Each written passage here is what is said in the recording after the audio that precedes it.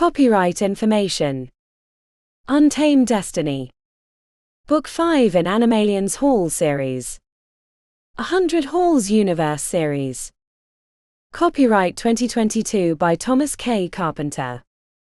Cover design 2022 by Raven. This is a digitally narrated audiobook. Chapter 1. The Solar Bear enclosure was the least controlled space in the entire Portland Supernatural Zoo. While the other animals were behind enchanted glass or knockout bars, the single solar bear, a gray and black striped four-legged mammal named Sunshine, could lift her tubby body and rest her paws on the fence that was her home. Preteens gathered around the secondary fence and took selfies with Sunshine, whose lazy expression always gave Pax the impression she was stoned out of her mind. A brief surge of jealousy confused Pax until she realized it was coming from Carly, standing near the fountain that separated the solar bear enclosure from the food court. The constant connection between them required emotional sifting to determine who was generating the feelings. Pax counted herself lucky that her companion was not emotionally charged, though she was not above a little envy, as the solar bear in the cage was one of the few animals that could outdraw her. Pax pressed her thumb against the sensor pad near the outer door that led into the solar bear enclosure. The light flashed from red to green and the lock clicked, allowing her to push through the barrier. It felt pretty unnecessary for Sunshine since she could climb over the short wall, but the new security systems had been installed across the entire zoo last year while she was in Norway, as part of the upgrades and expansion that Alfred Lovelace had funded. Creosote bushes and rainbow cactus dotted the sandy soil, requiring Pax to navigate through them to reach Sunshine, who was teetering on her thick back legs as cell phones flashed. She waited by the side until every kid in the group had an opportunity to take their picture with the solar bear, before holding up her hands. "Sorry everyone, Sunshine needs to get her weekly checkups. I'll have her back in a few hours," said Pax to the groans of the kids who had just arrived near the fence. She crouched by the solar bear, who was still rocking on her feet. Pax didn't need to access Carly's psychic ability to know that Sunshine was excited by the attention. For the most part, due to the tens of thousands of people streaming through the zoo every day, she used a mental barrier that kept out all but the strongest of emotions. "Come here, Sunshine. I promise you can be back here basking in the glow of your adoring fans soon enough," said Pax, holding out her arms. The creature reminded her of a cross between a koala and a panda, but with the fur markings of a thylacine. The furry mammal made a soft cooing noise in the back of her throat, which always melted Pax's heart, then ambled into her arms. Pax lifted the 40-pound creature easily. "Are you putting on weight, Sunshine?" she asked the solar bear, craning her neck back to see the wide furry face. Sunshine responded by blinking very slowly, her lips stretching in what was either a smile or gas. "Where's the other solar bear, Miss Pax?" asked a girl from outside the fence. Pax turned to find a young girl with thick glasses and pigtails. She wore a pink World's Deadliest Zoo shirt and carried a notebook with animal stickers the zoo gave out during trivia contests on the cover. "Hey Felicia. I thought you were in school." Felicia's magnified eyes blinked. "We don't go back until next week." "Ah." The preteen attended multiple zoo camps every summer. Her parents liked to travel and she was an only child, so the zoo became her home for the hot months of the year and sometimes on the weekends. "I'm afraid Daydream passed away last month, which is why Sunshine has to see the doctor regularly, since we don't know why he died." The corner of the young girl's lips curled downward. Pax headed for the exit to the enclosure. Felicia met her outside the locked door. "Hi Miss Carly," said Felicia, giving her companion an ear scratch. Carly made grunts of pleasure at the attention. The young girl walked by her side as Pax carried Sunshine towards the dome exit.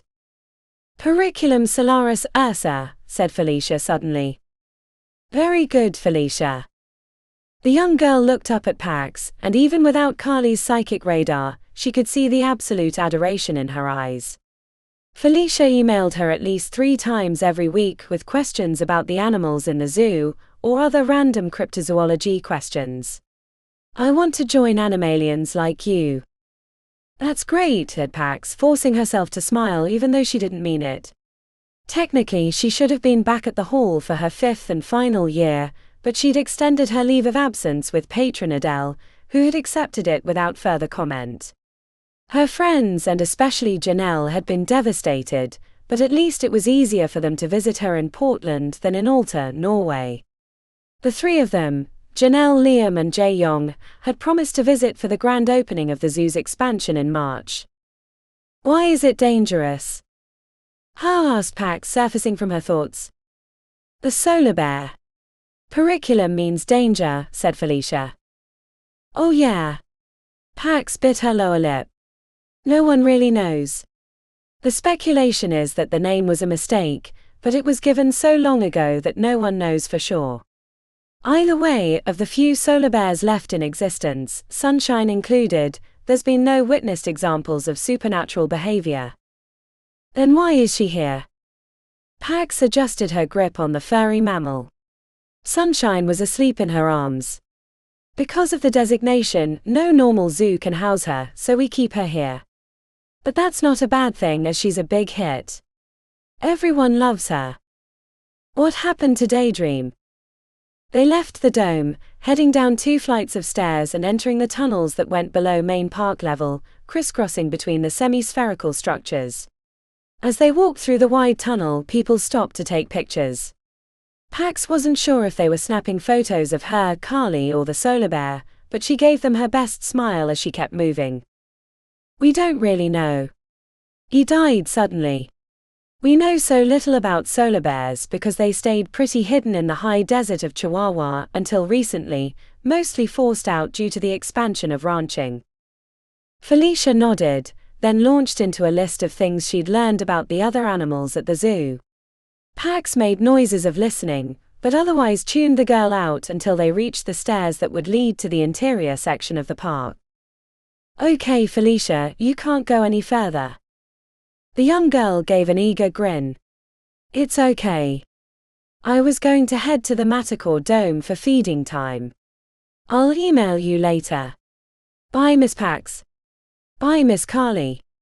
She waved and cheerily headed back the other way with her notebook under her arm. Was that me when I was her age? Pax asked herself before pressing her thumb against the security pad. The domes surrounded the interior section like a donut.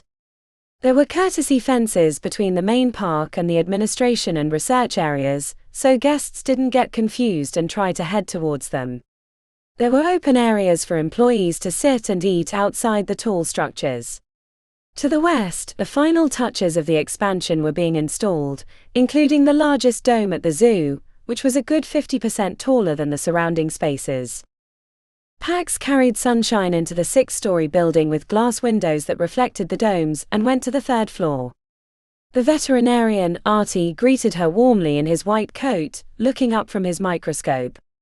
He had skin the color of midnight, dreads that went down to the middle of his back, and a smile that could disarm even the crabbiest of co-workers.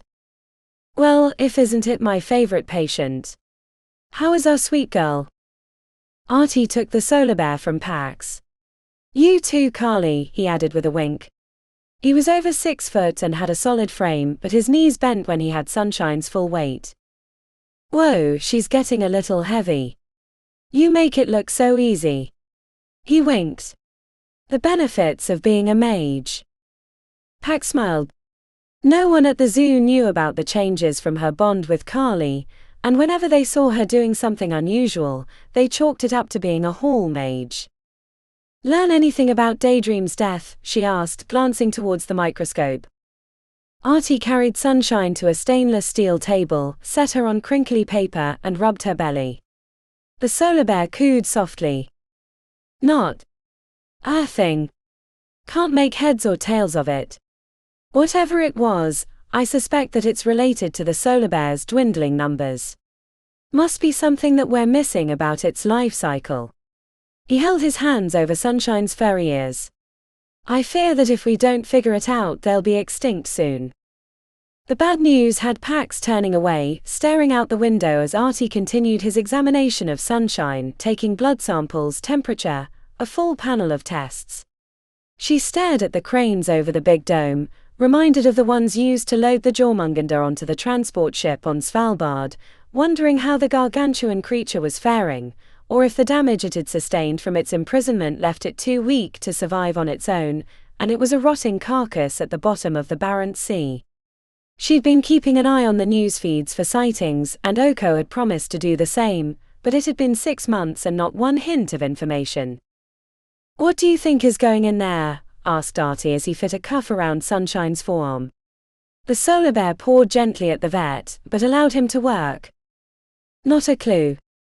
Alfred won't say what it is, only that it'll be a huge draw to the zoo." "Come on, Pax. You know, right? Esmeralda is tight with Mr. Lovelace, and if she knows, you know. Even a sea doesn't know. Trust me." Pax laughed. "She's tried to get it out of him, but he wants it to be a surprise. Everyone who's working on that dome has been given a privacy enchantment. They couldn't spill the beans even if they wanted to. The only thing I know is that there have been big blocks of stone delivered every week since I've been back.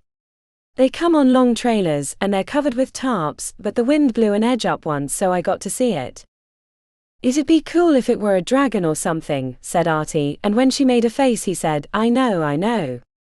"It won't be a dragon, being they're intelligent creatures and all, but like I said, it'd be really cool.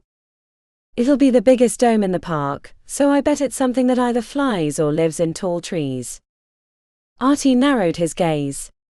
"What about the blocks? Maybe they're building a big pit. They've taken a lot of gravel and rock out of there too.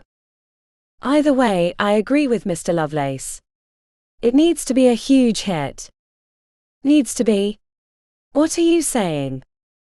Even though they were the only 2 people in the room, Artie glanced around before lowering his voice. "You didn't hear it from me, but the zoo is in financial trouble. Was before the changes, and then the expansion cost more than originally planned.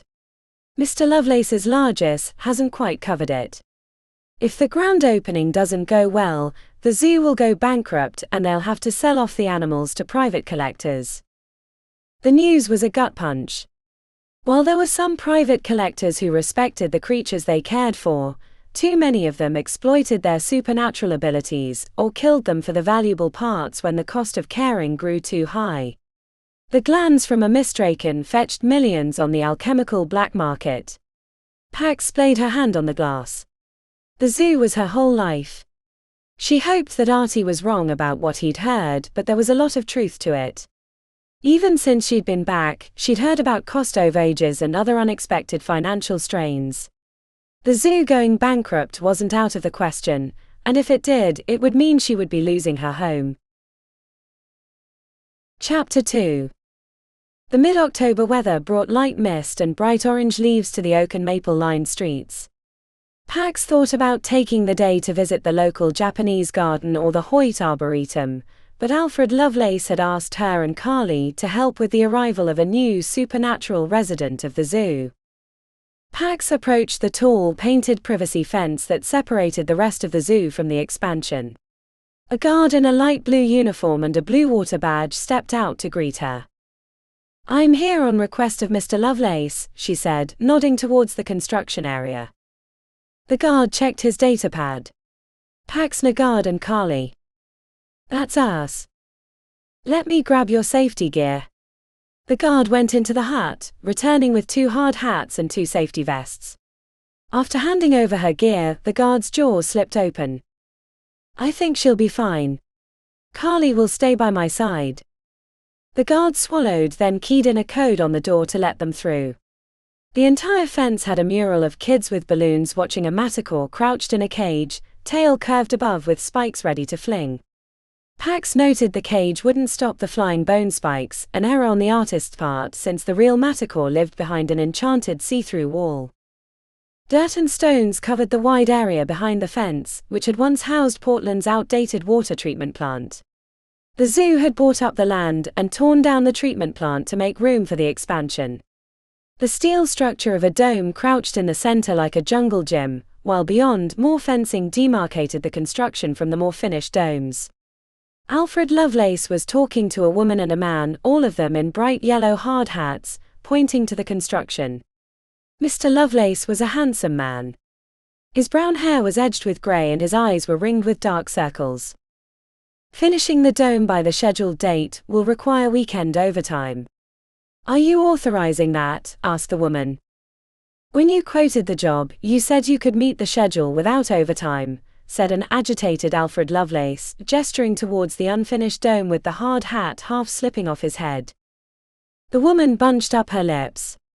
The original scope of work didn't include the additional layers of security, the privacy enchantments, or the delays in approvals for our team, but if you'd like to bring it to arbitration, we'd be happy to let a third party decide. Alfred flared his nostrils, then nodded. Fine. Approve the overtime. The woman marched off with the man in tow, leaving Pax to make the final approach, feeling bad for having heard the details of the construction. Hi, Mr. Lovelace. He made a face. Sorry, Alfred. He stretched out his hand, giving her 2 solid pumps before releasing. Thank you for coming, Pax. I wouldn't normally drag you away from your regular duties, but as you heard, we're behind schedule and over budget. The crew I hired to support the Wraithhawk installation came back with additional cost demands, and said they couldn't support it for another 2 weeks, but the delivery is today. Absolutely. It's why I'm here, you don't have to feel bad about asking. He sighed heavily, relief smoothing the knots on his brow. Thank you, Pax. And you too, Carly. Not a day goes by without me regretting this expansion, but it'll all be worth it when it's over and the zoo is overflowing with guests. She grinned ferally. Also Wraithhawks. Aren't those from the Eternal City? I didn't think they could survive outside of their realm. He matched her grin, but it didn't reach his eyes. I wanted to bring in unique creatures that couldn't be experienced anywhere else. You'll see how we managed to get around the survival issues. Alfred started walking towards the far gate. Is the zoo in financial trouble? She asked.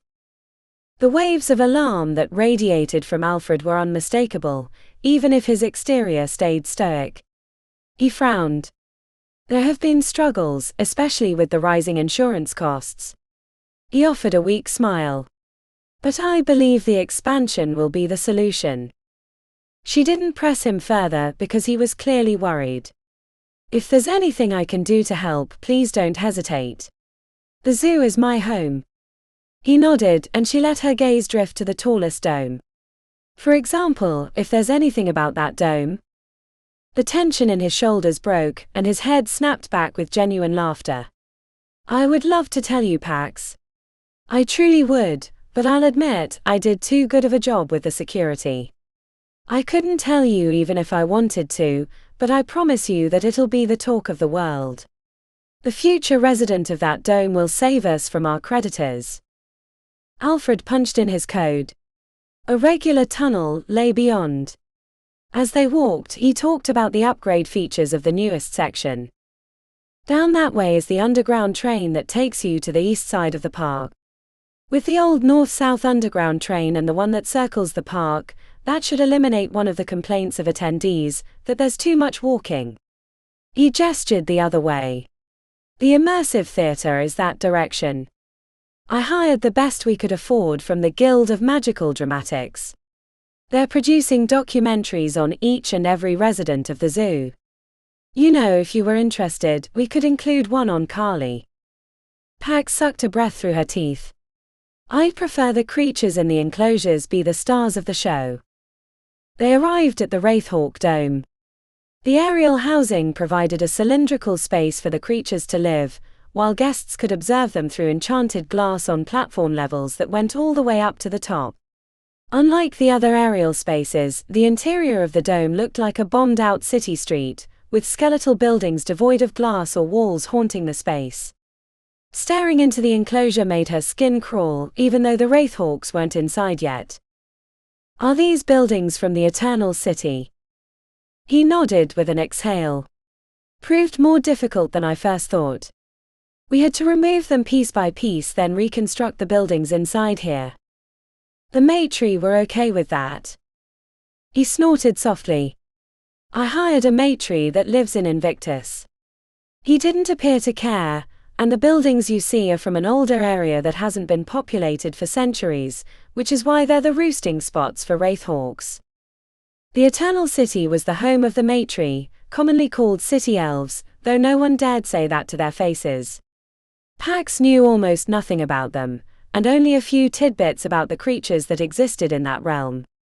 The nomenclature was sparse about other realms, since there were technically infinite universes, though the vast and overwhelming majority were too distant to reach by portal. Alfred gestured towards a painting of a swirling portal surrounded by different pictures, each one depicting a place that was clearly not Earth. Above the painting was the stylized title, The Other Realms. That's what this section of the park will be called. The Other Realms. Is that why the mystdrakons were moved to the edge of the new section? He snapped his fingers. Exactly. A black-clad man with a bushy moustache and a handgun strapped to his hip stepped out of a door and approached them. Pax's gut twisted when she saw the man's badge, an outline of a rising phoenix inside a circle. The Phoenix Corporation. Ah, this is Hunter Eusebio Hernandez. He's head of security for the expansion. Pax Nagard, said Eusebio, shaking her hand. His skin was a deep tan from working outside, and there were creases around his eyes. I've heard a lot about you. Sib and I were at the halls at the same time, said Alfred. Eusebio untucked his black shirt, revealing a puckered scar on the left side of his gut the size of a grapefruit. I got go-read by a black horn in Tibet my 4th year. Never went back. Spent some time in the FBSC, but the bureaucracy got to me, so I joined the Phoenix Corp about a decade ago, been with them ever since. The roof of her mouth had suctioned closed. Eusebio was smiling. He expected a moment of bonding over scars. She had plenty to show, but she couldn't stop staring at the Phoenix Corp badge, thinking about Agent Lyman, who tried to kill her in Danir, and how they'd attempted to exploit the local ecology for profit. Everything okay? Asked Alfred. Eusebio glanced down at the badge on his uniform. I guess she don't like phoenixes. Carly's hackles were up. Or maybe that was her own. She couldn't tell who was angrier. Someone from your company tried to kill me in Danir, said Pax, staring back at Eusebio. Agent Lyman. He raised his hands, eyes widening with recognition. I didn't know. Miedo. Heat rose in her chest. You didn't know about Danir. How can you expect me to believe that? The distance between them had closed, but she didn't remember stepping forward. Eusebio glanced from her to Carly and back. No. Phoenix Corporation is a big, multinational company. I do security for zoos, public or private, and other stuff like that. No hunts. I don't like the variableness. His hand went back to the scar. A reflex. Like a lot of hunters, he'd gotten out before he'd gotten killed. I knew Lyman, worked with him years ago, but we ain't amigos or nothin'. If you had a beef with him, that's fine. He's dead. Hunter Eusebio glanced to Alfred. The question in his eyes made her realize she wasn't in the jungles of Danir, staring down at Lyman's rifle. It wasn't me. He got trampled by a boomer. He made a face, so she added, an alpha deer. Immediately she knew the confusion wasn't about the scientific name of the creature, but something else entirely, but he didn't seem like he was going to explain. Hunter Eusebio took a deep breath. If you don't want to help, I can do this alone. Prefer not to, but it wouldn't be the first time. I'm sorry. I've gone off like a mystdrakon after a maulerpine, she said, chuckling to herself at the Cassiusism. What do you need me to do? Seeing that they'd finally come to an understanding, Alfred pointed to his watch, shook both their hands, and headed out of the dome. We need to unload the wraithhawks, said Eusebio once he was gone. There are 5 of them. Their cages are in the back of the special delivery truck. Our job is to go into the enclosure, unload the cages, set the timed release, and then get the hell out. We'll worry about retrieving the cages later. Am I there for backup? It doesn't sound like you really need me, said Pax. If all goes well then no, I really didn't need you, but procedure on Class 4 supernaturals requires a full team. The security team Alfred hired to assist isn't going to make it for another few days, and the Wraithhawks can't survive in their cages much longer. Class 4 was a government designation. She guessed that FBSC probably mean Federal Bureau of Supernatural Creatures. Animalians didn't use their ranking system, since a Class 2 could kill you just as easily as a Class 4. Underestimating abilities was the death of a hunter. Let's go then. Can you catch me up on the nomenclature for the Wraithhawk? Absolutely. He led her around to the entrance of the enclosure, which had an airlock protected by the same security measures that had been added to the rest of the zoo. The Wraithhawk is the anima furanta fyrehounds, which translates to soul stealer from the Eternal City. They're capable of nearly becoming gaseous. Speculation is that they're related to the smoke eater, but they're not found in the populated parts of the city. Wraithhawks are scavengers, opportunists, picking off prey that are too weak to defend themselves. They kill by swooping down and draining energy before the victim can flee. Pax nodded towards the weapon on his hip. How is that going to help if they can turn to mist? He loosened the holster. The heavy black gun had runes along the barrel. I paid a guy who said these would make sure that my bullets would hit hard enough. Said he'd layered enough enchantment on the gun and the bullets that it'd break enchanted glass. But let's hope we don't need to test the theory. Eusebio stroked his mustache. Alfred tells me you and Carly can affect creatures, calm them if need be? She can, but I don't know about creatures from the Eternal City. My understanding is things work much different there, said Pax. The knowledge was from Carly, but she hadn't asked her about it. It was just there as if it existed in her own brain. Even after over half a year, she was still getting used to being linked so completely that verbal communication was nearly unnecessary. Eusebio pressed his thumb against the security pad. The first door opened, revealing the airlock. The three of them stepped inside. Once the outer door clicked shut, he keyed in a code on a numeric pad. I set it to open once we get near the door, but the outer door won't open until this one is closed. The interior of the enclosure was like nothing else in the park.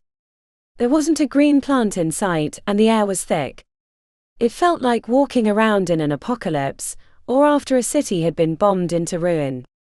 She even checked the sky, which was just the light blue painted curve of the dome, to make sure no planes were flying overhead. Waves of nervousness radiated from Eusebio. His hand rested on the butt of his handgun. Was he normally nervous, or were the Wraithhawks more fearsome than he let on? On the far side, a loading door with the same airlock system waited for them. Eusebio wiped his forehead with the back of his hand. Once we open this, we'll need to move the 5 cages into the center. It doesn't matter how far, just as long as they're in the enclosure. Then we'll close this door behind us, and I'll set the cages to unlock after 5 minutes, which is the maximum they can be set for. Should be plenty of time to get out. Understood. Seems simple enough. Let's hope so. Why don't we just go out the loading door? Eusebio sighed. That would be the faster route, but we'd need a third person to let us out since that's controlled only from the outside. Pax lifted a shoulder. Like you said, 5 minutes should be plenty of time to get out the smaller airlock. When the larger loading airlock cycled open, Carly immediately growled. Pax found herself hunched forward, hands ready with a mark. Eusebio pulled his weapon reflexively, glancing at both of them as he pointed it into the back of the truck, where 5 boxes covered in glowing runes were beeping and showing alternating green and yellow lights. Problem? Pax probed her and Carly's emotions. Something wrong? Danger? Immediate? Or are the birds in the cages just scary? Not birds then, scary. Pax forced herself to relax. Eusebio replaced his weapon in its holster, but didn't put the leather clasp over top. He wagged his bushy eyebrows at her. Never boring, eh? The first thing he did was check the monitoring systems on the 5 boxes. He frowned when the 5th box had orange lights instead of yellow. We'll move this one last. What does that light mean? He stroked his mustache. The internal environment has been breaking down. The Wraith Hawk inside probably hasn't traveled well. Pax licked her lips. Let's get this over with. Inside the trailer was a pushcart. They set it next to the backmost cage, then using the 2 handles on either side, they lifted it onto the cart. The light briefly flashed orange, making her heart flutter. Eusebio widened his eyes. They pushed the Wraith Hawk cage onto a patch of stone at the center of the ruins, where the cages would be hidden from the viewing public until they were retrieved, or if they were left permanently. The space looked like the 3 crumbled walls of a stone building that hadn't been lived in for hundreds of years. I've never really thought about the Eternal City before, but seeing these old buildings makes me wonder what it's like. Must be a strange place. Not me, said Eusebio as he moved to the side of the cage to lift it. This job is dangerous enough. I got a daughter to raise. I'm thinking I got another 10 years and then I can retire with benefits. She matched him on the opposite side of the cage. The job wasn't a passion project like it was for her. She forgot that other people only worked for the money. He gave a count, and then they lifted the cage off the cart and waddled it over to a flat spot on the stone. 1 down. Not so bad. As if to remind them of the danger, the cage they'd just set down rattled as if the Wraith Hawk was trying to get out. I'd like to be done sooner rather than later. Eusebio nodded feverishly. Copy that. Lifting each cage, setting it onto the cart and then pushing it across the uneven surface had her heart in her throat. Carly patrolled alongside, head craning about as if she sensed danger. It wasn't terribly hot, but Pax had sweat rolling down her spine and beading up on her forehead. When they got to the last cage, Pax took a deep breath before lifting it. Sense that too? Asked Eusebio. Feeling bad about the way she'd treated him when they first met, she cracked a joke. If I had balls, they'd be in my throat right now. Eusebio tried to smile, but it never got further than a sickening curl of the lips. The cage felt heavier than the others. Not that it bothered her. If she accessed her bond with Carly, she could lift the cage over her head by herself, but something about the orange blinking light on the sensor display had her extra nervous. Once the cart was outside the trailer, they closed and auto-locked the door, sealing them into the enclosure except for the personal airlock on the opposite side. When it came to pushing the cart with the last cage across the uneven stone, every bump and rattle had her eyes on the light, expecting it to turn bright red. They reached the broken stone building and pushed the cart over the threshold. As they lifted the cage, Pax felt something inside shift. She fought to keep it from tipping over. Together they managed to get it down to the ground, harder than intended, the impact sending up little clouds of dust around the base. Timers, said Eusebio, moving to the first cage, while Pax kept an eye on the last one they'd brought. The Phoenix Corp hunter moved from cage to cage, setting the timers for 5 minutes each until he reached the last one. He looked up at her before he opened the touchpad screen. Can we just leave this one? Her gut matched his, but she hated the idea of leaving a living creature in a cage to die. I'm sure it'll be fine. Let's finish it and get out. Eusebio tapped on the screen. Attuned to every small change in the enclosure, Pax noticed that it was beeping and buzzing more emphatically than the first 4 cages. His nostrils flared as he went through the screens again, tapping away. Problem. It's not letting me set the countdown, said Eusebio. Says there's an internal error. Damage from the transportation, I imagine. I can't get it to reset.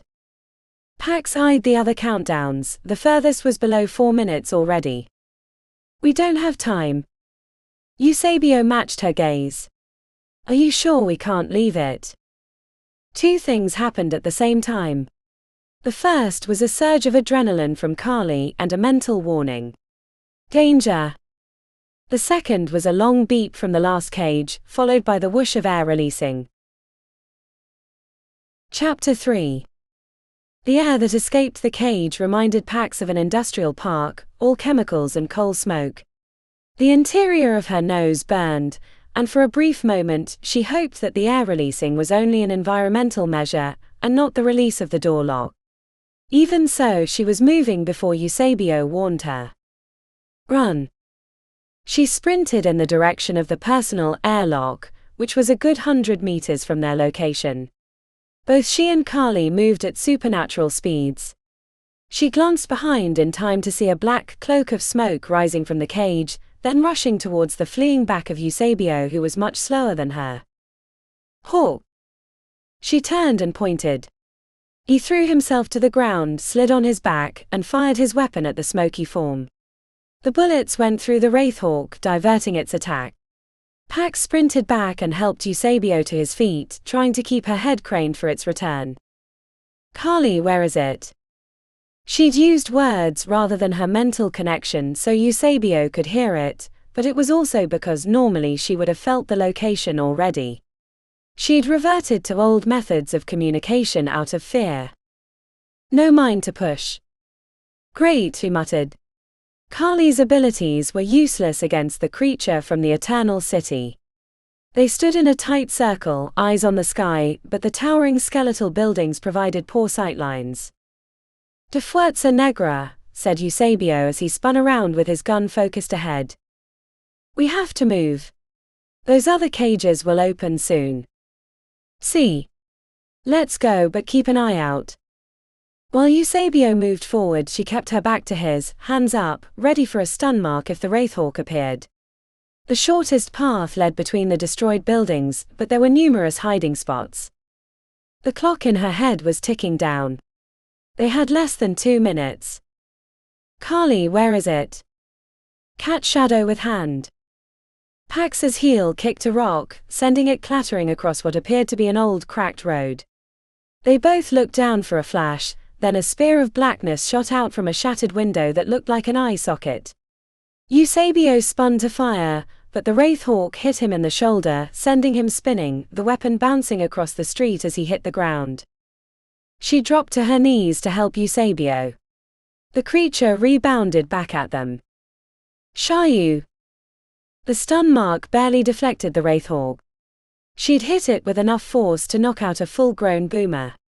It flew over her shoulder, and its passing was like being dunked in freezing water, sucking the warmth from her soul. She used Carly to keep watch while she shook Eusebio to wake him. He was groggy, barely alert. If the Wraithhawk managed to hit her, they'd all die because Carly wouldn't be able to get them out of the airlock, and the other 4 would be released from their cages. Come on, come on. His eyes fluttered, but she was doubtful that he could make it out on his own, so she lifted him onto her shoulder in a fireman's carry. Right past the edge of the last building, she caught sight of a black shape moving at great speed towards her. Pax used a speed mark to surge ahead, hoping to throw off its targeting, but the damn thing adjusted and she had to throw herself forward to avoid being speared. Both she and Eusebio tumbled hard. There would have been broken bones if they hadn't been hardened against impacts during their second years. The wind was partially knocked out of Pax. His shoulder had hit her right in the gut. Pax sputtered as she scanned the sky for the return of the Wraithhawk. She heard the sound of 4 cages beeping and buzzing, announcing the countdown was finished, and then the bone-chilling whoosh as they released their charges. Oh no! The airlock was 20 meters away. Pax grabbed Eusebio by the collar and sprinted towards the opening, dragging him along like a sack of potatoes. Eusebio woke up, but could only cry out in alarm. 5 Wraithhawks sped after them. Pax knew there was no way they were going to make it, so she threw Eusebio forward. He slid towards the door on the rough stone. She spun around and fired stun marks as the shadowy figures swirled towards them. It's open, she heard Eusebio cry out. Pax fired one last mark, then sped as fast as she could, hitting the back door of the airlock like a hammer because she couldn't stop. As soon as she flew through it, Eusebio slapped his palm against the door close, and it slid shut as 2 wraithhawks slammed into the surface. Miedo. Blood ran down Eusebio's forehead. There was a nasty cut from when they'd hit the ground. Your head. He touched his face and examined the blood on his fingers. Let's get out of this airlock first. Only one door between us and them just doesn't feel like enough. There's a first aid room nearby. Once they were outside, Eusebio went straight for bandages, while Pax stood at the window to watch for the wraithhawks. The 5 creatures had taken roost in the nearest burned-out buildings, watching with their shadowy black cloaks as if they were a group of judges ready to serve capital punishment. The wraithhawks are all in the enclosure, she said when she caught up. How's the head? He was holding a towel to his forehead. It'll require stitches, but that feels like a bargain compared to what could have happened. Thanks for being there. My daughter would be an orphan if it wasn't for you. What's her name? The horror of the recent experiences faded behind a soft smile. Mercedes. She's 12. Thinks she wants to go to the halls like her old man. Animalians. Nah. She's seen what this job does to me.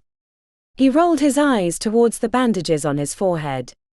She wants arcanium or coterie, but those are hard to get into. Honestly, I think she'd be happy with any of them. There was only one hall for me.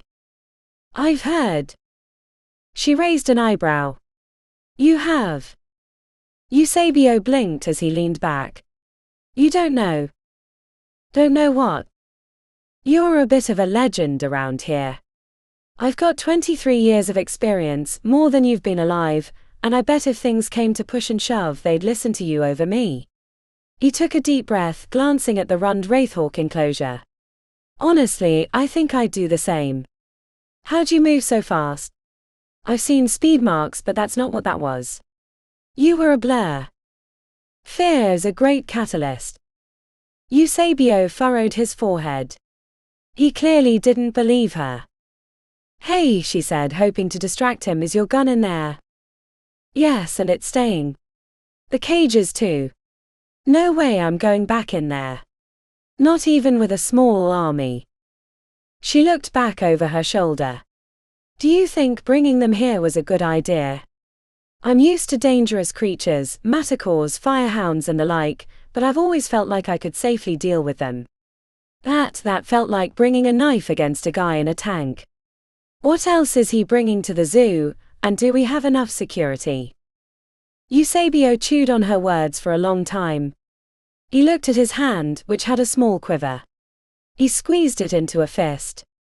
Eventually he got up and said, I need to ask Alfred for a raise. Chapter 4. The excitement from the wraithhawk encounter faded as the weeks passed. The initial fears she'd had about the creatures from the Eternal City, and how they couldn't easily be controlled, seemed less salient when she remembered they couldn't survive outside the dome and their natural habitat. As long as no one ever went in, they wouldn't be an issue. With special permission from Alfred, Pax visited the dome a few times to watch the wraithhawks. They glided around the space like shadowy ghosts rather than living things, giving her the shivers. Although the hawks were safely held in rund enclosures, even Carly didn't like being in their presence. The rest of the dome was busy with carpenters and electricians, setting up interactive displays about the wraithhawks and the Eternal City. They worked without a care in the world, oblivious to the danger right behind the enchanted glass. On an early November day, Pax's phone buzzed as she was headed to the research building at the center of the zoo to meet Esmeralda for lunch. She was hungry, or maybe Carly was, it was hard to tell anymore, and would have ignored it, except she'd been expecting a message from Janelle. She'd applied to Golden Willow for residency and should be receiving an answer within the week. There was an email from Oko. She hadn't spoken to him since the summer, when he'd called her out of the blue to chat. The call had lasted 5 minutes, and mostly he gave her updates on the alpine tundra around Alta, Norway. The imported rabbits were breeding quickly, overtaking the modified ones. The elk and reindeer would take longer due to their gestational cycles. The facilities on Svalbard had been raided by the Norwegian government, and Pyramid Health was being sued for violating rules about operating a business in their country. At the end of the discussion, he said he had a meeting to get to but had wanted to pass along the information. Then he said something that still lingered in her thoughts, even 5 months later, "Can't wait to see you again." The final phrase had lit up her desires like an electrical storm. She'd hung up the phone without saying anything, mostly due to shock. Oko was over 100 years old and a dragon. A dragon that had tried to eat her on their first meeting. She didn't know how to interpret the comment. Later, after she'd had time to pass her reaction, she tamped down her expectations. He thought she was an interesting person. Period. It didn't mean he had romantic expectations. And even if he did, he was a busy businessman and research scientist with little time for a fifth-year hall student. She was also aware of the magnetic effect that being a dragon had on humans. Was this her real feelings or his overwhelming presence? As she stared at the little envelope icon on her phone screen, all those thoughts came back. Flooding through her mind, they overwhelmed her senses until she staggered to a stop near the picnic benches. Carly turned her head because she could feel the desire radiating out. The first glance at the text erased the idea that it was a romantic outreach. She scanned it quickly, heart laboring in her chest, then read it again. Pax. Sorry you haven't heard from me since the summer. My affairs keep me constantly on the move. I long for a vacation, but find myself entangled with responsibility. But I write you not to complain about a lack of free time, but about my investigation into the Pyramid Health Company and its founder, Sebastian Krakowski. Both PH and Sebastian like to keep their affairs hidden, so it took digging to uncover the identities behind the shell companies. There are concerning links that may interest you. The first is that Pyramid Health and the Phoenix Corporation have a number of mutual board members, and there are information-sharing agreements between them. This is unsurprising, given what Sebastian was trying to accomplish with his modified cragworm. The message wasn't finished, but she let the phone drop by her side. What he'd learned made sense. The Phoenix Corporation had access to rare and unusual supernatural creatures through numerous fronts, hunting, zoo security, etc., and could acquire their parts or excrement, which could be turned into valuable products by Pyramid Health. She wondered if the criminal gang they dealt with in their first year had ties to either company. If the founder of Pyramid Health was willing to set up an illegal research facility in the middle of a frozen wasteland, then he was probably fine with accepting black market organs harvested from supernatural creatures. Pax lifted the phone and continued reading. The other links I found could have completely reasonable explanations. The worlds of business and finance are tangled. I myself found that I had investments in PH, but have since sold them off.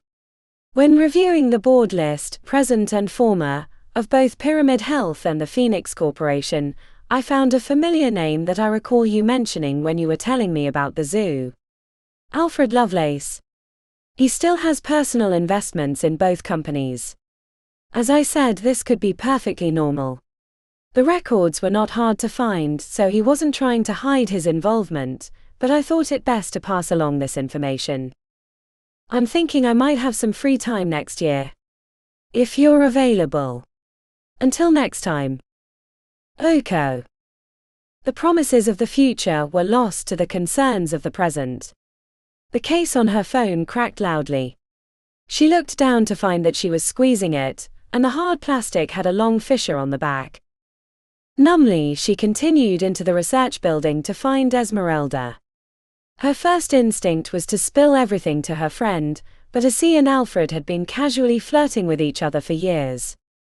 It didn't take a psychic to see how a handsome divorced man and an attractive single woman with similar interests might find each other intriguing. They'd been making moon eyes at each other since they first met on a private tour years ago. Esmeralda had her raven black hair up in a long ponytail, but curls spilled out around the crown of her head artfully. As soon as she saw Pax, she grabbed her shoulder bag, the bangles of her earrings clinking together softly. "I thought you'd forgotten me. I'm famished." Esmeralda paused as they headed to the elevator, a frown on her lips. "Something wrong?" Pax took in a deep breath, forcing a smile. "Tired, I guess." Her friend shot a glance towards Carly. "She isn't growing again. You two were a wreck for her last growth spurt. I don't know if she can get any bigger, without creating more angst from management." "No. Not a growth spurt." Pax knew this with certainty. "Maybe all the responsibilities are wearing us out. Everyone wants us to help with every little bit of minor zoo work, just in case something goes wrong. Last week, one of the keepers asked me to be there for the rainbow crow feeding." "The rainbow crow? The only danger from her is that she might shit on your head if she doesn't like the trinkets you bring her." The skeptical side eye was given without comment. They headed to the cafeteria, where they ended up in line behind Alfred. "If it isn't my favorite 3 zoo employees," he said, not taking his eyes off Esmeralda. Pax didn't know how to interact with him after having read the email from Oko, so she thumbed through her phone, feigning interest in something else, while Alfred and Asi made small talk about the pottery ant relocation to a dome near the Other Realms section. "Spicy tofu stir-fry?" The question came from Alfred. "Huh." He thumbed towards the cafeteria worker behind the glass wall. "They have spicy tofu stir-fry. You want some?" Pax swallowed. "Yeah." Carly bumped into her leg. "And one for Carly too, but in a bowl."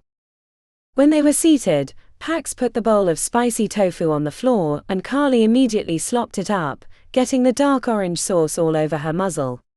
Pax poked her food with chopsticks, mind whirling with the information Oko had sent her. The part that her friends called Bove Mcena, Pax wanted to blurt out what she'd learned, but it didn't seem like a smart move, especially if it was more than coincidence. But what if Alfred had no intention of making the zoo expansion work? What if it were just a way to bring exotic supernatural creatures here, so that once the zoo failed financially, they could be sold off to Pyramid Health or private collectors at vast sums? Pax shot down the idea as soon as she thought of it. Why would Alfred spend his fortune on the zoo if he was going to let it fail? "Penny for your thoughts," asked Alfred, smiling congenially. "What happens if the zoo fails?" His smile faltered. Esmeralda tilted her head, a noodle sticking from her pursed lips. "That's what I'm trying to do, make sure it doesn't fail. I've put the majority of my fortune into the zoo. I'm committed as anyone to making sure that it continues. The mission is far too important." He narrowed his gaze. "Is something wrong?" Truth seemed risky, especially with Asi staring at her as if she had a bug on her nose. "Seems like there are new contractors on site every day and the cost overruns and stuff," she said, then bit her lower lip. The wrinkles smoothed away from his face in relief. "Oh good. I thought you were going to bring up something that I wasn't aware of. The contractors, security, that stuff. It's the least of the total expenditures. A mere 8 or 9% of the entire budget, so if there's even a 50% increase, we're still only talking another 4 or 5%, which is totally manageable. I have a big credit line, and if I have to dip into my reserves to get it finished, I will. Unless you're suggesting I should be leaving some to Logan." He winked, a smirk on his lips. He clearly knew about their past battles, which was news to her. Alfred reached across the table and set his wrinkled hand on hers. "This zoo expansion will be my legacy. I'm not above a little vanity. I don't want it to fail. Period. Not only because I would look like a total ass if it did, but then no more kids, or adults, would get to experience the wonders of the supernatural world. We kill far too many mostly benign creatures out of fear when there are better, but slightly more expensive alternatives." "Mostly benign. Those wraithhawks are a living nightmare," said Pax. "That can't live long outside of the Eternal City, or the little piece of home that we brought to the zoo." He leaned back and smoothed his hand across the surface of the table in front of his plate of spicy tofu stir-fry. If you want to know where the majority of the spending was, it was in acquisitions. 60% of my fortune went to those groups that could capture the creatures that would excite the imagination. I could have cut corners on that spending too, but I didn't want anyone to get hurt trying to make this zoo a better place. I can say with absolute pride that not one member of any team that worked on acquisitions was killed in the line of duty. Alfred lifted one shoulder an inch while screwing up his face. That doesn't mean there weren't a few injuries, but everyone was put back together and compensated appropriately for their pain and sacrifice. The smooth delivery was either practiced or the truth. Carly would have been able to divine if he was lying, but the privacy enchantments meant for security of the new zoo had the additional effect of blocking her psychic intrusion. She'd have to either believe him or not. "Pax, you just gonna stare blankly into space?" asked Esmeralda. "Oh, sorry. Thanks, Alfred. You didn't have to tell me all that, but I appreciate it. This place is my home. I guess I get protective about it and worry that if the expansion fails, the whole place will get dismantled and sold off for parts, the animals included. This is my home too." He grabbed Esmeralda's hand, which caused a deep blush on her olive skin. "And Esmeralda's home, and Carly's, and all the other creatures that live here." He placed his hand over his heart and stared at her intensely. "I solemnly promise that I will do everything in my power to protect the creatures and employees of this zoo, even if it costs me my life or my fortune." Chapter 5. Relocating the pottery ants to a new dome in the Outer Realms part of the park should have been simple. They were generally benign creatures that weren't ants at all, but due to the similar nature of their organization and hierarchy were given that name.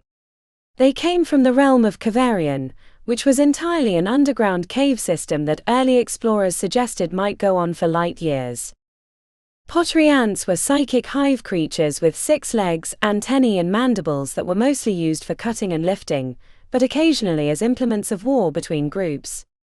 The workers were each the size of a small dog, while the queens were 3 times as big. The pottery name came because they were capable of building intricate structures by chewing up dirt and forming cement-like materials that they deposited with their mouths, and they sometimes created smaller items that were transported to the correct location with their mandibles.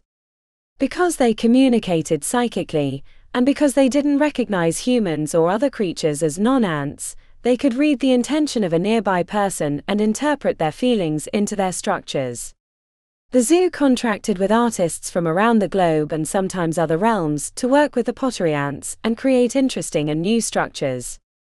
Work meant sitting inside a protected area of the enclosure, where the ants would pick up the artist's thoughts and translate them into physical form. 2 summers ago, an artist had the ants build an enormous statue of Invictus to commemorate the loss of the founder of the 100 Halls. The issue with the relocation was that a second queen had been born.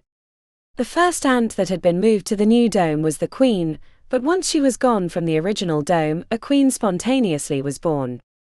This was new and exciting to the researchers that studied the pottery ants. They'd thought the queens birthed new queens, but this proved that the larvae could become anything, and that the presence of the old queen suppressed new queen births as some had theorized.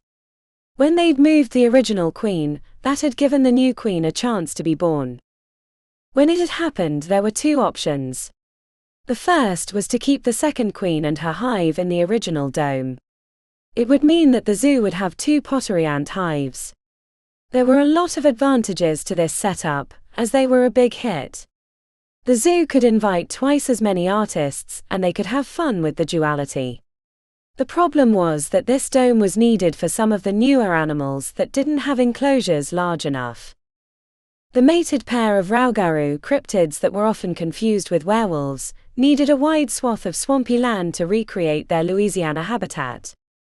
The male was losing his hair and barely left the cave they called a home to hunt swamp rats. The curators were afraid that if they didn't get a larger enclosure, they'd both die within a few years. The second option was to move the second queen and let nature sort it out. Because of the Raugaru's needs, this was the solution that won out, but now there was a war brewing between the two queens, and the Salvadorian artist they'd hired to guide the pottery ants wasn't able to get any work done. The curators were afraid that the psyche of the pottery ants might be permanently changed, ruining their artistic endeavors and requiring a whole new hive of ants to be trucked in. "What exactly do you want me to do?" Pax asked the curator in charge of the pottery ants. He was tall and had a bird-like beak and hair that naturally feathered on the sides. Gus put a hand to his weak chin. His Adam's apple went up and down. "Whatever you can. This is the only known pottery ant hive on this planet. We don't really know a lot about them, and even what we've learned is based on this artificial enclosure. The seminal work on pottery ants is Into the Underground, Living Amongst the Ultimate Builders. I could lend you my copy." "I don't really have time for reading." Gus blinked hard and Pax couldn't help but be reminded of an owl. "It's really quite engaging. I've read it a dozen times. It's in my locker." He started to move in that direction until she put a hand on his upper arm. "Gus. Carly and I got sent here to help with the pottery ants. I guess we're the zoo fixers now. As much as I would probably enjoy the book, I just need to know the highlights." He nodded and motioned for her to follow. The dome was unusual compared to the rest of the zoo, as it was as deep as it was tall since the ants' natural habitat was underground. The viewing areas allowed guests to see into the cavernous spaces. They descended 2 sets of stairs until they were on a lower level with a good sightline into the widest space of the enclosure. The lights aren't natural since pottery ants don't rely on sight. Mostly they use touch, smell, vibration and psychic signatures for navigation and work, but obviously we need to see the ants. Pax smiled at Gus. These were basics that even she knew about, but she didn't want to interrupt since it would probably take him a bit to get warmed up to the important parts. Experts often knew too much to explain in a logical and straightforward manner. Meandering sightseeing into the trivia of their professional lives was the usual. You can see the 2 camps of ants. The one on the right here with the castle-like structure and wall. It houses the Queen of Hearts, said Gus, flashing the smile that noted he thought it was a clever denotation, because the windows on the castles have a heart shape. Then on the other side we call that one the Queen of Spades. There aren't windows, but since this one is the Queen of Hearts, you know. I get it, Gus. She held up her hand for him to pause so she could take in what she was seeing. When he'd first mentioned a castle, she thought that was just his name for it, or maybe this was a common pottery ant structure, but when she laid her eyes upon it, she was struck by how much it looked like a castle from the English countryside, with battlements, towers at the corners, and a barbican protecting the entrance. The opposite number was the same, and both had a forward wall which made no sense defensively since the pottery ants could easily climb over them. There were flaws in the structures, the edges were sometimes smooth rather than edged, and windows were placed at random nonsensical locations. They were like sandcastle versions of the real thing, which wasn't far off from the truth since there was a lot of sand in the soil they provided. The other thing she noted was that there weren't a lot of pottery ants above ground, and the few that were milling about, antennae waving, not building but waiting. They come rushing out from time to time for a battle but otherwise spend it below where the queens have their home. I would show you down there, but they've been blocking off the windows where we could see into the hearts of the hives, so we don't know what's going on. I don't know, Gus. This seems a little out of my range, said Pax. I'm not an expert on pottery ants, or hive creatures in general. I could name every bone in a manticore's tail, but barely remember the scientific name for pottery ants. Figulinum formicidae caverna. That isn't the point, Gus. Why am I here? I don't think I can solve your problem. Pax thought he was going to cry at hearing her rebuttal, but not because of his personal feelings. Clearly he'd spent much of his time at the zoo studying the pottery ants. He nearly pressed his face against the window as he stared into the cavernous space for a long time. Finally he turned. I heard what you did for Eusebio in the Wraithhawk enclosure. Saved his life. I've heard other things too. Plus, he's a thoracic fox. Maybe there's something she can do psychically for the ants. Having a reputation, even a good one, was becoming annoying. She liked it better when no one knew who she was, except as the enthusiastic young volunteer. Now that she was an actual employee, the responsibilities had more weight. But there was no way she'd turn her back on an animal, especially ones as cool and interesting as the pottery ants.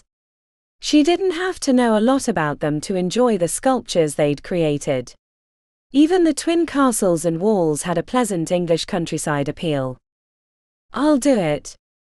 Gus leaned forward like he was going to hug her, then clasped his hands together. He touched his face. Thank you. He started walking away and then turned back. Sorry. Follow me. I'll show you to the entrance, give you the codes. Also, you can meet Vittorio, the resident artist. His enclosure is right inside the entrance. The artist enclave was a glass box 3 stories tall, with a cot for resting and chairs at each level for sitting and observing the pottery ants. A stack of books was piled on the table. Vittorio rose when they entered, shoving a pencil between the pages of his paperback, then extended his hand in greeting. He had a shaved head and a grey goatee. Bom dia. Hello, said Vittorio as he pumped her hand. You must be Pax and that's Carly. I heard lot about you. It's nice to meet you, she said, smiling and glancing around the space. Despite his cheery exterior, she sensed tension from him. His jaw pulsed as he watched her examine his lodgings. Do you sleep here? Oh no. I have an apartment near the zoo, but I spend a lot of time here. Have you noticed anything weird that might help me with the ants? A second wave of tension flowed from Vittorio. He smiled but sucked in his ample gut. No. I've been here since they moved the queens. The fighting is pretty but I make nothing.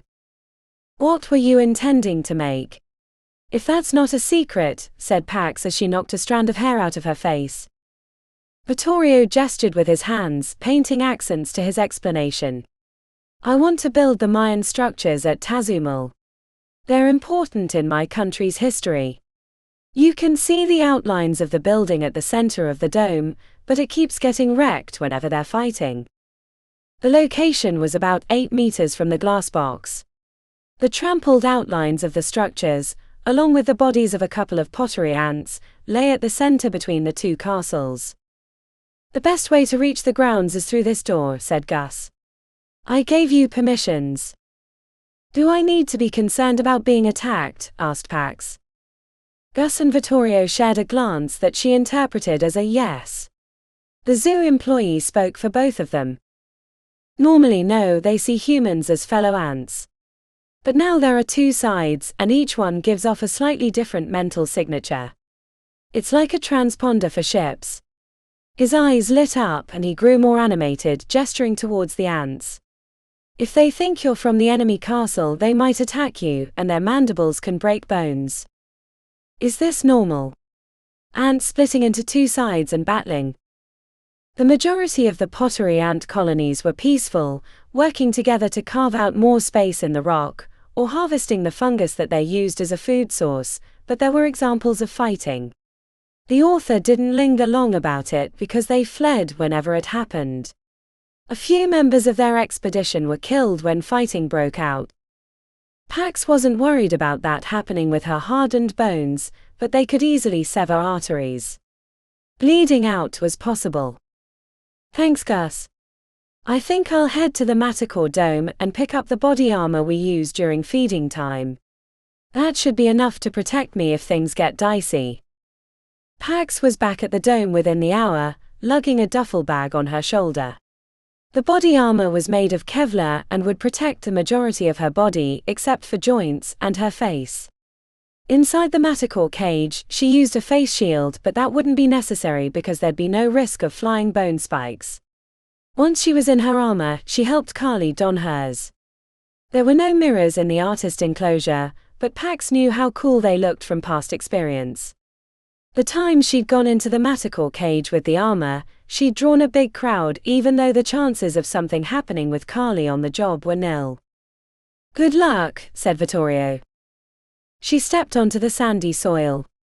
Round rocks and small cactus, neither of which were native to Kavarian, stuck up at spots, but the pottery ants weren't picky like the wraithhawks. The space was warm and humid. Sweat was already forming on her forehead and running down her spine. She'd be soaked by the end of the investigation. Pax touched her left pinky. The fingernail had fallen off last year and had never grown back. She found herself reaching for it whenever she was nervous, using the moment to take a deep breath and cleanse herself of worries. "What do you think, Carly?" "Many, many minds. We're closer to the heart castle. Let's check that one out first." The scale of the castle had been difficult to discern from the artist enclosure. The walls were twice as tall as she was, but not near as tall as a real castle. She was stepping over a small ravine when 4 pottery ants came out a hidden hole nearby, forming an arc to keep her from approaching the castle. "Let them know we're friends," she told Carly, saying the words out loud for her own benefit. Sometimes when she communicated through intention, she wasn't really sure if Carly heard her, since there weren't the normal cues that went along with psychic information. But Pax didn't have to wonder, as 3 of the pottery ants dropped their aggressive stances and went back into the hole. The 4th wandered around them, its antennae waving suspiciously as if it didn't quite believe their benign presence. It had nicks and scars along its thorax and abdomen. The ants' caution had probably come from previous battles. Pax circled the castle, which was the size of a small cottage, peeking through heart-shaped windows to see the space inside the walls had multiple tunnels disappearing into the ground. She stuck her head through the gate, but didn't want to go inside and get caught if things changed. A few times new ants came up to them aggressively, then backed off when they got near. Nervous minds. "I see that." She guessed she would be nervous too if she were constantly at war. The existence of the castles confused her. If they'd been lumpy shapes, she could have dismissed them as artifacts of the ants, but they had distinct castle features, which meant the designs had come from human minds. Pax returned to the artist enclosure. Vittorio looked up from his paperback. "Everything okay?" She bit her lower lip. "What kind of books are you reading? Anything that involves English castles, or castles in general?" He shook his head, holding up the paperback. "Ruinas Myers. They told us to be very careful with our thoughts when we are in the enclosure. Normally, I am a sculptor, but a project like Tazumal would be too large for one man. The pottery ants are a unique opportunity to build bigger than I could with my own hands, but it requires constant dedication to the project. The hard part is not letting my mind wander." He tapped on the side of his skull. "My mind is a steel trap." "Thanks, Vittorio. Do you know if Gus had the psychic blockers checked for gaps?" "See. No gaps." The back of her thoughts tingled as if she had detected an issue, but her mind wouldn't drag it up from the depths to be understood. "I'm headed back in, thanks again." The older man winked playfully. Tapped on his book. "I will keep up my reading." The Spade Castle was on the far side. She headed in that direction, taking a loop near the site of his trampled Tazumal ruins. Carly stayed right by her side. She trusted her companion would adjust their mental signature to the other ants if necessary. Standing on a small rise, Pax looked back to the Heart Castle, then forward to the Spade Castle.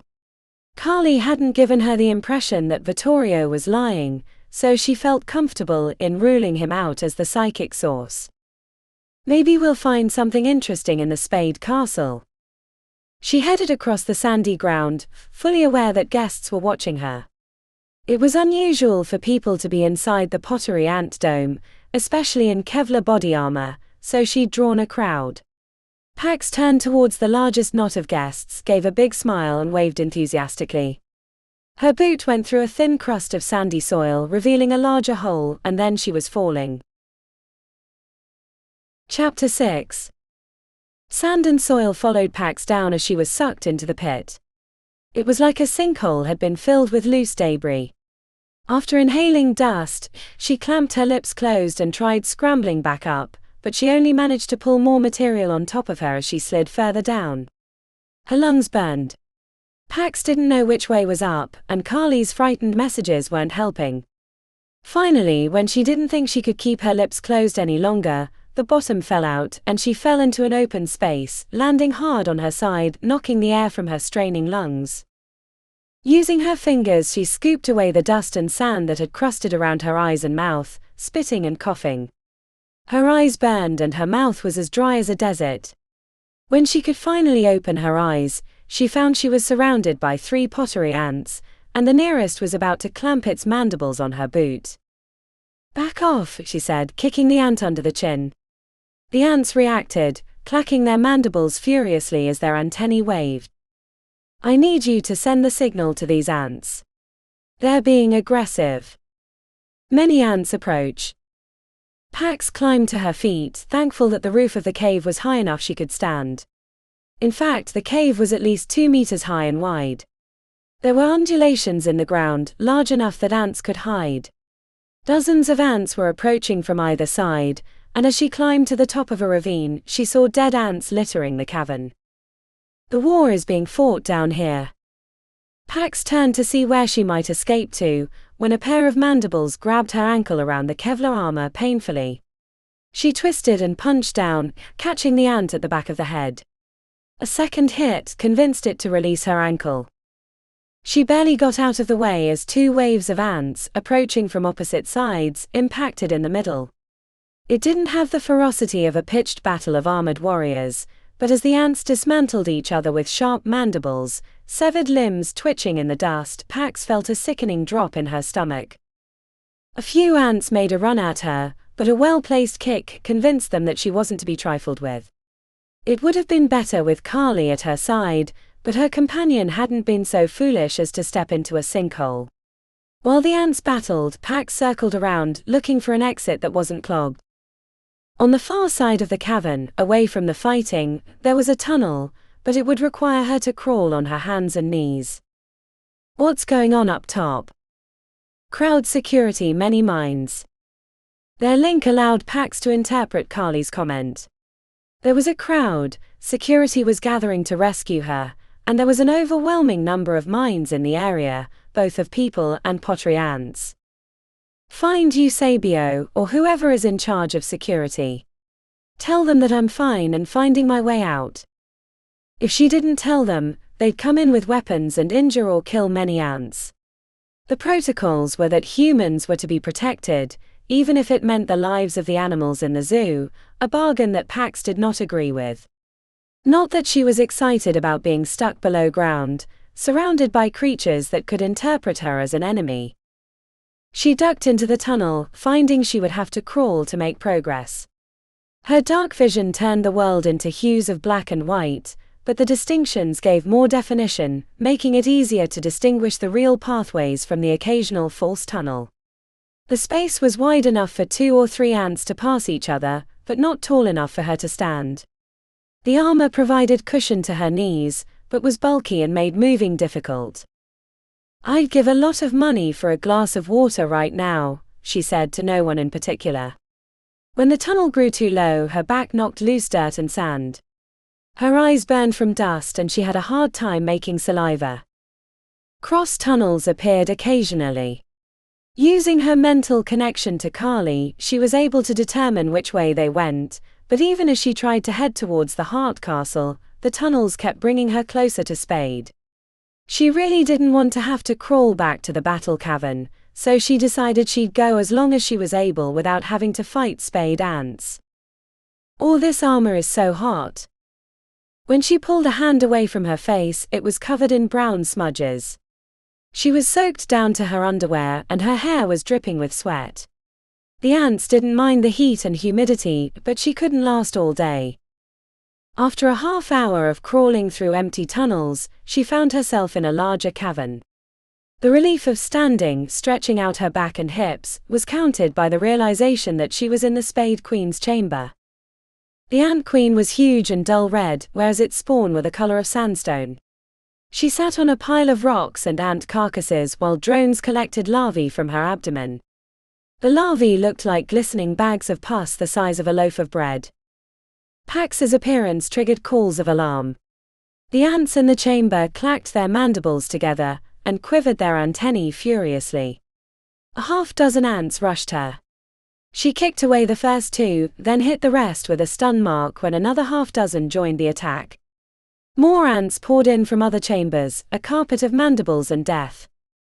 The urge to crawl back into the tunnel was tempered with the concern that she'd get trapped in a small space that she couldn't easily defend, or the ants might wall her in and deprive her of oxygen. "Carly, I need the spade marker." Trapped in the ant caves by herself, she'd nearly forgotten their connection. Pax blasted the ant wave with a stun, followed by a healthy slam, which turned a few of the ants into a collection of goo and twitching legs. Killing the first wave of attackers gave her a chance to reach out with her mind to probe the ants around her and the queen. An ant that had crawled along the wall grabbed her thigh. The crushing pain was excruciating. She cried out, punching it, but the ant only squeezed harder in its death grip. The ants in neutral territory were willing to give up against a tougher opponent, but in the queen's lair, every ant was a suicide bomber. If she couldn't change her side, then the ants would overwhelm her and tear her to pieces. Ignoring the eye-watering pain in her leg, Pax blasted the ants with 2 more slams before returning to her mental link. She reached out, feeling the alien mind of the pottery ants, which was like staring into a shattered mirror that reflected her kaleidoscope image back. A second ant grabbed onto her knee. She was certain she was going to pass out from the pain, but then she found the mental signature that the spade ants used to recognize each other and shifted her identity. The ants released her legs right away, but they throbbed with pain. As quickly as they'd mounted a defense against her intrusion, now that she was one of the gang, they returned to whatever they were doing. Ants scurried into the tunnels, probably towards the fighting in the main cavern. With her back against the wall, she had time to take deep breaths and rub out the aches in her knee and calf. The Kevlar armor on her legs had been damaged. Between the constant pain and the sweltering heat, she decided that being vulnerable was better than dying of dehydration. Pax shed the armor.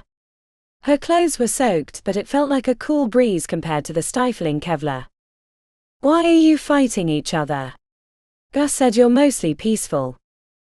The prospect of trying to find her way out of the cavern during a pitched battle wasn't appealing. Now that she'd taken her armor off, an encounter with an enemy ant could be deadly. Maybe there's a secret way out of the queen's chamber.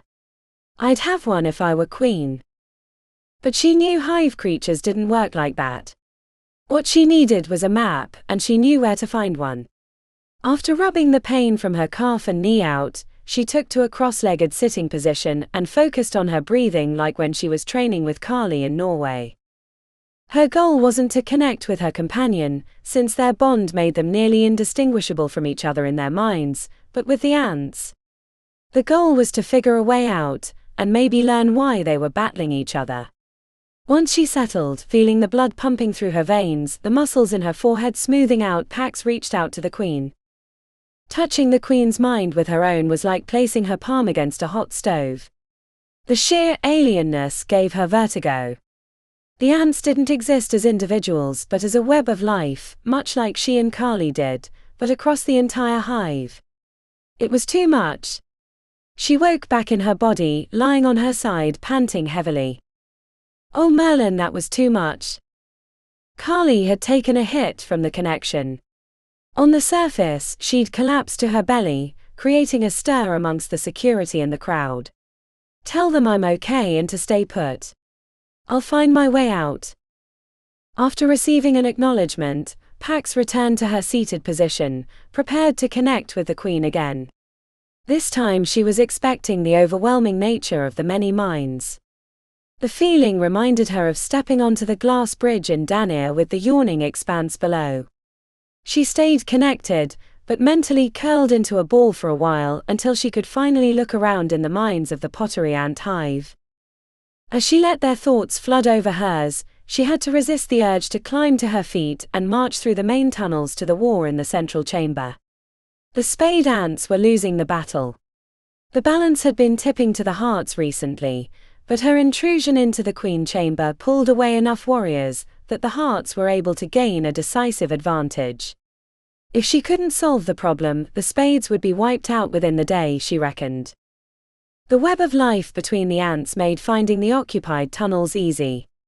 She could feel their presence and make a mental map, but none of those passages would lead her back to the surface. She knew there were more tunnels than the ones that had ants in them, but she didn't know how to access that information. The alien minds of the ants were like reading code. She could see the instructions but didn't understand their intention. As she examined the web, she realized that it was wrong to consider each ant an individual, just as she and Carly were no longer truly separate. Each ant was like part of a larger body, connected by a psychic link. Pax pushed past the thoughts, the code of the ants, peering through the connections to find other information.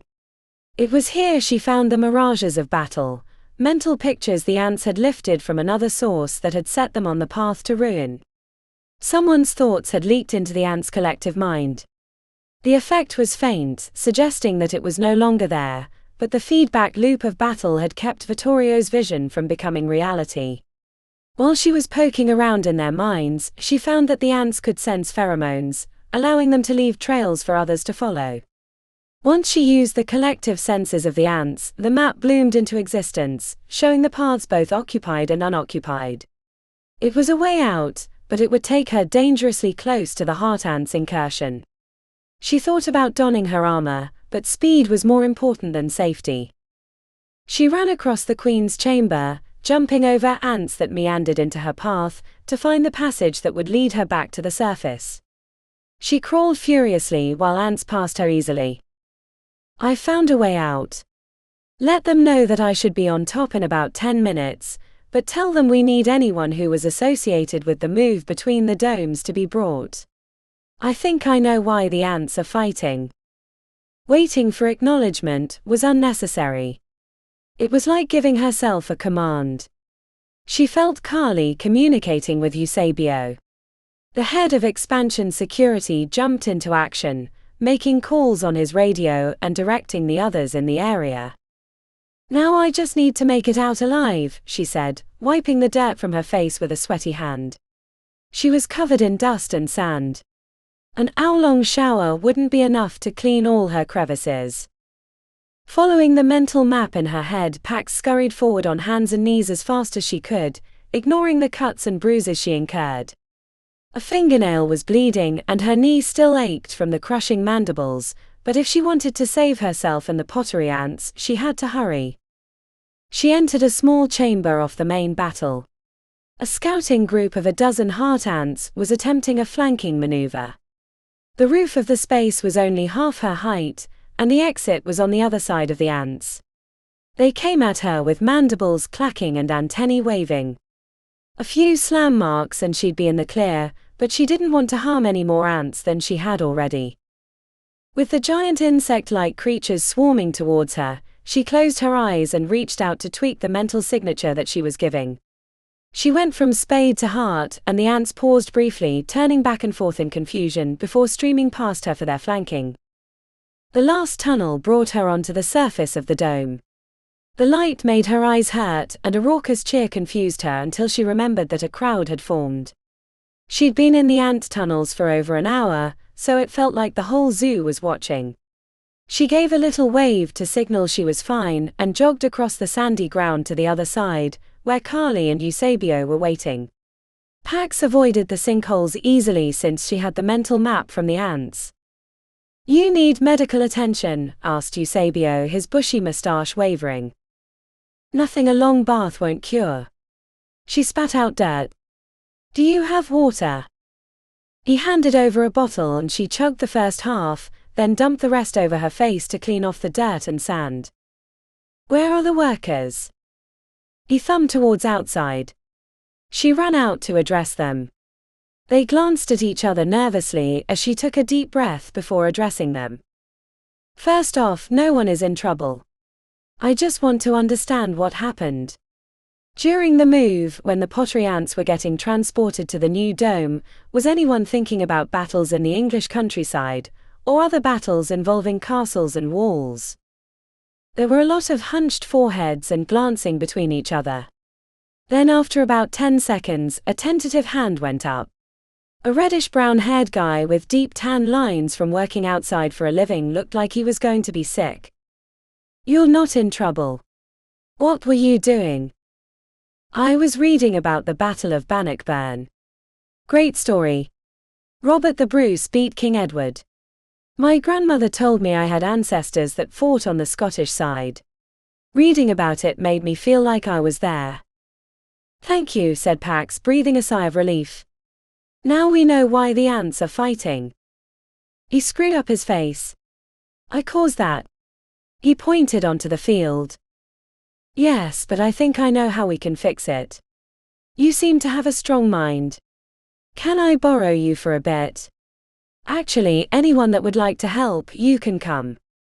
The entire group of workers from the transition, about 15 men and women, came with her onto the pottery ant grounds. This was in addition to Eusebio and 8 of his group, plus Carly, Gus and Vittorio. Esmeralda, Alfred and other zoo administration were outside the dome. Eusebio had kept them on the outside to reduce chaos. In times of emergency, the security group had supremacy. Pax stood on a small sandy rise and raised her hands. "The battle between the pottery ants is going on, because they picked up some thoughts about an old human war. If we can't stop them, the hearts are going to wipe out the spades and kill the other queen." She heard someone say, "But wouldn't that solve the problem?" but ignored them. She wasn't interested in letting them fight it out if there was a chance for peace. Pottery ants are psychic creatures. They can be affected by stronger minds. What we're going to do is overwhelm the ants with a different vision than the one they've been carrying out. What I want everyone to do is to imagine you're a pottery ant, and you're carrying stones to the surface to build. Think about nothing else. She snapped her fingers. "Except for you, Vittorio. I want you to think as hard as you can about the tazumal structures. I hope that since you've been here all along that they've been primed for it. Everyone understand?" When no one spoke, she gave them the command to begin. The majority closed their eyes, but some stared into the distance. Pax sat on the little sandy hill as Carly took to her side. Using Carly's psychic ability, she collected the thoughts from around her and gave them an extra push towards the ants. At first, she thought it was going to fail. The battle was too entrenched, and there were more ants than human minds, reinforcing the status quo, but the pottery ants were not militaristic by nature. The desire to build overcame the will to fight. Like a storm dissipating, suddenly revealing blue skies, the two sides of pottery ants that had been killing each other, snapping off limbs with brutal mandibles, turned away, returning to their normal duties. Pax knew they were coming even before she saw them. A wave of ants appeared from the dozens of hidden holes across the sandy grounds. Within minutes they were working on the tazumal structure, depositing the concrete-like material along the outlines that had been formed and trampled before. Pax wasn't sure how long it would take to reinforce the changes, so she asked for volunteers to stay with Vittorio for the next few days. The original guy and a few others, Gus included, volunteered to work with the El Salvadorian artist. "Nice work," said Eusebio with a wink as he patted her shoulder. "I think they owe you a raise. I'll take a long shower as compensation." Esmeralda and Alfred met them outside the pottery ant dome. There was nearly as big a crowd watching her as there was watching the pottery ants, which made her uncomfortable. "I would hug you, but you smell terrible." The relieved smile on Esmeralda's lips was a counter to the worry in her eyes. "I hated not knowing if you were okay underground." Pax sniffed her own pit. "I smell like ant goo and body odor." Alfred approached with his hands clasped before him in penance. "That's twice you've saved my butt on the expansion." "I want this to succeed as much as you do," said Pax. "But I'm worried that things are moving too fast. Are you sure that everything is going to be good for the grand opening?" Lips pinched, Alfred nodded. I'll dip into my personal funds and spend more on security and zoo help. Whatever it takes. She wanted to nod, but the exhaustion from the events hit hard, and she didn't want to be surrounded by people anymore. Esmeralda knew her best, and swooped in to lead her away to an administration tunnel that would take them back to the central campus without being mobbed. The tunnel had water pipes and electrical lines running along the high ceiling. You okay? Esmeralda asked as she studied her. And I don't mean the physical stuff. Though you are limping. Today was rough. I'll recover. I was just glad to figure out what was going on with the pottery ants. She frowned. Gus mentioned that the explorers in Kavarian saw fighting rarely. I wonder if that was a new concept to the pottery ants. I don't know, Pax. I'm just glad you came out of that hole alive. I was worried sick. Thanks, Mom. Esmeralda feigned wiping away a tear with her knuckle. They grow up so fast. They walked in silence for a time until she spun on her heels and grabbed Pax's arm. Can you promise me not to put yourself in danger like that again? I know you're the badass Animalians mage, but that scared the shit out of me. I thought I'd lost you. You know I can't promise that, said Pax. Esmeralda chuckled, her shoulders shaking with exasperation. I know. She sighed. The grand opening for the expansion better go off as planned, or I'm not going on any more dates with Alfred. Wait. You went on a date with him? One. Last week. But keep it quiet. She bit her lower lip and glanced askew. He doesn't want any distractions until the expansion is done, so we're not doing much until then. A smile grew on her lips until it stretched the bounds of her face. But once it's over, all bets are off. That's great, I'm so happy for you. Maybe you two can get married someday and you'll be Logan's stepmother. Then someone can put him in his place. Esmeralda snorted as she broke out in laughter, holding her hand over her mouth. Oh dear me. Why would you say that? Everyone gets what's coming to them in the end. Let's hope not, said Esmeralda. Let's hope not. Chapter 7. The first-class seating came with complimentary drinks and a meal, but Janelle had stuck with coffee and cream while Liam and JY ordered whiskey and cokes. The flight to Portland had been smooth, except for a bumpy takeoff due to a storm rolling up the eastern seaboard. She touched her jacket where the ghost wind bubbles rested against her chest. The creature thrummed, which Janelle interpreted as a kind of purring, making her smile. She glanced to her friends in the seat across from her. No getting smashed on the flight. We're technically on zoo business, she told them. Liam was in the window seat. He leaned forward, raising his plastic cup which jingled with ice. Come on, Janelle. The big event isn't until tomorrow. Plenty of time to sleep off a hangover. Besides, this is my first time in first class. I want to remember it. JY shot her a wink. You know you want to join us. Haven't you been killing yourself for what, almost 5 years now? Don't you deserve a little vacation? The book in her lap was called Venoms and Poisons, How to Save a Life. She held it up to show the cover, which included a colorful rainbow snake. You're lucky I'm dual enrolled. One of these days I'm going to save your bacon, and you're going to kiss my ass for eternity after that. Thankfully no one had the seat next to her, so she had room to dump her medical text. With 8 hours of flight, she might as well get some studying done. A voice came from the seat 2 rows back. I'd kiss your ass. You don't even have to save me. Janelle rolled her eyes. Shut up, Logan. I'm not talking to you. He rose, a drink in each hand, his eyes already hazy and unfocused. It's a nice ass. I'm just saying the offer is there. Enjoy drinking on Daddy's money, said Janelle. She'd heard Logan order drinks 3 times already on the flight, and they hadn't even reached the Midwest. He shrugged. Since I'm not getting dick for an inheritance, I have to get my money's worth. His words were slurred. Now that I think about it, you all are drinking my inheritance. You should give me those whiskies. The flight attendant at the front of the first-class cabin looked worried. Logan had made it abundantly clear that they were majors when they took their seats. While being a member of the halls didn't give one complete immunity, it made dealing with them a pain in the ass.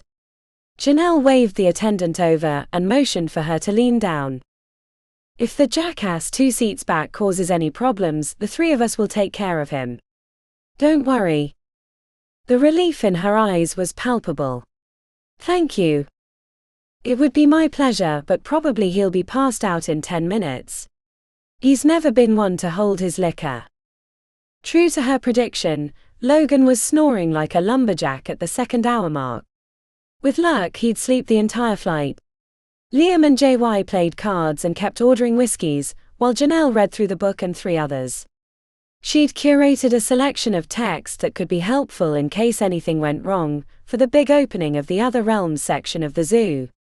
She hoped she wouldn't need it. The last time they'd seen Pax was early in the summer when she'd returned to the States. She'd stopped over in Invictus and they'd spent a week hanging out. The scars and poisons from the giant cragworm had drained the vitality from her, and Pax had been a pale red-headed shadow of herself. Janelle didn't know what to think when she caught a glimpse of her best friend standing outside the glass windows at the departing area at PDX. Liam softly whistled and JY cursed a few times under his breath. What the hell? Pax glowed with an internal fire. The recovery had been swift, effervescent. Her thick mane of red hair spun curls around the crown of her head. Pax. Janelle. She buried her face in her friend's shoulder, taking care not to crush bubbles, relishing the rocking hug after months of communicating through text or the occasional phone call. They hugged until Liam cleared his throat. We'd like a turn too. Careful, said Janelle, pulling away. They smell like whiskey. Pax gave the 2 boys a solid but brief hug. Both of them pined after her, and it was clear she was trying not to send signals. The reunion paused when Logan stepped out of the automatic doors, eyes hazy, covering a belch with his fist as he dragged bright blue rolling luggage behind him. He stared at Pax for a long moment before giving a drunken finger wave. Then he climbed into a black limousine. That was weird, said Pax, hunching her forehead. Logan was passed out most of the flight, thankfully, said Janelle. Come on, my car's in the parking garage. Shotgun, said Janelle, smirking at the other 2.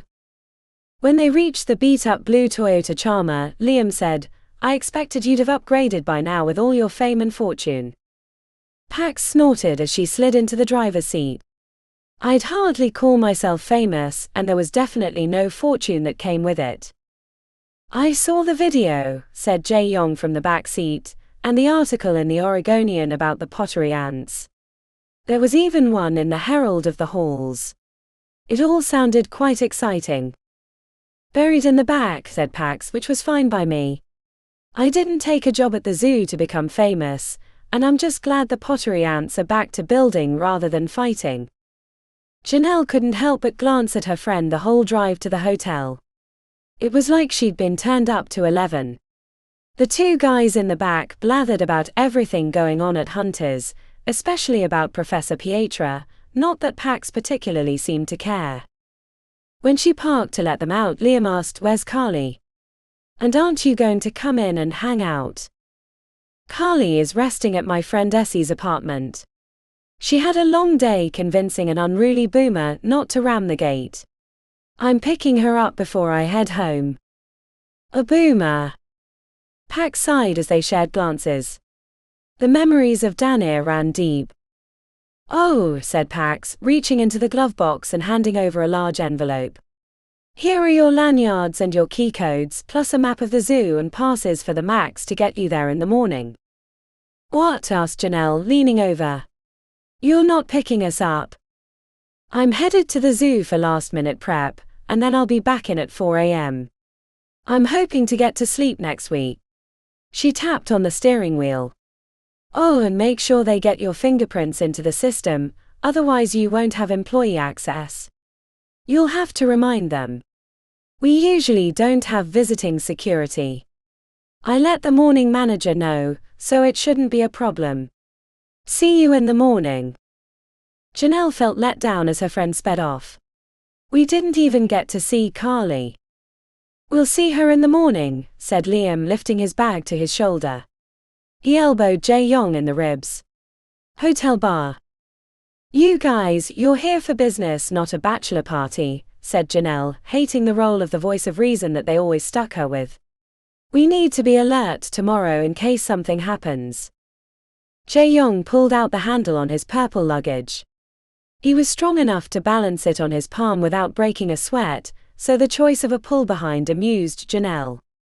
He caught her smirking and shot a wink. Don't worry, he said. They have tons of security at the zoo. It's the big, grand opening. What are the chances of anything happening when everyone is alert for it? If something happens, it'll be months or years from now when people get complacent. We have these special security badges because we're Pax's friends, not because they need us as backup. Relax for once. Come down to the bar for at least one drink. Maybe, said Janelle, frowning. After receiving her hotel room key and depositing her luggage, she let bubbles out of her jacket to float around the room.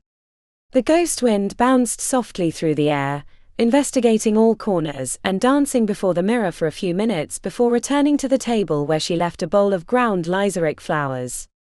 While humming to herself, Janelle put her clothes in the drawers and closet, musing to herself that the boys probably just left their stuff in their luggage like savages, and changing into maroon silken pajamas, she plopped onto the bed next to Bubbles and grabbed the top book from the pile she'd left on the nightstand. The book sat in her lap, while she thought about her two idiot friends laughing and having a good time at the bar. Was she being a total stick in the mud for staying in her room to study for a test that was likely not to be given? Janelle put her face in her hands and sighed deeply. Janelle changed out of her pajamas and into a simple jeans and cable knit sweater combo. It was March in Portland, after all. She pulled up her tight curly hair with a band, and examined the bags under her eyes that had become old friends after 5 years of a dual major at the world's only and hardest magical university. One drink and then bed, she told herself in the mirror. Just one drink. What's the harm? Chapter 8. Banging on the door woke Janelle with a start. She was still wearing the clothes from the night in the bar, her mouth tasted like stale garbage, and a mini rave pounded against her temples. A muted voice echoed through the closed door. Janelle. We're gonna be late for the train. A surprising amount of light slipped through the curtains. Oh no. She hurried to the door, holding back the grumbling in her stomach. Liam and Jae-yong, bright-eyed and smiling like simulacrums because there was no way they could be that alert after last night, had their day bags hanging on their shoulders, hair perfectly coiffed and ready for a day at the zoo. Janelle. Did you just wake up? Asked Liam. She held out her hands. Give me 5 minutes. You have 2, said Jae-yong, tapping on his watch. The next 3 minutes were a blur of cursing, gathering her things and taking all of 10 seconds to realize she didn't have time for a shower, and had to throw water on her pits, apply deodorant, and pull on the first shirt she laid her eyes upon. Jae-yong handed her a muffin as they climbed into the taxi.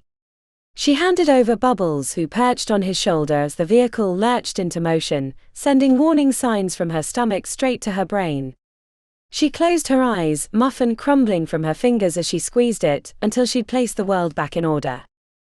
How are you two not corpses this morning? Said Janelle, keeping her eyes focused forward, forgetting the mess she'd made of her breakfast. You both drank twice as much as I did. Don't you know the hangover spell? Asked Liam. Does it look like I know the hangover spell? He lifted a single shoulder. That would explain a lot. I usually set my alarm for about 5 a.m. to apply it. I do it whenever my stomach tells me to. Jae-yong tapped on her knee. You curse more than a coven of witches. With her eyes closed, she muttered, I'll curse you into yesterday. She swallowed. Will someone please teach me the spell? It'll have to wait until we get to the train station, said Liam. You'll see why. The spell was easy to learn. Or at least easy for her. She knew it'd have been a struggle for Pax.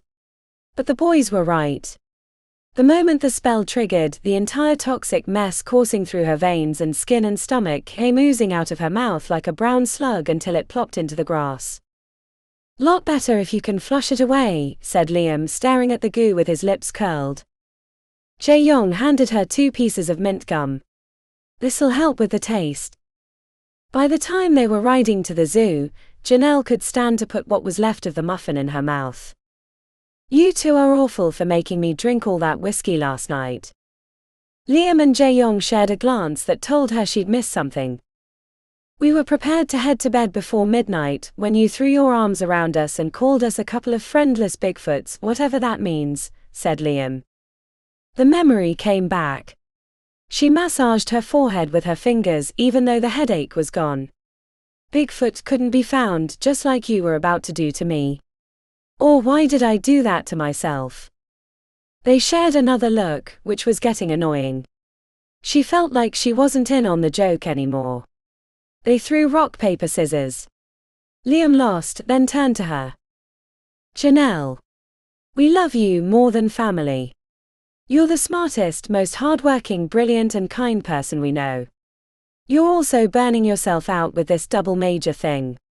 Being a mage, even animalians, is hard enough, and you're doing double duty by taking classes and aura healers. I don't know if you know how to do anything in half measures. You took to drinking at the bar like it was a class that you had to be the best at. When I woke up, my teeth hurt.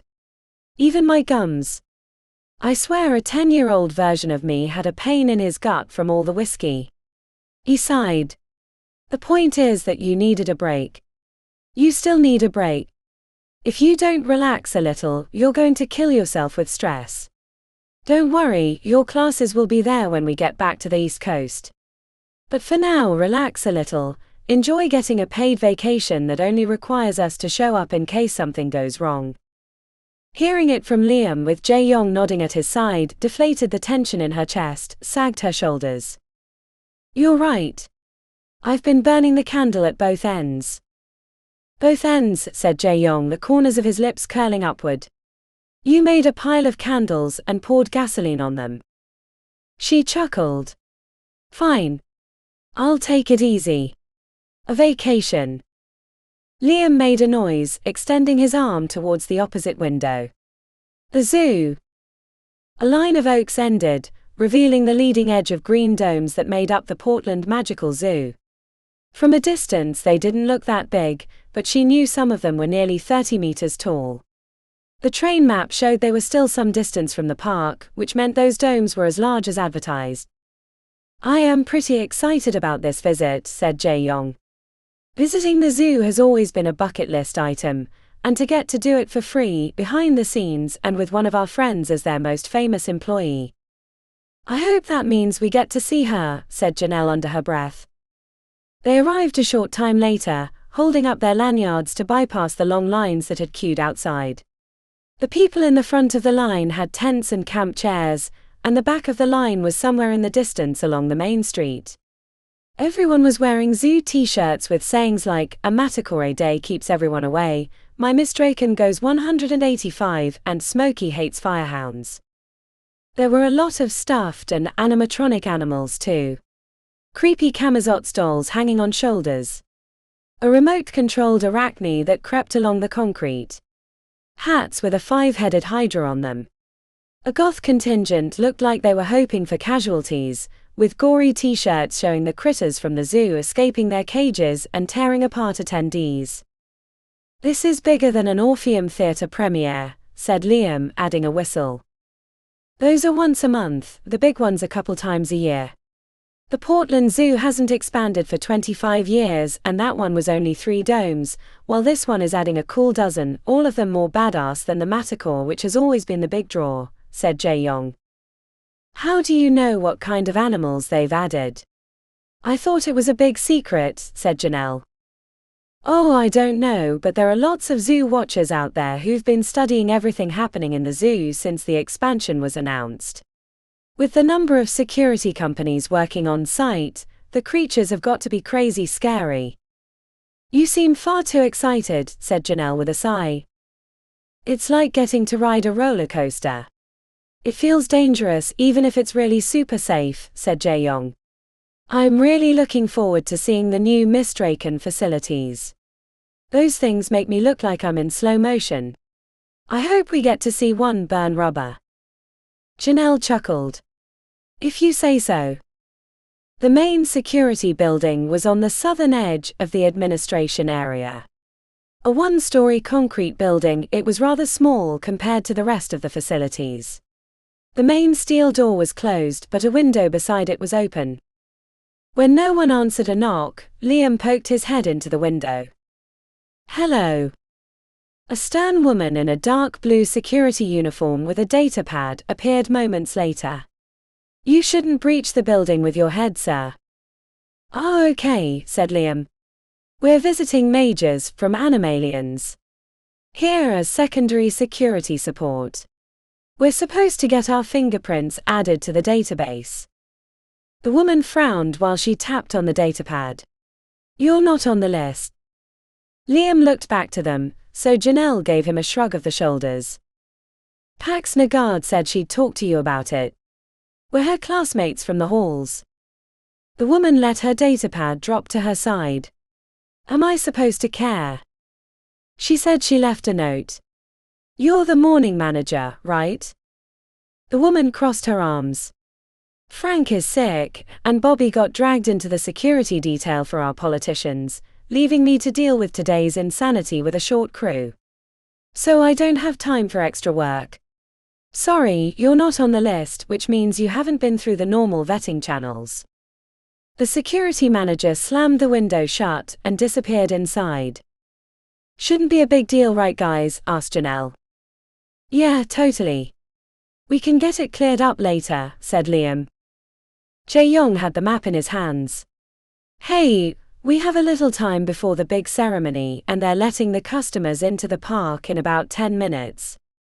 Let's hop on the train that goes around the outside before the place is flooded with people. Liam put a hand on his shoulder. Would you like me to get you one of those Hydra hats? Make fun all you want, Liam. This is my Christmas, Halloween and 4th of July all rolled into one, said Jae-young. Besides two other zoo employees, they were the only ones on the train that went around the outside of the park, right inside the safety fence that kept people from sneaking in, and creatures from escaping, theoretically, since they'd never had a breakout in their 47 years of existence. The whole place was shaped like an oval donut, with the administration buildings at the center. The green domes looked like turtles asleep on the grass, while huge banners next to the entrances announced the supernatural creatures contained inside. In the open spaces between the enclosures, food trucks, t-shirt shops and other carnival-type experiences were set up, and the park employees nervously awaited the throng of guests that was about to be unleashed. Jae-young gave them the lowdown on the way around the park. They had a lot of fun, benign activities in between the domes for the people that had no interest in seeing the nightmare-inducing creatures inside. Not everyone wanted to see the manticore throw its spikes into a frightened chicken, then devour it, feathers and all. The train circled around counterclockwise to the part of the park where the domes were newer, brighter, even though the old park was in good shape. The westernmost dome, the place where the official kickoff would happen, was the largest. A big red bow had been placed on the top, as if it were a present to be opened. A horn echoed across the park, announcing the grand opening to regular guests. Even from across the park, they could hear cheering. Fireworks boomed in the clear blue sky. The train was in view of the other realms section, where the banners had been rolled up, but with the signal, all except the one on the big dome dropped. The banners in view showed some familiar and some unfamiliar creatures. Boomers. Peritons. Goliaths. Liam gestured to the fourth one in their line of sight. Furymorphs. Jae-young wrinkled his nose. Gross. Why'd they bring those here? I'm all for dangerous and supernatural, but those are a living horror show. They implant larvae in hosts which they've captured and imprisoned in their weird hives. Once the larvae grow large enough, they eat their way out.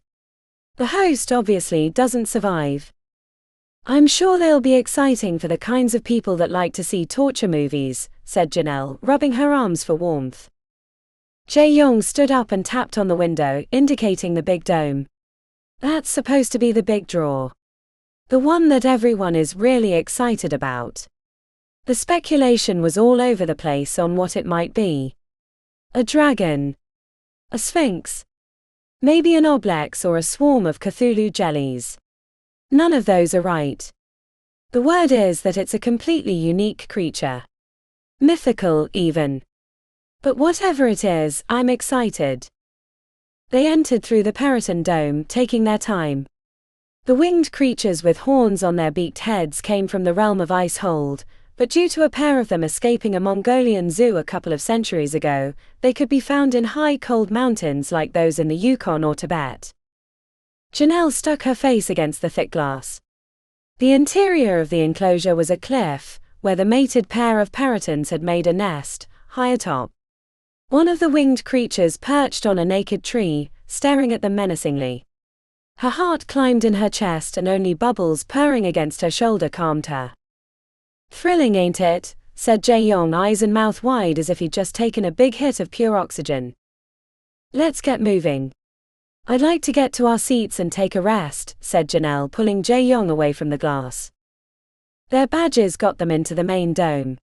The scale of the interior space took her breath away. She wasn't expecting a giant pyramid inside, but that's what it was. The structure was about 20 meters tall, looking like it had been transported from ancient Egypt. A stream meandered around the space, which was dotted with sycamores. Outside the enchanted glass was a stage with maybe 100 chairs that were filling up with guests who'd either won a lottery or scored a seat as part of their frequent attendee program. An attendant led them to the VIP section along the side. As they took their seats, Janelle noted that they were the youngest by far. She tugged on the clothes she'd thrown on or was still wearing from the night before. She felt completely out of place in comparison to their suits and dresses. Liam touched her shoulder. We're security, not fashionistas. Thanks, she said with an eye roll. The men and women sitting around them chatted with each other. One of them was the mayor, and there was a congresswoman. They acted like the three of them didn't exist, except for a little old woman who tried to feed Bubbles a piece of candy, until Janelle glared her down. Where's Pax? I thought we'd get to see her before it started, said Janelle, craning her neck. The stage was empty, even though it was only few minutes until the grand announcement. With her enhanced hearing, Janelle heard shouting coming from the tent behind the stage. It was Pax. She was angry. Hey, there's Logan, said Liam, pointing to the side of the stage. He had his hands shoved into the pockets of his suit coat as he backed away. He turned his head and spotted them. Janelle was expecting a rude gesture or for him to ignore them, but his hunched forehead and pinched lips left a pit in her stomach. He shook his head. What's going on? Asked Janelle, leaning over. I can hear Pax yelling. Liam blinked. Something about a colossal mistake or colossal snake. It's hard to hear sitting next to these politicians. The lights flickered, and the crowd tittered with excitement, even though Janelle didn't think it had been intended. She sat up straight, paying attention to the exits, glancing into the enclosure. Maybe we should have gotten that fingerprint security, said Janelle offhand, as a handsome man with graying hair and a suit climbed onto the stage. From the VIP section, she saw his harrowed gaze transform to a beaming smile once he was in view of the crowd. Good morning. I'm Alfred Lovelace, the executor of the Other Realms expansion. Welcome, welcome. He pumped his fists and smiled as the crowd cheered. They'd been given flags in the zoo's colors, red and gold, which they waved with frenzied excitement. The noise and lingering effects of her hangover distracted her from realizing that Pax was trying to communicate with her psychically. It didn't help that it was coming through as if there was interference. Get safety feeds on chaos creates it fail. Janelle spied the black and reddish fur of Carly behind the tent. Her hackles bristled. Did you get that? She asked her friends, seeing by their faces that they had. You've got to be kidding me, said Jae-yong, shaking his head. That would be insane. That's not a normal supernatural creature. We need to get out of here, get everyone out of here. But no one else was moving. The VIP section and the crowd were enraptured by Alfred Lovelace. Janelle tuned back into him as she half rose, catching comments from the politicians behind them to sit down. A being that comes to us from the mists of time, that prowled the sands of Egypt, hunting and killing miraculously, sending fear into the hearts of pharaohs. The god of chaos. From inside the enclosure, a stone near the top of the pyramid shifted, revealing darkness. The entire room leaned forward. Janelle's breath was stuck in her throat and bubbles had climbed under her sweater where she quivered with fear. Jae-yong grabbed her hand to tug her away from the VIP section. There was an explosion somewhere on the zoo grounds and the lights went out. Chapter 9. Pax woke before dawn alert, a tingle of expectation between her shoulder blades. It was the morning of the grand opening of the Other Realms zoo expansion. She should have been excited to see her friends again. Once the ceremony was over, her duties ended and she could enjoy herself again. Crimson gold eyes appeared in the doorway. Her companion radiated nervousness.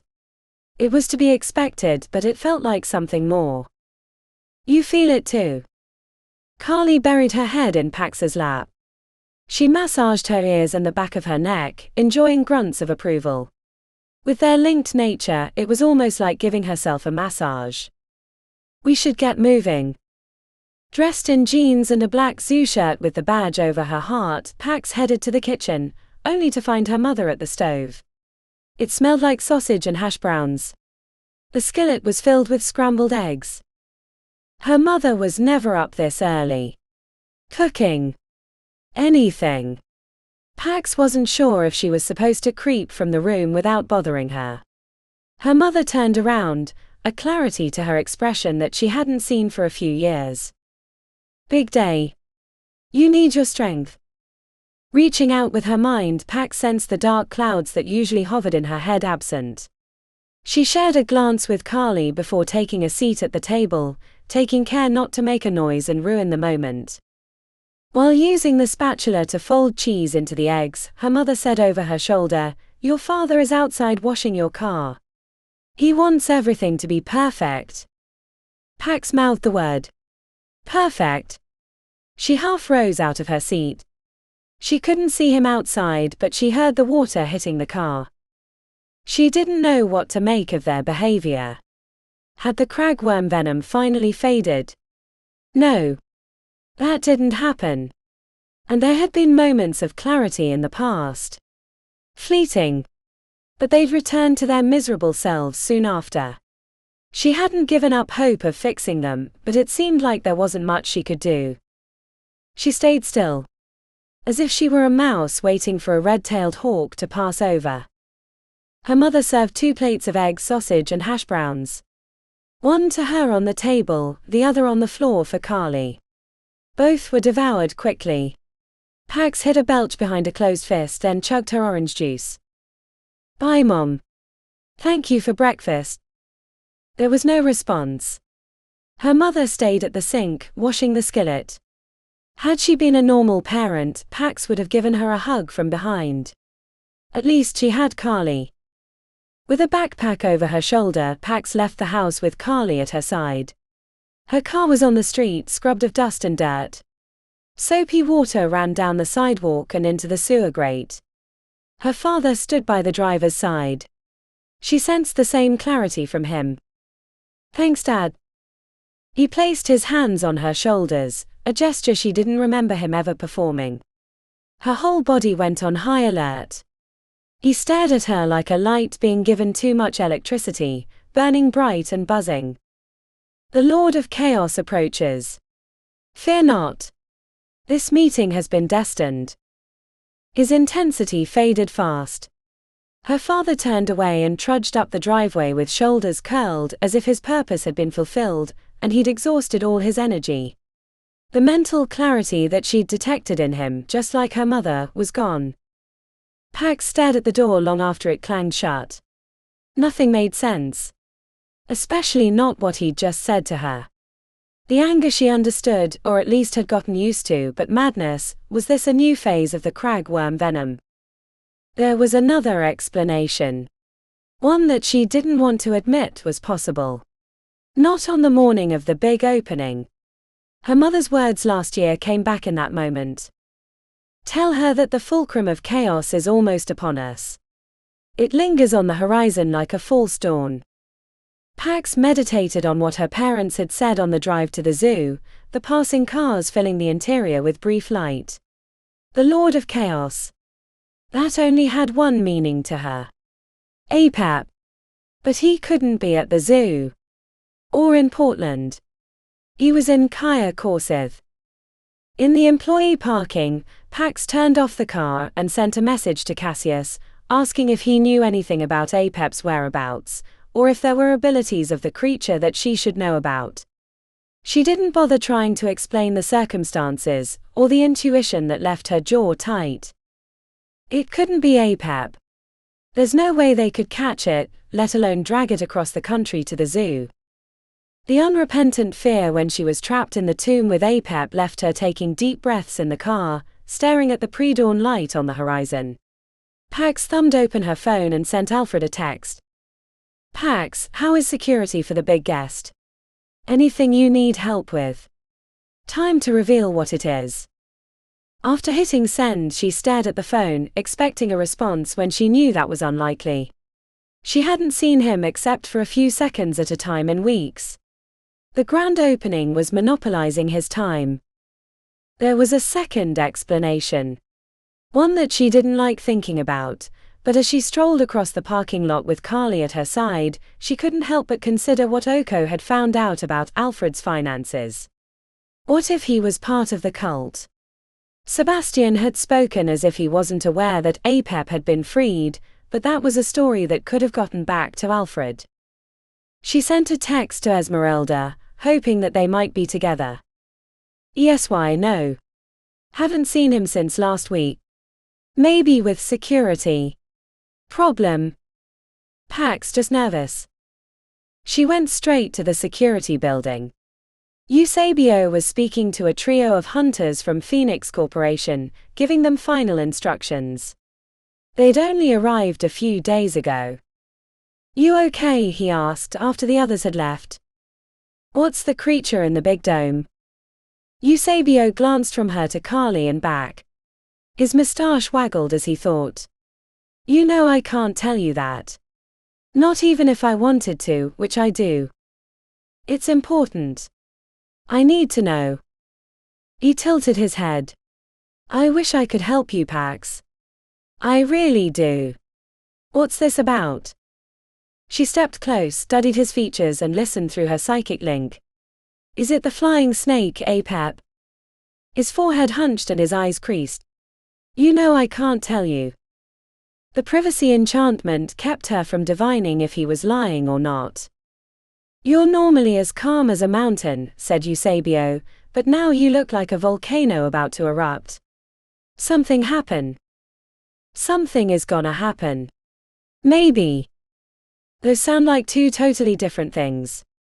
She put a hand to her forehead. Do this for me. If it is APEP, and you don't have to say a word. But if it is, call in additional security. Hell, if you can, get the big dome reveal shut down. Not a wrinkle on his forehead suggested that it was APEP. The worry in her chest evaporated upon his stoic nonchalance. And if I'm wrong and just freaking out like a complete moron, then let's laugh about this after today, when everything is normal. Eusebio placed his hand on her shoulder. I trust you, Pax Nagard. You saved my life. He turned away before she could gauge his reaction. Was that a hint? Was he trying to communicate in spite of the privacy enchantment? Eusebio headed out of the building, leaving Pax by herself. It was only a few hours until the big reveal. Pax headed straight for the big dome. The security around the building refused to let her in until the appointed time. She asked if Alfred was inside, but they just shrugged and pointed the opposite direction. Employees passed her and Carly, giving cheerful waves. She responded in like, but her stomach felt like she'd eaten a bucket of rocks. When her phone chimed, she hoped it was Alfred. Cassius, hey lass. Strange question, but I'll assume you have good reason. Too much to type with thumbs. I'll send a long email. Her inbox had no email from him, but he'd just typed his response. She headed to her office in the administration building, trying not to hurry and concern anyone. The room she called her office had a simple desk and a computer, neither of which she used very often. The only sign that it was hers was 2 framed pictures. One of her and Barbara, the other of her and her friends from Animalians. She was lifting her phone to send them a text about being alert, when the email from Cassius came through. Pax practically climbed through the screen reading the email. There were a lot of links, but the summary at the top left her heart in her throat. Pax, I hope this request is professional curiosity rather than professional need, but I'll treat it like the latter. I haven't been in Kaya Korsith since I left the halls, so I cannot speak to current conditions in Lord Sternraven's realm. But less than 3 years ago, not long after I left, I was contacted by representatives from the Phoenix Corp inquiring about how they might enter Kaya Korsith, and if I would be a liaison with LSR. I declined, and they never explained why, and at the time I thought it might have to do with the dragon salamanders, but your question prompts a second possibility. Be safe. Your friend. Cass.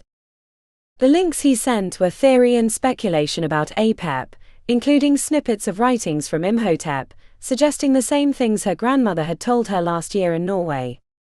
After reading through a dozen articles, she found there were a couple of common threads.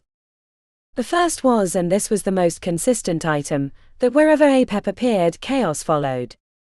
There were some crazy conspiracy theories about how Apep was at every major disaster in history, like the Hindenburg, but she knew that wasn't true, since she'd helped free him in Kaya Korsith 4 years ago. He'd been trapped in that tomb since the early years of the Roman Empire. But the older writings, the ones from figures of antiquity, were clear about the impacts of the flying snake's appearance. The second was speculation, that Apep was a psychic creature. This didn't seem far-fetched since Carly and the other Calidus were as well. It made sense to combat one psychic creature with another. The third common item was about Apep's venom. Worshippers of the flying snake treated it like ambrosia. Some would drink the venom as proof of the flying snake's beneficial nature, that Apep was trying to take down the corrupt elite's hold on power, only to usually die. This did not dissuade fellow cultists, who took their failure as a sign that they were not pure enough. Pax was so deep into the links about Apep she lost track of time, only surfacing when the horn sounded, followed by fireworks announcing the opening of the zoo. She checked the time and saw she had dozens of messages, but she didn't have time to read them. She sprinted from the building, Carly hot on her heels, hurrying back to the big dome. Security allowed her in this time.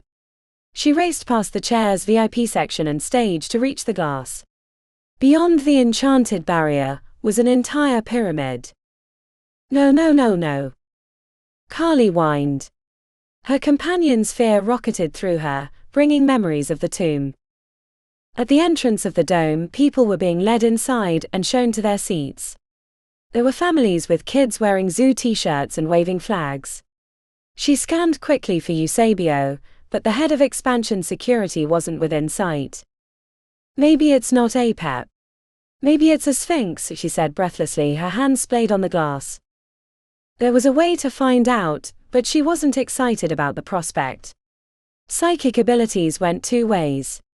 If it was Apep and it was stronger than her and Carly, which it mostly was, then she could be putting them in peril. Are you ready for this? She asked Carly. Feelings of warm cherry pie and bitter cocoa emanated from her companion. Pax closed her eyes and opened up her mind. The chatter of hundreds of minds overwhelmed, until she narrowed her focus, pushing away the distractions, and reached towards the pyramid. It felt like trying to find a hot stove in the dark. At any moment her fingers would touch flame and she'd be burned. But it mattered if the stove was on, and she had no other way to check. Creeping forward tentatively, she halfway convinced herself that her worries were for nothing. Then a presence invaded her mind. Pushed away her defenses as if she were a child. The world faded away. She watched herself from afar like a marionette, dancing to strings that went into the pyramid. She turned towards the tent. The loss of control ended when Carly pushed back. Concern overcame fear and Carly knocked the presence away, letting Pax return to herself in time to hear her companion growling. She slipped to one knee as Carly pressed her furry head into her chest.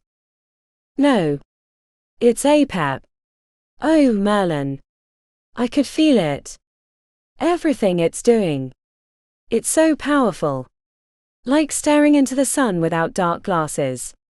This is a mistake. It's all a mistake. Logan's voice alerted her to the appearance of his father. They'd entered the tent behind the stage, along with Esmeralda and a few people she recognized as the regents of the zoo. Alfred was laughing as he spoke to the others. She could hear them celebrating the long lines to get inside. It has to stop, Pax muttered to herself, then again when she reached Alfred, interrupting him. It has to stop.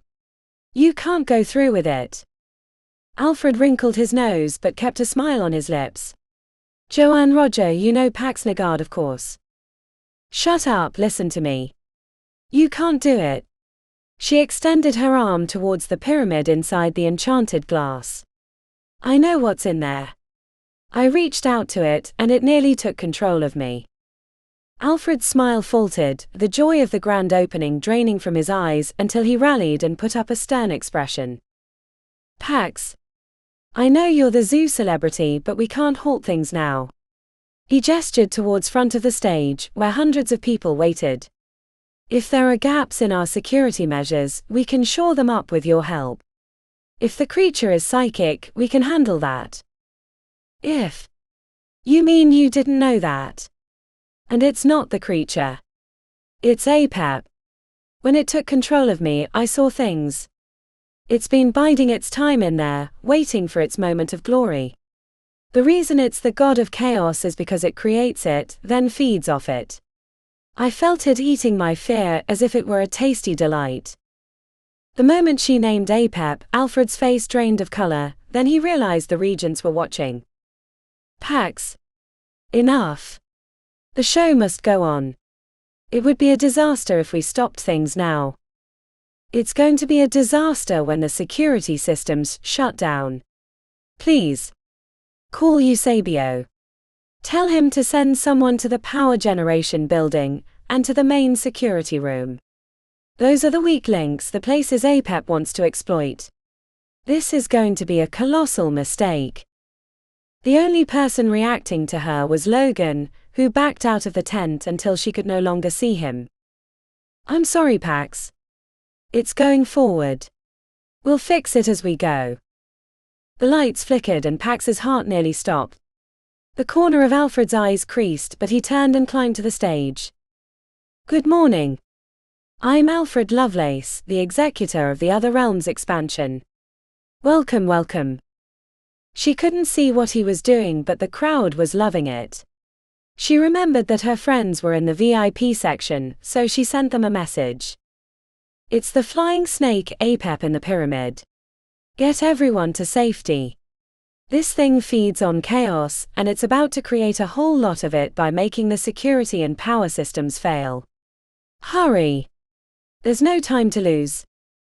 Normally when she used psychic communication it came through clearly, but she felt like she was shouting but still not being heard.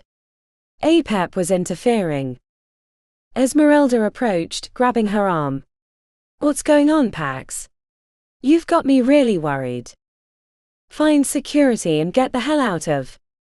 Pax lost her train of thought as the presence in the pyramid glowed with excitement, like a hungry shark finding a swimming pool of chum. Her stomach twisted in fear.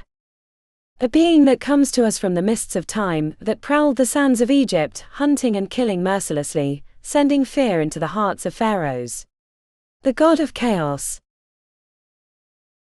Chapter 10.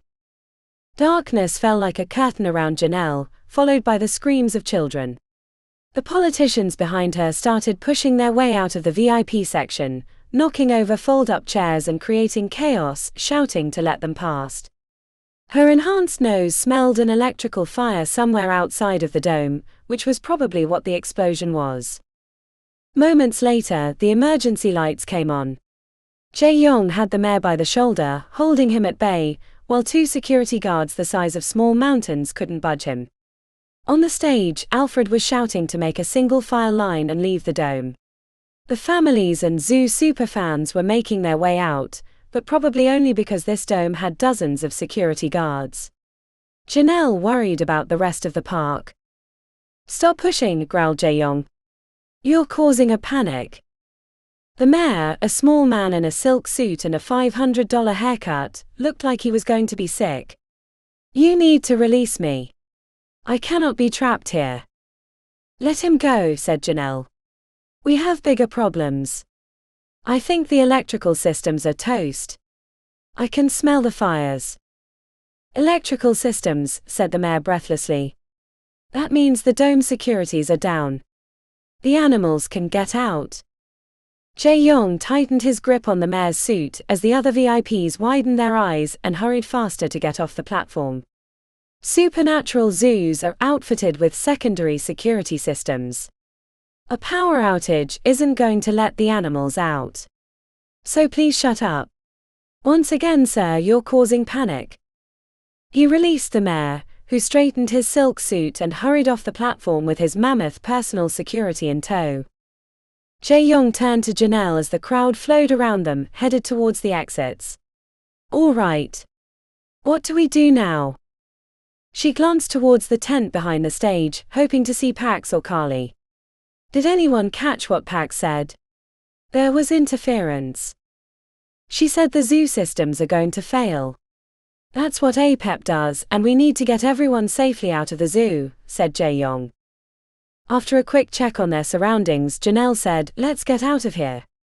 There's more than enough security for this group." They hopped off the back of the platform and headed towards an opposite exit. A black-clad security guard yelled at them. "Hey, you can't go that way. Everyone out the main door." Liam held up his lanyard. "We're on the team, my man." He flattened his palm and summoned a dancing flame. "We didn't have time to pick up gear. Could we take your walkie-talkie?" The guard hesitated, so Liam added, "Unless you'd like to deal with the supernatural creatures that might have escaped." This spurred the guard to unclip his radio and hand it over to Liam. He turned up the volume as they hurried towards the back entrance. Janelle stopped them along the glass. The emergency lights inside the enclosure made it look like there was an eclipse over the pyramid. "Spooky as hell," said Jae-yong, craning his head to examine all the spaces inside. "Do you think it's still in there?" "The loading door is open," said Liam, tapping on the glass towards a back corner. "I don't see Pax." "You know she's going after it, so if she's not here, APEP's not here," said Janelle. The three of them jogged onto the main grounds between the domes. Black smoke rose from the central administration area as sirens echoed in the distance. Nearer, screams and shouts punctuated the air. Some people ran headlong towards the front exit, while others walked with their heads craning looking for danger or excitement. "That's the power plant," said Jae-yong, gesturing towards the smoke. Liam had his ear up to the radio. "It's absolute chaos. Something happened in the main security building. There's no one coordinating the response. I think some of the security are defecting, getting the hell out." "Tell us where we need to go," said Janelle. "I'll text Pax." Jae-yong had an inhaler in his hand. He sighed at Janelle. "I thought you'd want to change at a time like this," she said as she pulled her phone from her pocket. "This one helps me change." He glanced at the people running towards the exits. "But what if they mistake me for a creature?" Good point. Keep it in reserve. You're still fast and strong. Janelle, where are you? We have radio. She didn't expect an answer, so she slipped her phone in her pocket to keep her hands free. Liam, who'd been staring at the radio as if that would help him hear better, said, "The fyrehounds are loose. One of the security guards got burned and there's a bunch of people trapped in the dome." Jae-young looked back at them as he took off running. "It's near the entrance, right next to the aviary dome." They kept to the outside, running between the domes, which were connected by tunnels that went beneath the ground, passing the regular folk that hurried to escape with wide eyes. A fire truck had reached the entrance, its flashing lights reflecting on the oaks that lined the main street as crowds packed the entrance. A huge banner showing a pack of spotted dogs with flames licking from their jaws hung above the entrance to the dome. Jae-young reached the door first, but it didn't budge. He yanked hard, his arms bulging and his eyes flashing orange-red. "Nothing. It's locked down. We can't get in." Janelle put a hand to her forehead. "If we can't get in, the people can't get out." "That doesn't make sense," said Jae-young. "Emergency exits should always let you out." Liam held up the radio. "There are manual locks for the doors, a heavily enchanted portcullis that can be pulled down. Someone must have blocked the door for a reason. Maybe there are other entrances we can get in." The southern aviary dome is a bit further. It has the camazots and a few other flying creatures, or we can try the creepy crawly dome, the insectarium over here, said Jae-young. "There's a very large arachne inside." Janelle said camazots at the same time as Liam. "That's what I was thinking too," said Jae-young. "No creepy critters, please." "Anything on chatter?" she asked as they jogged to the Deathbat Dome. "Nothing about the aviary dome." Before they entered, Janelle opened her jacket, letting out bubbles.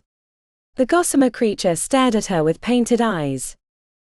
"I think it's going to get too dangerous for you to be hiding in my shirt. There's a tree over there. You should go hide in it. I'll come back when we're done and you can climb back in." She was never sure if Bubbles could understand her, but her intentions and gestures must have been enough, because the ghost wind bobbed towards the tree and, like a piece of tissue paper floating on the breeze, lodged herself in the upper branches. "Let's go." The door creaked open, and when it shut behind them, they had only the emergency lighting. Most of the domes had a similar layout. A central enclosure that held the supernatural creature that could be observed from nearly 360 degrees. The level of security depended on the danger level of the creature inside. For the southern aviary dome, there were a number of smaller enclosures along the exterior wall that held lesser creatures like the rainbow crow or pseudo-griffin, and one large space in the center which held the camazots, the death bat. "I don't see anything," said Liam with his hand resting against his temple. "Not with regular vision or thermal." "That's good," said Janelle. "No. I don't see anything in the Camazot's dome. I don't think it's in there." The three of them immediately glanced to the upper areas of the dome, expecting a surprise attack. A second level allowed elevated viewing of the creatures, next to a wizard's coffee and a small cafeteria. A couple of chairs near the railing had been knocked over. "Keep an eye out," said Janelle as they moved cautiously towards the tunnel that led to the Firehound Dome. They passed a sign that read, "Do not tap the glass." The faint lights made the tree at the center of the enclosure look like snow had fallen on its leaves. The tunnel was found at the bottom of a set of stairs. They jogged through the long passage, passing walls adorned with facts and pictures about the two domes that straddled the tunnel. The pictures of the firehounds made them out to be cute, dog-like pack animals. One picture showed a young girl with pigtails holding a firehound pup, even though the truth could not be further. They were merciless hunters that made hyenas into cuddly lapdogs. Firehounds had been created on the plains of Africa. Only constant hunting and the immolation from self-created wildfires kept their numbers manageable. They could breathe fire but weren't immune to it. The ear-splitting scream of a young child spurred them into a mad sprint up the stairs. The Firehound Dome, unlike the southern aviary, was one big space, since the pack required more room than a solitary creature. The smell of charred flesh churned bile in Janelle's stomach, but her experiences at Golden Willow kept it down. When they reached the top of the stairs, they stayed low to scout the dome before rushing in. "Back there," whispered Liam, pointing towards the far side. The guest section had a play area for young kids. The pack of firehounds paced around and beneath the jungle gym, or had their front paws on the lower bars. A woman and her child were perched on the top. She was standing holding a young boy, maybe 6 years old, with dark curly hair, dancing across the bars as the firehounds shot jets of flame at her legs. At the back of the pack, 2 firehounds fought over a corpse dressed in security black. A small fire burned in a trash can that had been spilled onto its side. 8 firehounds. "Looks like about half the pack is here," said Liam. "Move fast, hit hard with slams." "No," said Janelle, putting her hand on his arm for restraint. "We can't risk knocking that woman off the jungle gym. We have to pull them to us, even if it means losing the element of surprise." "I was afraid you'd say that," said Liam with a sigh, stepping into view and waving his hands. "Hey! Bad breath. Come over here." The 2 firehounds fighting over the corpse lifted their heads with the expression of a puppy hearing a squeak toy.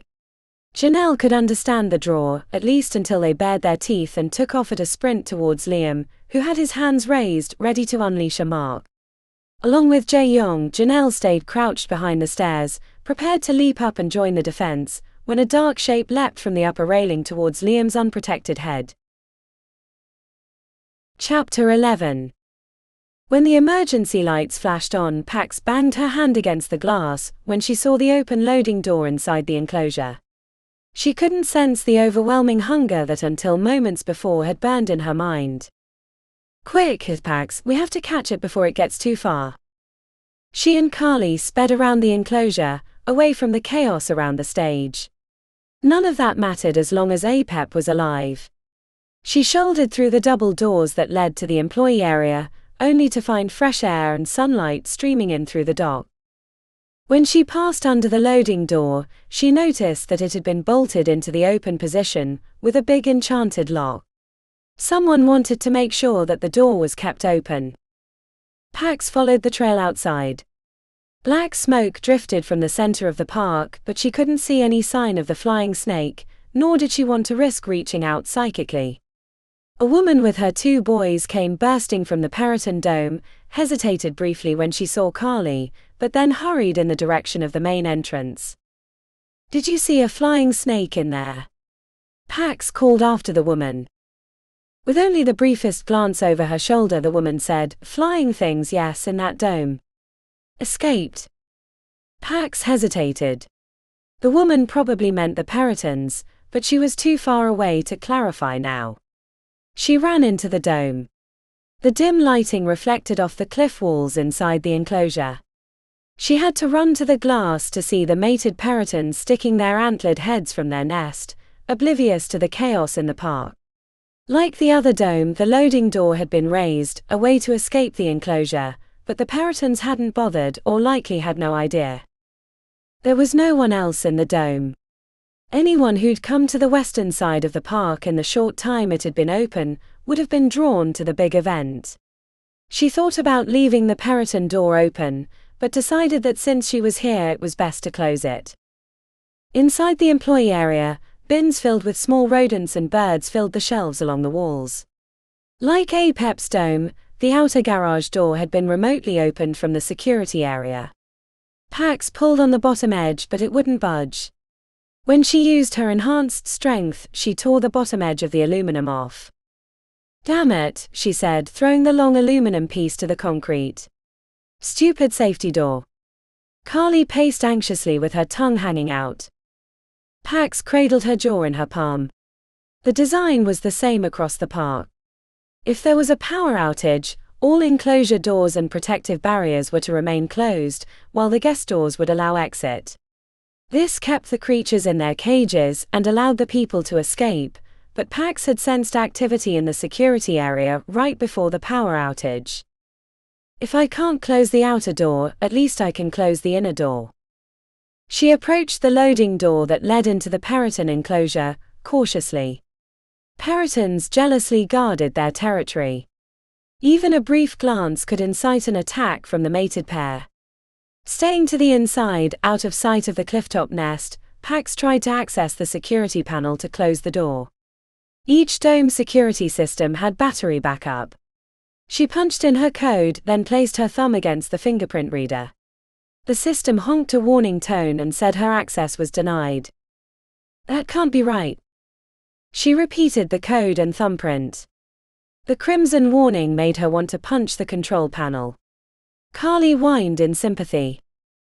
"We need to get to the security building," she said as she eyed the inner garage door. "The Perytons might stay in the building, or they might find their way out, and then they'd be swooping over Portland snatching small children and dogs from backyards."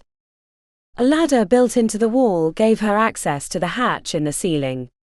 A screwdriver from a tool bench allowed her to pop it open and stick her head into the space, where she found the safety latch locked onto the gear drive.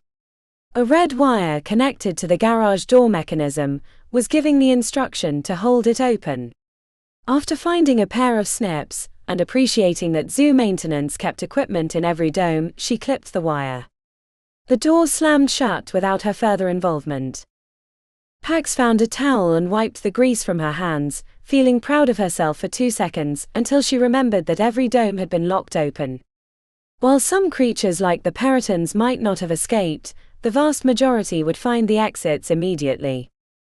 The security building lay on the southern edge of the administration area, near the Firehound Dome. She could head across the main park or through the tunnels. Either one could be dangerous, but one way was definitely faster. Outside, the sky was dotted with choppers from the local news. She counted at least 4 hovering at safe distances, while all around sirens and flashing lights surrounded the zoo. Eventually, there would be teams that would enter and secure the safety of the guests, but until then, everyone was on their own. She saw fewer guests. Most had either gotten out or were stuck in a dome. She hoped the second number was small, but APEP had struck at an opportune moment to create maximum chaos.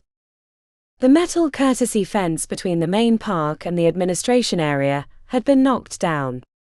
There were only a few creatures in the zoo big enough to cause that kind of damage, and as soon as she'd stepped over the fallen metal, a trumpeting blast echoed across the grounds. Pax crept to the edge of an outdoor bathroom area with picnic tables and vending machines beneath an angled roof. The security building was past the next clearing. Angry Stompy Child.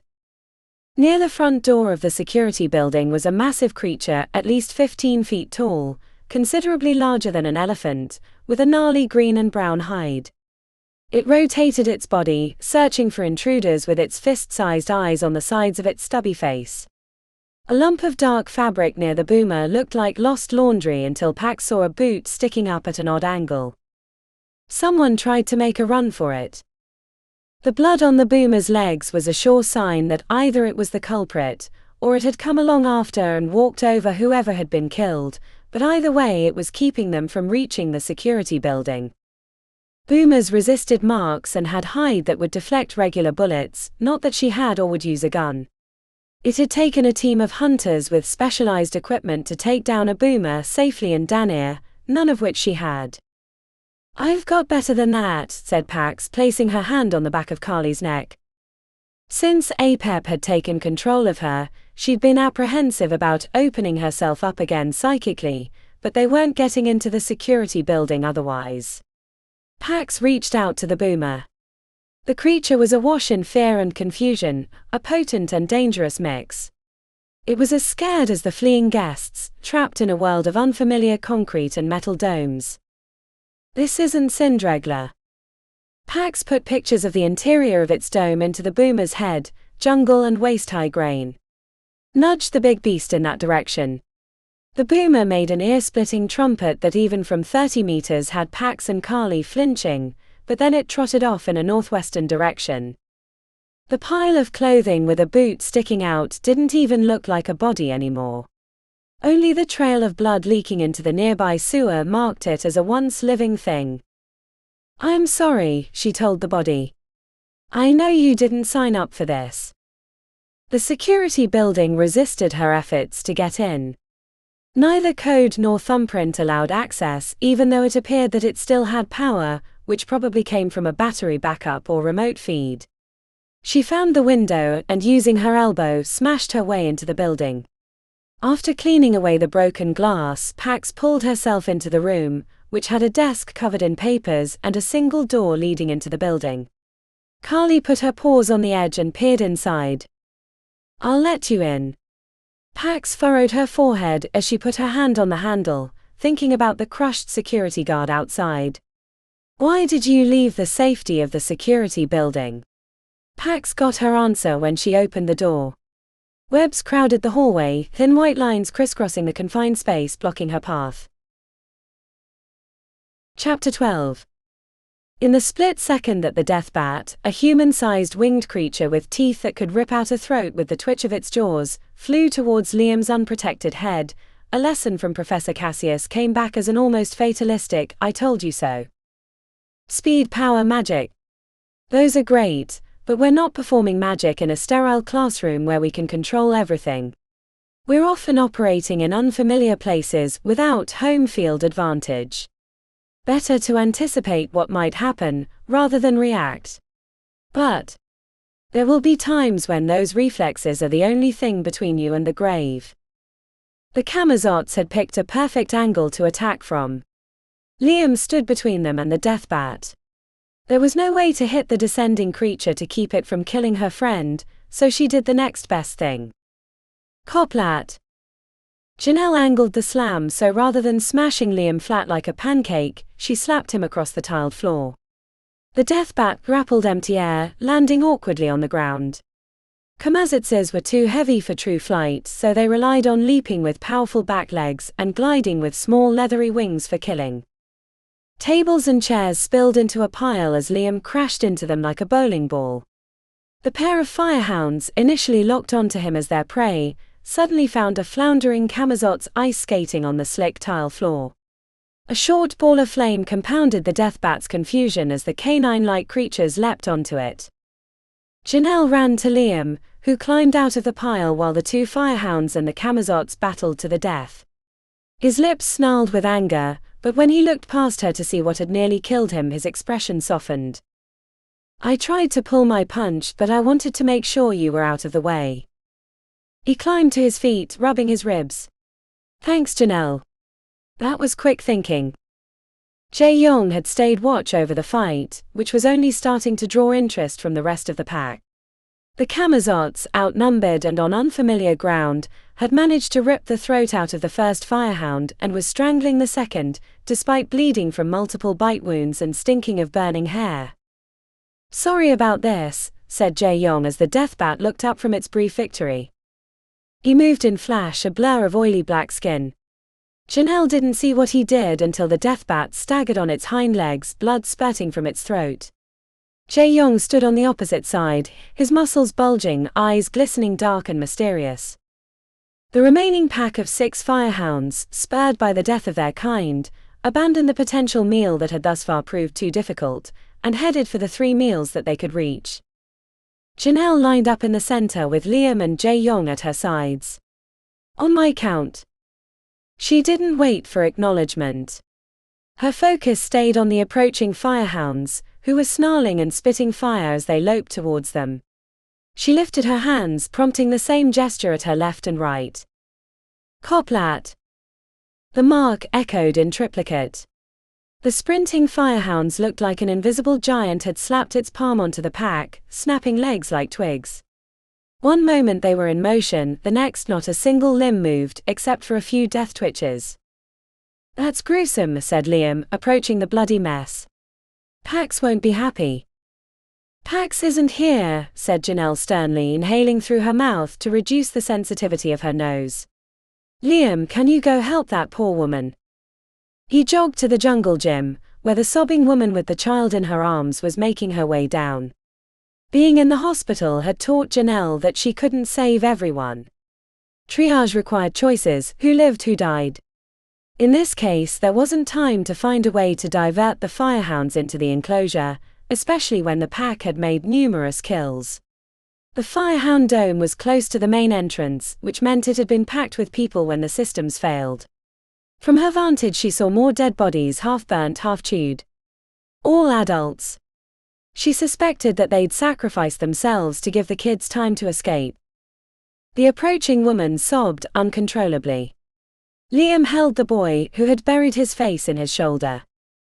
"Thank you," said the woman, eyeing the bodies, especially the Camazots. Had it not decided to attack Liam, it surely would have killed her, perched on the jungle gym. Her gaze fell upon a transformed Jae-yong. His oily black muscles bulged, and though he was in a humanoid shape, the crimson glow of his eyes made him alien and menacing, especially as he stood with his arms at his side, ready for a negative reaction. She approached in shuffling steps and, to Janelle's surprise, put her arms around Jae-yong and gave him a hug. When she was finished, she approached Janelle for the same.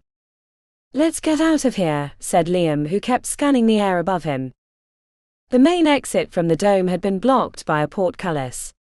Metal bars had been pulled down from the ceiling, interlocking with the steel double doors, forming an impenetrable barrier.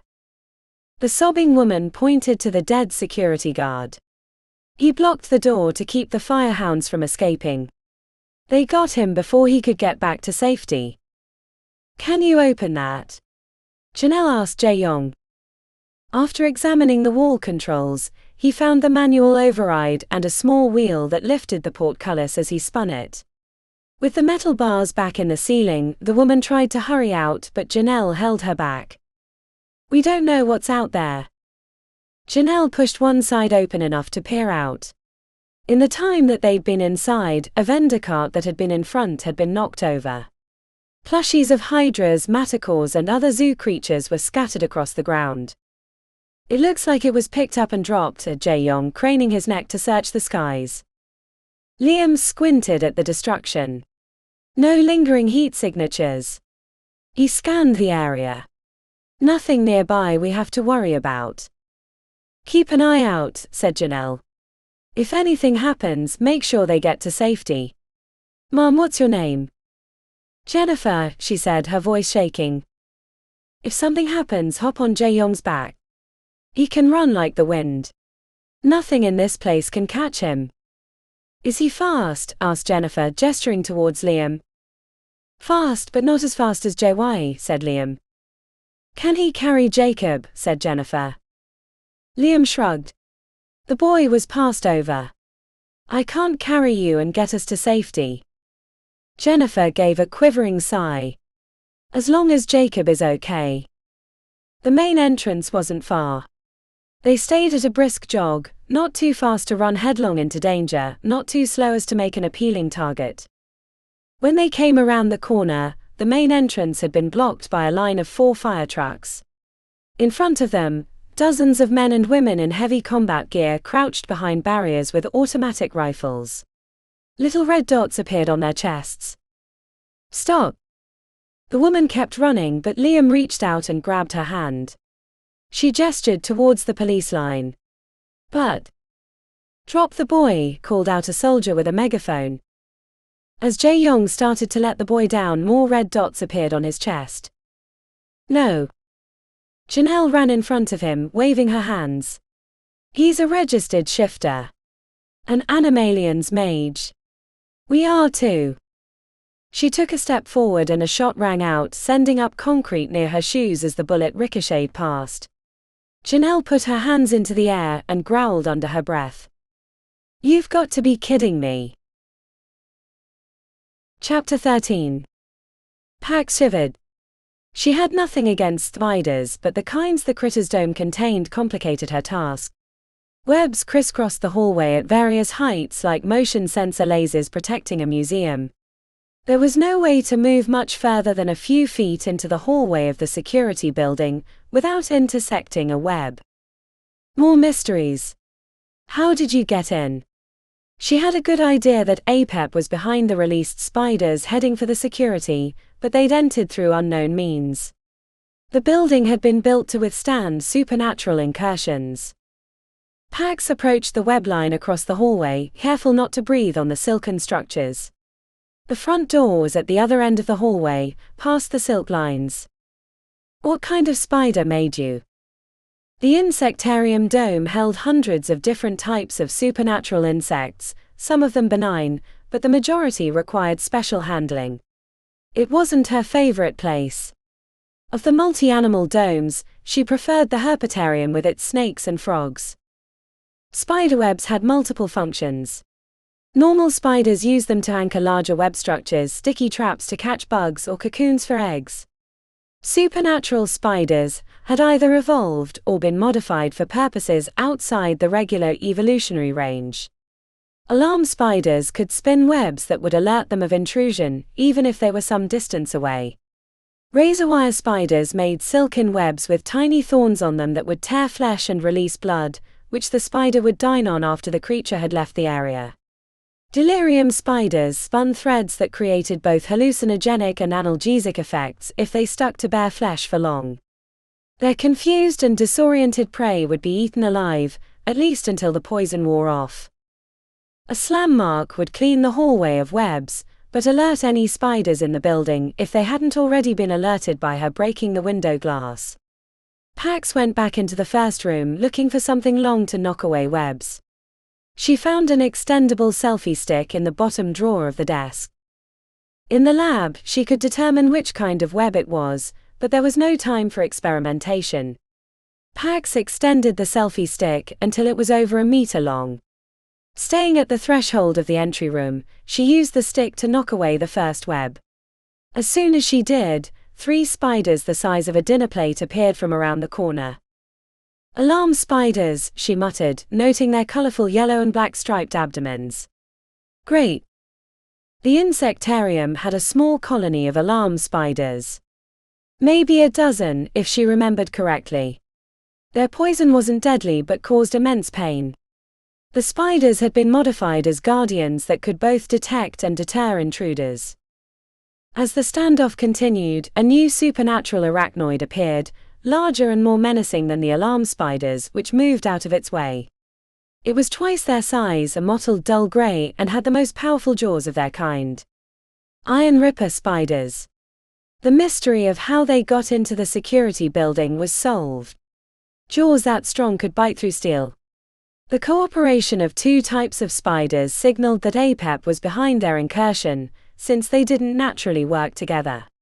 This made her task even harder. "Don't test me," she told the spiders. The Iron Ripper crept forward. Pax tilted her head. The spider took a few more steps. "I told you." She lifted her hands. The alarm spiders disappeared while the mottled grey one surged forward. "Shayu." A wave of dislocated air swept through the line of silken threads, staggering the Iron Ripper. She reached out with the selfie stick, poking the motionless spider. "I don't want to kill you." The spider's powerful jaws made locking it in a desk drawer only a poor solution, but now that it was defenseless, she didn't want to kill it. The stun wouldn't last forever. Using the selfie stick, she pushed the spider forward like a shuffleboard puck and peered around the corner. She wanted to get a good look at the control room at the end of the hall. The hallway was empty of spiders. No open doors or holes provided escape routes, so where did they go? Her gaze drifted upward to the drop ceiling, sensing the slight shifting of the tiles. Pax threw herself backwards the moment the ceiling collapsed under the weight of the spiders. Critters flooded out of the opening along with thrown webs, which sailed past as she raced back to the first room. A hastily thrown slam mark killed a few spiders, but the majority kept coming like a king tide on a low beach. She threw herself out of the window, not caring if she sliced herself on the remnants of broken glass, rolling onto her feet as Carly faced off with the spiders that reached the window but stayed inside. She blasted the outer wall with a slam mark out of frustration, her heart pumping furiously in her chest. The spiders disappeared inside, but she expected they'd be ready for her should she attempt to reach the control room again. A wetness on the back of her upper arm demanded investigation, thinking she'd cut herself flying through the broken window. She came away with sticky web, and a moment later, the world grew hazy in both close-up and far away at the same time, as if someone was playing with her zoom lens. Then the aches and pains in her body faded away under a peaceful euphoria. Chapter 14. The red dots lazily drifted across their motionless bodies. Janelle stared down the line of snipers as the woman they'd rescued sobbed. A moment later, a man with a bushy mustache stood up from behind the barrier, his black gear drawing attention. "Stand down. Stand down. They're okay." The red dots disappeared, bringing sighs of relief. The man met them outside the barrier, followed by 2 EMTs who collected the woman and her son. "Sorry about that, everyone's twitchy." "I'm Hunter Eusebio," he said, shaking their hands in turn. "You're Pax's friends." "What the hell is going on?" "There are people still alive in the zoo," said Janelle. "Why are you standing guard at the entrance and not headed in to save people?" Eusebio opened his mouth before glancing back at the line. "The priority I've been given is containment. We only have enough to encircle the park to keep them from escaping. We don't have the numbers for a big rescue. They don't want more casualties than we've already incurred." "That's insane," said Liam, throwing up his hands. "We have to get back in there. People are still alive." Hunter Eusebio's head dropped.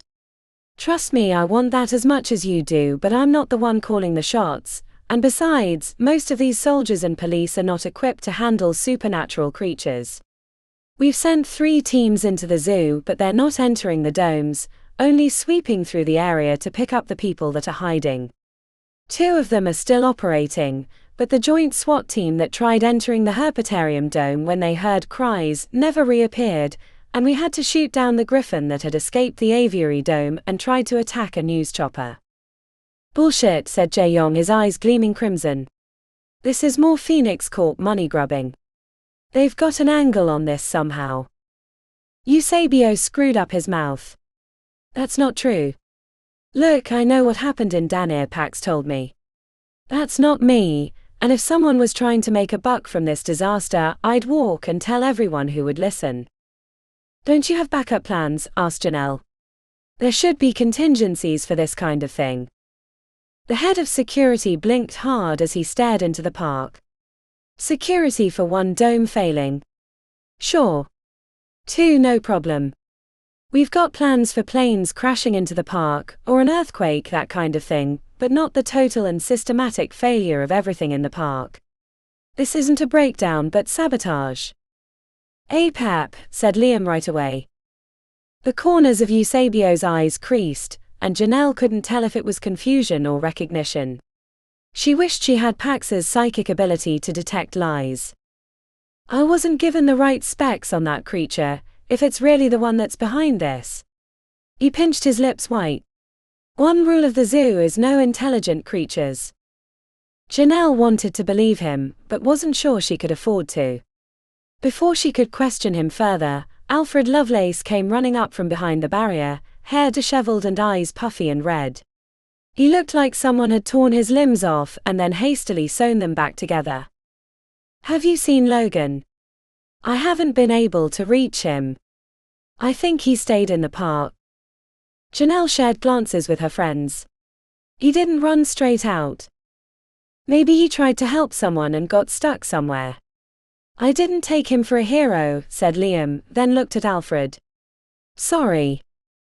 Alfred wrung his hands before him. He kept looking back to the line of security blocking the park, and then to the 3 of them. "There's not much time. This whole thing is a mess, my mess, but I don't want to lose my son along with the whole zoo." The mea culpa surprised Janelle, though he probably wouldn't say as much once he'd had a chance to talk to his lawyers. "We're headed back into the zoo if that's what you're asking," said Liam. "There are more people that need rescuing." Yes. "That's good," said Alfred, gaze never resting in one place as he rubbed his hands. "If you see Logan, please bring him back out. But hurry. Be quick. Don't linger, there's not much time." Before anyone could ask him what he meant, he marched back to the entrance, where a knot of important people were in close discussion. "What was that about?" she asked Eusebio, who stared at Alfred's back. "I don't know." He nodded into the park. If you're gonna go, you'd better hurry. I'll try and find out what's going on. Liam, right? I see you have a radio. If you need me personally, use channel 178. No one is on that one. Thanks, Eusebio. Do you need any guns, armor, or anything? Liam shifted his mouth to the side. Got any elixirs? Not on me. I keep some in my office, on the north side of the administration area. The third floor in the octagonal building where they keep the bodies of animals that die. My name is on the door. You're welcome to them. He inhaled deeply, flaring his nostrils. Be careful. After looking back to the safety of the park exit, the three of them jogged back into the zoo. Janelle worried they wouldn't be given a chance to succeed. Chapter 15. The world shifted beneath Pax, bringing her to one knee. The analytical part of her brain knew that a delirium spider had shot its web onto her during the escape. She knew she should be worried because, except for Carly, she was completely defenseless. But yet, trying to hold on to that thought was like trying to catch an intact soap bubble with a cactus. The shattered window of the security building became a mouthful of broken teeth, the glass administration tower's giant movie screens reflecting the sky, and the animal dome's enormous turtles that had pulled in their heads. Even the concrete crawled, the imperfections becoming kaleidoscopes. She tried to lie down to ride out the hallucinations and enjoy the euphoria, but Carly nudged her with her cold nose and nipped at the soft flesh on the back of her knee. Her companion flooded her mind with encouragement and reminders of her circumstances, of Apep's escape and the zoo's general chaotic state. A few minutes, let me lie here for a few minutes, she told Carly as she pushed her away, eyelids heavy as elephants. I need to rest. Get up, move, living trash mound coming. Pax mouthed the words to make sense of them. Living trash mound. Living trash mound. Scanning the area brought more confusion. She saw the turtles and the movie screens. A bug flew past her head, but when she swiped at it, she realized it was high in the sky, whirling with mechanical energy. Living trash mound. Carly was no longer by her side. Growling echoed across the grounds, and it took Pax far too long to pinpoint which direction it was coming from. She picked out her companion's black fur against a mound of vegetation as big as a vendor cart, growing larger as she watched. Carly kept growling, barking and biting at the appendages that lazily swiped at the much quicker Tyvijäger. Living trash mound, muttered Pax, tasting the words for context. Oh, living trash mound. A shambler. The name put fear in her limbs. Shamblers existed in the swamps of Louisiana, collecting refuse and dead vegetation as camouflage, snatching unsuspecting Cajuns from their fishing boats. Standing felt like trying to learn how to stilt walk. She stumbled around until Carly grabbed her hand with her teeth and pulled her in the opposite direction. The more she moved, the more she remembered how to work her legs.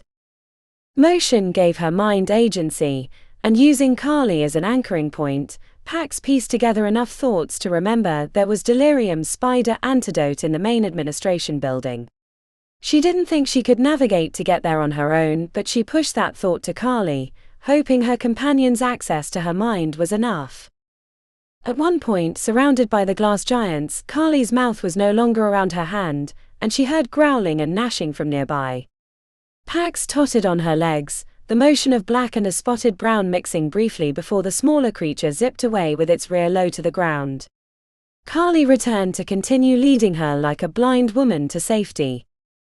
Can I have some of that strawberry jam? She asked Carly, reaching out to the clumps of crimson along her muzzle. They reached a glass door, only to find that it wouldn't open to her thumbprint. The vague notion that this was a problem she needed to solve hovered in her mind. She leaned against the door, trying to make sense of a park bench that became an open mouth, then turned back into a park bench. The snowsberries take like snowsberries, she said with her face pressed against the glass. Eyes closed against her will. Someone shook her. A hand, or was that an appendage wrapping around her arm, pulling her into a waiting mouth? Gah! Sparks erupted from her hands, reflecting off the door, arcing over her head. Pax. It's me. Stop. Broad, steady hands grabbed her by the shoulders. The kind face of her friend Artie swirled into view. Pax placed her hand on his cheek. You have a handsome face. Pax. What's wrong with you? Her tongue felt like a rubber ball in her mouth. What was the word again? Oh yeah, delirium spider. Here for the dandy tote. Or the antidote. The antidote, yes, I can help. Artie pulled her inside. Thank you, Artie friend. He placed a hand over her mouth. Shush, we have to be quiet. The Rugerous got into the building at the beginning of the chaos. Those that haven't made a run for it are hiding, but the Rugerous have been hunting them down. I was on my way out when I saw you licking the glass. I need Dandy Dot. It's on the 4th floor in the toxicity lab. But I can't get there with you like this, unless you think Carly can take on a pair of Rugerous. Memory of the creatures in their original dome before the pottery ant move made her giggle. Before little Rugerous, yes, but now big healthy Rugerous. Should have made them stay. Right, yes, they were smaller before. Unfortunate luck on our part. Then if Carly can't take them on, we're going to have to sneak up there. Pax leaned forward and placed her head on his shoulder. Or sleep. I need sleep. We can't make it there if you're like this, said Artie. She closed her eyes. Pax could listen to his baritone voice all day. Maybe she'd have him record a message for her to fall asleep at night. Yes, that would be great. Artie, I need you to record your voice for me, she slurred. I'm sorry about this, he said, then he turned to her companion. Carly, I hope you understand this is for her benefit, but it'll probably hurt you both. Through the haze of her hallucination, Artie wandered to a white box on the wall, then returned with his hands having grown larger. The buzzing of bees filled her head. She was about to ask Artie where the hive was, when he punched her in the chest with his enormous hands. Her body stiffened, legs turning into boards. Pax tipped forward, barely caught by Artie, who dropped the defibrillator paddles to catch her. They clattered to the tile. The warped glass that she'd been seeing the world through disappeared. Her chest stung and her jaw was tight. What was that for? Quiet, I think they heard us. The spike of pain cut through the delirium poison. It won't last, but I need you awake so we can get to the antidote. Angry beasts coming. Rubbing her shoulder, Pax examined her surroundings. They stood in the entrance near the front desk. Elevators sat closed down the hall. The only way to get up was by the stairwell. This way, said Artie, dragging her towards the nearest stairs. The alarm she received from Carly made her stiffen. No. The north stairwell. Quickly. Even with her senses dulled by the delirium poison, she moved quicker than Artie. They reached the door at the same time they heard the Rugerous burst through the other stairwell. As cunning hunters, the beasts could navigate doors and simple barriers. Up. Normally, 4 flights of stairs would be a breeze for Pax, but the delirium poison made her legs rubbery and the shock of the defibrillator made it hard to breathe. When they hit the 3rd landing, the lowest door burst open. The Rugerous had found them. Claws on stone echoed up the stairwell as they made the final sprint. Once they hit the 4th level, Pax stayed on the inside of the door holding the handle. Are you crazy? Rugerous are really strong, said Artie, tugging on her opposite arm. So am I. Go get the antidote. I'll keep them from coming through here. She concentrated on her breathing to deepen the connection with Carly. The Rugerous padded up the last flight of stairs nearly silently, but her enhanced hearing detected the approach. Pax stiffened the moment the Rugerous hit the handle. They fought over control of the door as the effects of the paddle shock left her, and the delirium poison reasserted itself. Powerful muscles in her arms became limp noodles. The handle in her hand, once meaningful, became a strange toy that she couldn't remember picking up. Liquor is quicker, but candy is dandy. Behind her, Carly whined. Why am I holding this door? The door squeezed wide and 4 clawed fingers slipped through the opening. Chapter 16. Do we have a plan? Asked Liam. Unless you have a way to put the toothpaste back in the tube, I think we have to go dome by dome, said Janelle. It's the only way to be sure there are no survivors. I was afraid you'd say that. The first dome near the entrance contained leviathans. The poster above the entrance showed a mouth of circular jagged teeth rising from unruly waves. The double doors leading inside were wide open. Liam stood at the entrance and scanned the interior with his special vision. Looks clear. No heat signatures or bodies in sight. Leviathans aren't amphibious, right? Aquatic only, said Jae-yong, craning his head. The oily black nature of his skin dissipated, returning his complexion and bulging muscles to normal. The inside of the dome contained a massive pool of salt water, surrounded by glass walls that went up 10 feet above the main floor and then metal bars that continued to the ceiling. The bars were meant to keep people from climbing into the enclosure and becoming a snack for the supernatural predators. Nothing on this level. Let's go down. The lower levels provided viewing of the leviathans in the pool. The blue and black striped creatures looked like squids with the mouth of a lamprey, somewhere between a dolphin and orca in size. The leviathans are new to the zoo, maybe a few years ago, said Jae-yong as he watched the creatures swim past the glass. Should be 5 in the pool. Liam placed his fingertips against his temple and squinted as he stared into the water. Yeah. 5. Great, said Janelle. Let's circle this level and then get the hell out. These emergency lights kill my dark vision. Don't worry, said Liam. I'm keeping my heat vision up. Janelle rolled her eyes. I'm still worried. They circled around to the stairs leading back up. Janelle was already thinking about the next dome to check when she heard a muffled groan like someone dying coming from somewhere beneath them. Liam's and Jae-yong's heads rose in unison. You heard that too? She asked. Yeah, said Liam as he stared at his feet. I'm getting faint signatures below. Maybe in the maintenance areas or employee rooms. Janelle sighed. I was hoping this one would be easy. The maintenance door was behind a display about historical encounters with larger leviathans. The dramatic scenes showed sailors from various ages, including Vikings and Phoenicians. It's all bullshit, said Jae-yong, gesturing as they walked past.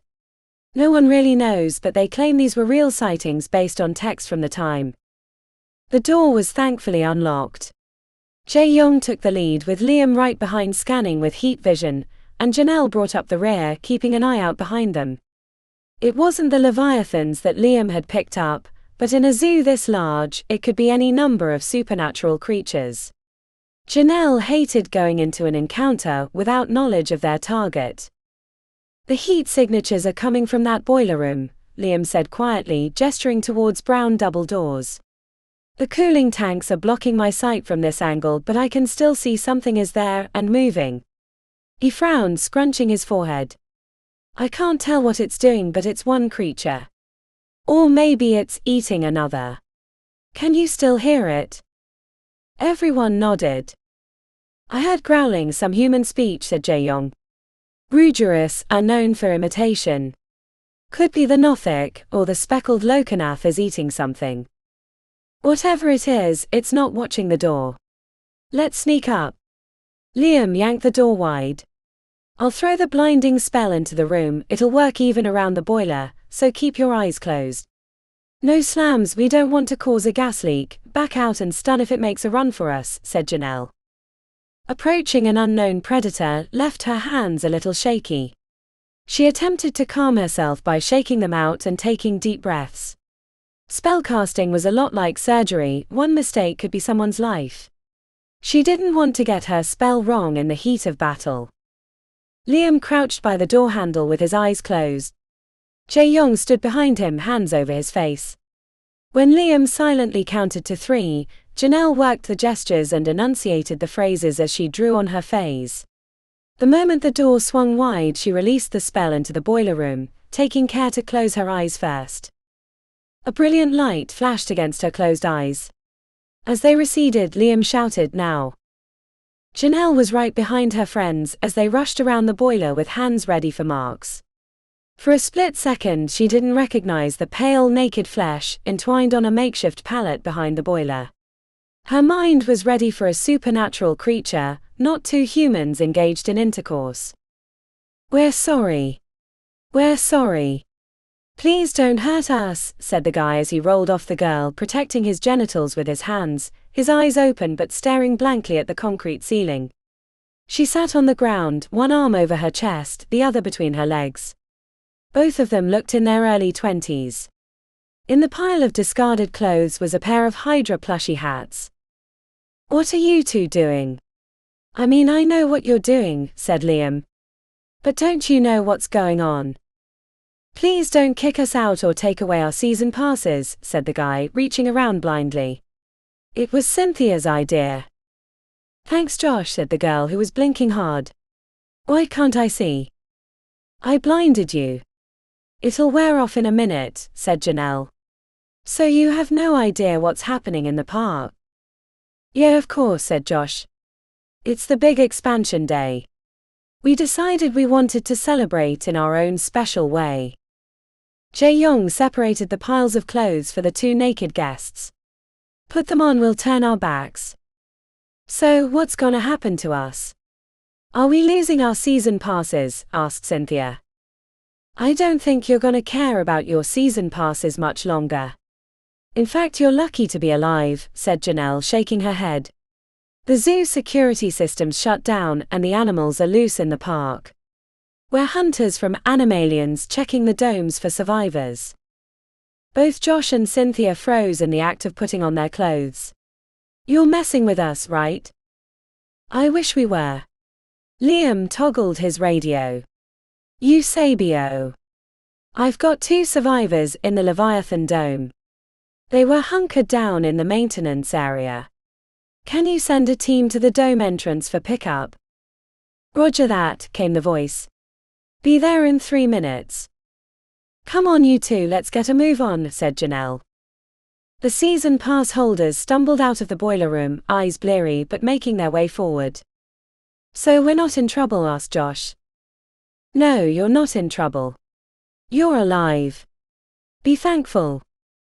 A SWAT team met them at the entrance. Josh's and Cynthia's jaws dropped as they saw the smoke rising from the power plant and the vendor carts that had been knocked over. "Is that?" asked Josh, pointing towards a body at the next dome over. The SWAT leader grabbed Josh's arm. "Get into the middle of us. We're moving out pronto. No talking, no dawdling." Before they left, the SWAT leader saluted. "2 domes down," said Liam. "How many more?" Jae-young snorted softly. 30 total if you include the theater dome, so 28 to go. Hopefully Pax and Logan have cleared a couple for us, otherwise this is gonna be a long day. Liam paused, toggled his radio again. "Hey Eusebio. Any chance more teams are getting sent in soon?" Feeling a little overwhelmed at the number of domes to search. After a long silence, Hunter Eusebio answered. "I think you're it. They put in requests to Phoenix Corp HQ, but it could be a day until more resources arrive." A pause. "But I don't think they're gonna bother waiting." "What does that mean?" asked Liam. The radio crackled back to life. "That you don't have much time." Chapter 17. The mangy clawed hand reached through the door while Pax watched passively. There was a reason she was pushing on the barrier, but she couldn't remember why. Maybe she needed to ask the person on the other side. Before she could pull the door open, Carly lunged forward, biting the Raugaru's paw. A yelp and a retracted limb later, her companion threw herself against the door, slamming it shut. Hold. Nothing made sense to Pax, but she followed Carly's directions, putting her weight against the barrier. Artie appeared from the hallway, almost as if by magic. "Where'd you come from?" she asked him. Don't move, he said, flicking the end of a syringe. Her arm grew cold, the sensation spreading through her body, returning her senses to normal. Oh, that was awful, said Pax, reviewing her behavior since the delirium poison. Artie watched her carefully, still holding the syringe, his white lab coat covered in blood along the hem. What happened? She pointed to the blood on his coat. Artie frowned. It's not mine. The weight of the day hung on his broad shoulders. His eyes were haunted with the deaths of his colleagues. I'm sorry. Me too. Other slasher using stairs. Pax growled. We're being surrounded. Can you and Carly take them? I mean, I'll try to help, maybe I can find something that works like a club, but I'd rather not die today, he said. We're not going to die, and we're not killing them. She reached out beyond the door to find the Rauguru that Carly bit had followed its mate to the other stairs. I don't know this floor. Is there a room that we can trap them in? I don't want anyone else to get hurt, including the Rugerus. What's happening isn't their fault. Artie blinked hard. She sensed he wanted to argue. Fear was a powerful drug, but his duty to the animals won out, and he nodded his agreement. There's a walk-in freezer. It's where the antidote was stored. The stuff in there's gonna go bad anyway. He squinted as he shrugged out of his bloody lab coat. How are you going to get them in? Just show me where it is, she said. The laboratory that led to the walk-in freezer had multiple standalone tables, with microscopes and other machines for analyzing samples. Artie led them to a stainless steel door with a big handle. Near the window, a woman with blonde hair had her throat ripped out. The big scientist flinched when he spotted the body, but returned his focus to Pax. What do we do? Take Carly, find somewhere to hide. She'll guard you if something goes wrong. Artie shook his head slightly, making his dreads dance across his shoulders. You can't take two Rugerus alone. I'm not fighting them. Just go, hurry. They're almost up the stairs. While Artie and Carly left the lab room, she opened the door. Cold air rushed out, but she sensed a lower temperature than normal. The loss of valuable antidotes and other materials in the walk-in freezer wasn't close to the loss of life, but every bit hurt. It was as if her entire life was being destroyed as she watched helplessly. Pax stood in front of the open door. The two Rugerus, with their long lanky bodies, humanoid heads with protruding snouts, fangs for ripping, and claws for tearing, padded into the opposite side of the laboratory. Mated pairs hunted together, using guile and tactics to take down prey much larger and more dangerous. A pair had stolen into a private zoo a few years ago in Louisiana and killed 4 lions and 6 tigers without getting a scratch.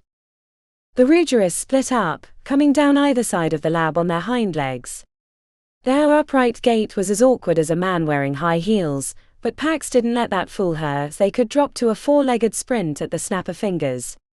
The yellow forward-facing eyes kept watch of her and the side door where Artie and Carly had fled. The lingering scent made them wary of ambush. Pax inhaled through her nose, calming her beating heart and trying to rid herself of the last remnants of the delirium poison.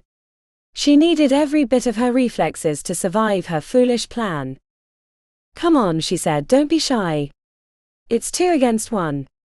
You have nothing to worry about. She projected confidence into the Rugerus.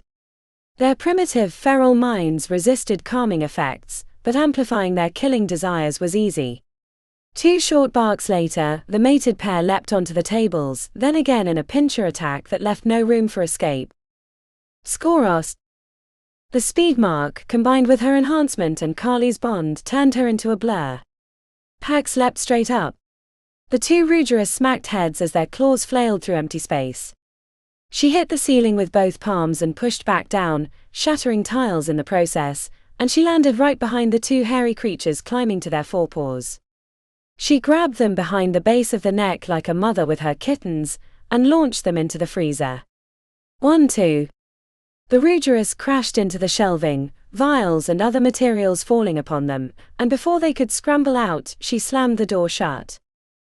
Carly led Artie back into the lab after they were trapped. He found a lock for the freezer. Pax wrote on the front with paint marker, "To Raugaru inside, do not open." "I wish I could have seen how you took care of them," said Artie. "Let's get out of here." Artie's gaze drifted to the fallen woman. "Should we?" "You know her. Colleen. She ran tests for me while she was working on her master's." His eyes rounded. "She figured out why Sunshine was gaining weight. She's pregnant." Pax didn't know how to respond. Artie had lost a friend and co-worker, but she was excited to know the solar bear was expecting child. The dome that contained Sunshine had the lowest security in the park. She hoped that none of the more dangerous creatures had gotten into it. "I'm sorry for your loss, Artie." He hung his head. "Yeah, me too. There's nothing we can do for her now. Let's focus on surviving. Do you know where the others in the building are hiding?" Artie bit his lower lip. "I'll use the intercom. Tell everyone to meet us in the lobby." A buzz in her pocket made her aware that she had a phone. Pax pulled it out to find dozens upon dozens of emails, texts, and missed calls. She scanned them for relevant messages. Her friends were searching the domes for survivors. Acie was desperate to know if she was alive. Logan never left the zoo, and an organized rescue was nowhere near due to early losses and proper reinforcements a day away. Damn Phoenix Corp. Pax almost missed the email from Felicia because she'd been ignoring them since the 10-year-old found her contact information, but the all-caps desperation in the preview got her attention. "Pax, help, I'm in Herp Dome hiding in janitor, please hurry, I'm scared." The Herpetarium Dome was on the northeast side of the park. Pax could reach it within 5 minutes, but besides the Wraithhawk Dome, it might be the most dangerous in the zoo. She sent Felicia a message to let her know she was on her way. Then, after hovering her finger over the phone icon, she called Hunter Eusebio. "Pax. It's good to hear your voice. Are you in the zoo?" "What's going on, Sib? Why don't I see police and other rescue personnel all over the park?" A pause. "It's not good. Containment is priority. The mayor is freaking out about potential supernaturals getting into the city. They're breaking out the barriers they used when the president visited last year." "What about rescue teams?" "There are a few teams inside, not enough of course. Like I said, containment is a priority.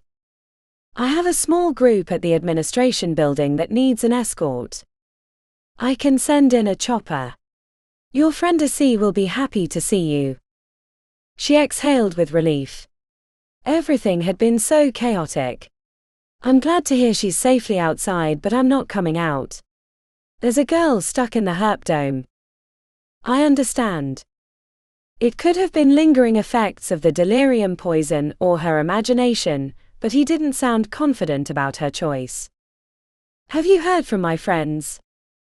"They're working through the domes searching for survivors. They started at the south gate and are working counterclockwise." The map of the zoo appeared in her mind. Her heart doubled its pace. "Sib. Get a hold of them and tell them not to go in the insectarium. I repeat, do not go in the insectarium. And for that matter, not the security building in admin. It's crawling with the most dangerous spiders." "Copy that." "Thanks, Sib. Stay safe, Pax." After she hung up, she muttered, "That's going to be difficult." While she was thinking about it, Pax forwarded the email from Cassius to her friends, adding in case Eusebio didn't get a hold of them to not go into the insectarium or the security building. By the time they gathered the 13 survivors from the main research building, the chopper arrived. Artie gave her a long hug. Pax squeezed her lips tight and gave him a little wave. The wind pushed around her red hair as she watched them ascend into the sky. "Come on, Carly. Let's go get Felicia." Chapter 18. The last 3 domes had been easy to clear.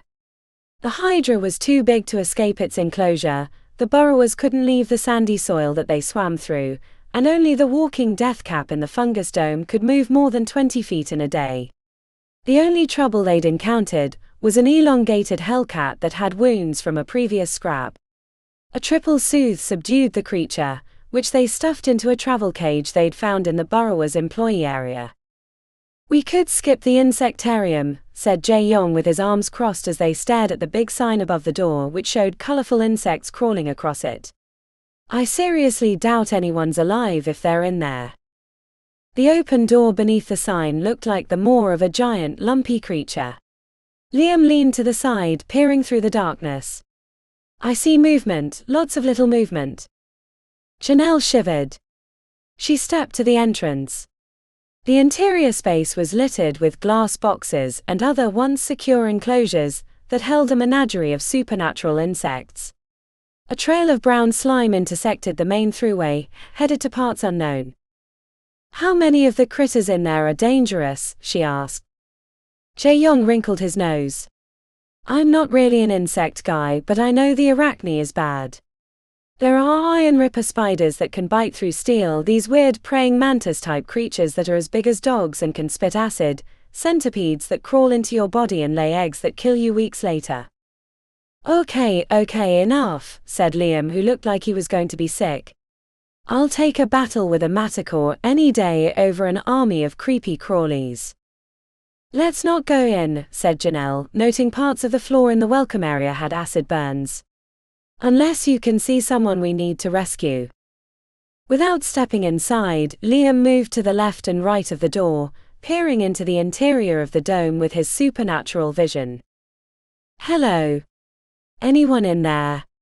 He turned back to them. "Nope. No one there. Let's move on." "No arguments from me," said Jae-young.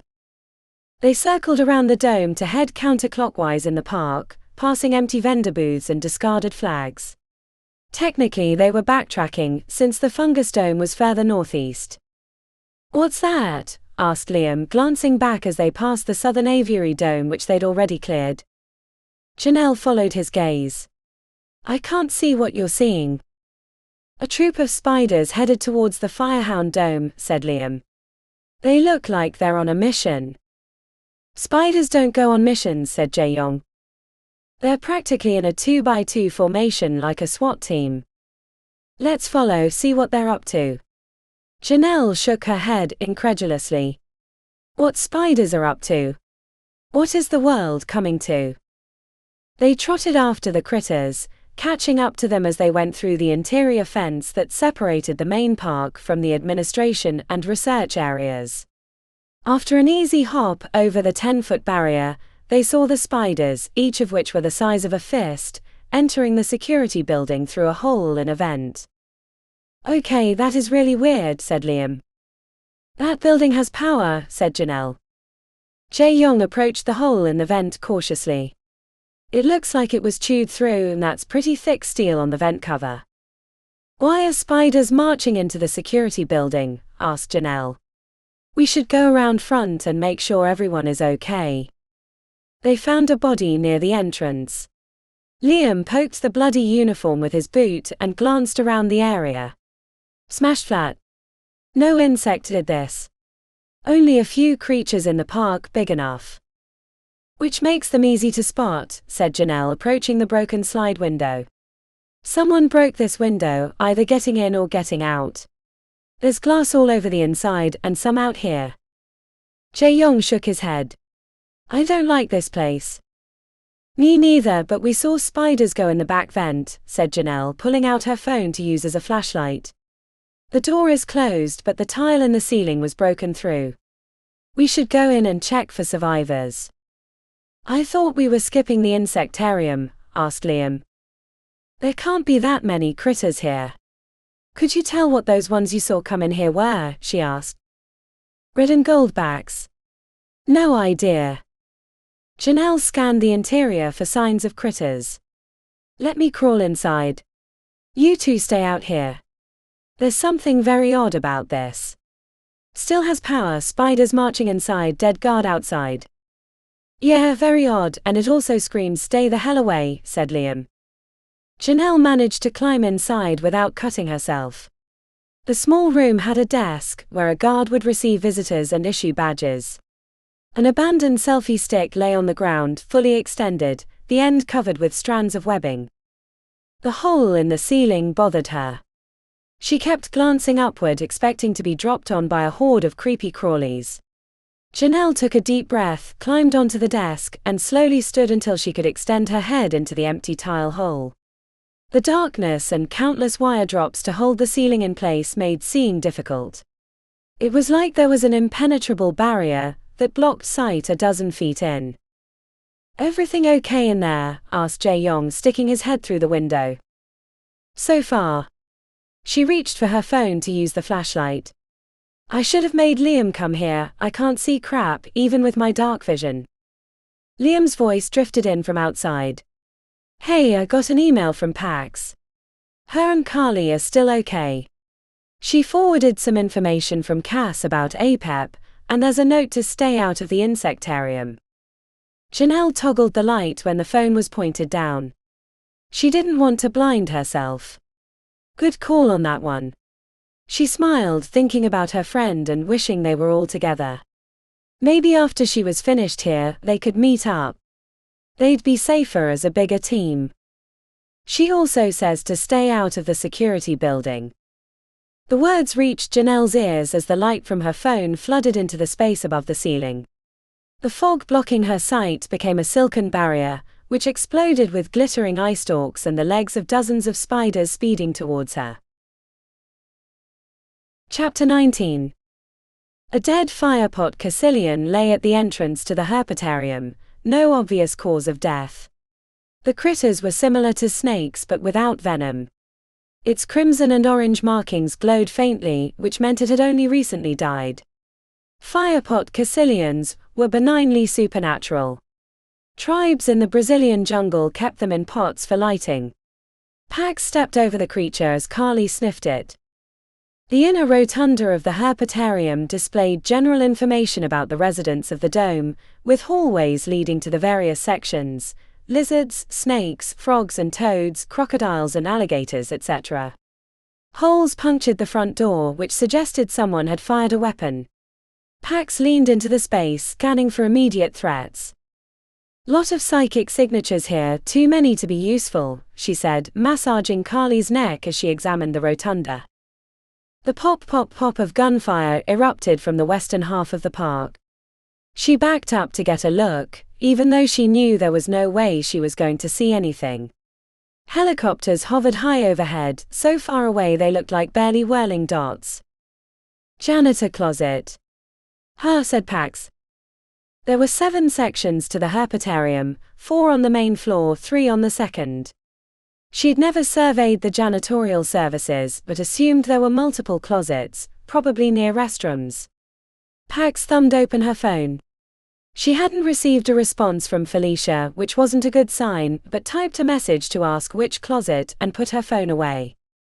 She entered the rotunda, heading straight for the map, which was between colorful exhibits about the shadow python crocodile and the brown angular viper, which had her favorite scientific name of all time, Bitis vermicius nid. There were 3 bathrooms in the dome, 2 on the main floor, 1 on the second. No notes showing janitorial locations. Why would you have come to the herp dome right after the park opened? Pax wished she knew Felicia better. From what she did know, she would have expected to find her at the Manticore dome, which was the next dome over, especially because the first feeding was right after the park opened. But why wouldn't she go for the other realms section?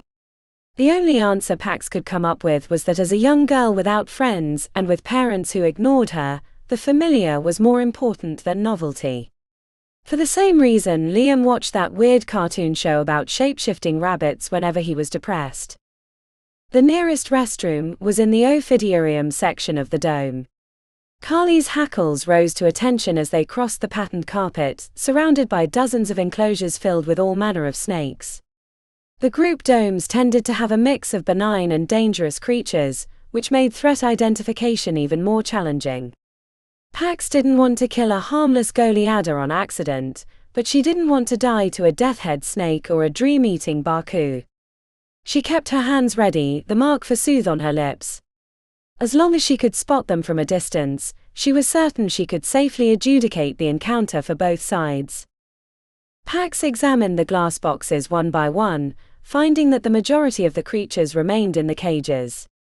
Unlike the larger domes, not all the enclosures had remote security access. Most of these had manual locks found on the back, where only employees had access. Which meant the smaller creatures were still safely in their enclosures. The incoxal viper in its glass box licked the air as she passed, scanning for threats. "I'm glad you're not out. One encounter with you was enough," said Pax, thinking of her first year. A thump from behind had her spinning around. A green and yellow snake had dropped from somewhere above, and it slithered between two cages before she could subdue it. Pax let her heart calm before continuing, now checking above as frequently as around, feeling like an out-of-control satellite dish. The emergency lights combined with her enhanced vision made seeing normal. The wide spaces allowed good sightlines. But when she found the bathrooms, the tight corridors and numerous stalls left her apprehensive about exploring them. "Hello, Felicia," she whisper-shouted into the bathrooms. A small closet near the entrance held nothing but brooms and mop buckets. No answer. Pax crept into the bathroom and crouched to see below the stall walls. "Felicia." She didn't see a body or a pair of pink shoes. Felicia wasn't in the snake bathroom. As they turned the corner to search the remainder of the ophidarium, the shadow python pool was in her direct view, including the open door, which had an electronic remote lock, and a familiar pink backpack covered in zoo badges.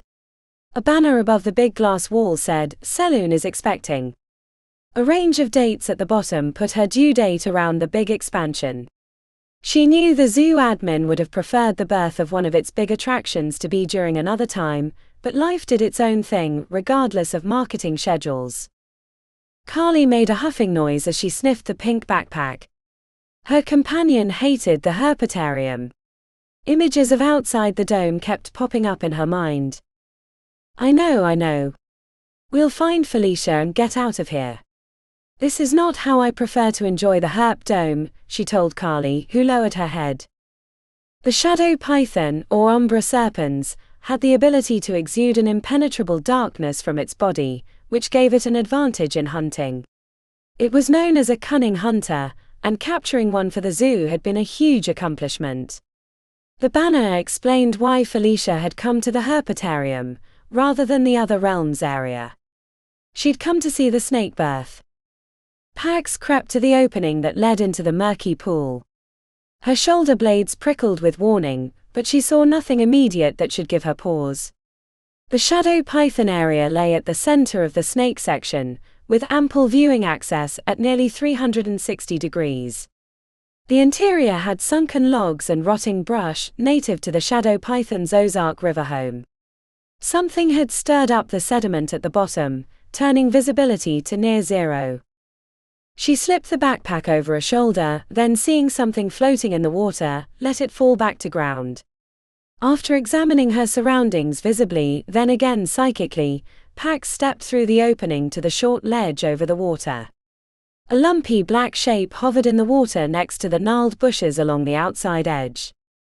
Her stomach sunk when she realized it was a person, one of the SWAT team sent in for rescue operations. They'd probably seen the pink backpack and had come to check it out, just like she had. That realization saved her as something large burst out of the water. She threw herself to the side to avoid the curved fangs. The shadow python hit the glass, deflecting into her, and she tipped backwards into the murky water. Chapter 20. Fear made a powerful accelerant. Janelle dropped down and dove out of the security building in one smooth motion, toppling Jae-yong onto his back in the process and skinning her palms and knees. She rolled to her back, sending a torrent of flame into the open window, singeing the spider vanguard and annihilating the webs thrown their direction. A second blast from Liam completed their defense, and the spiders returned to the deeper sections of the building, leaving scorch marks on the concrete and aluminum window inset. Janelle rose to her feet, well away from the window, and stomped and cursed for a good minute while Liam and Jae-yong watched. Is there a problem? She shot at them when she was finished. Nope. Not a one, said Liam. I'd have probably burned down the security building if I were in your shoes.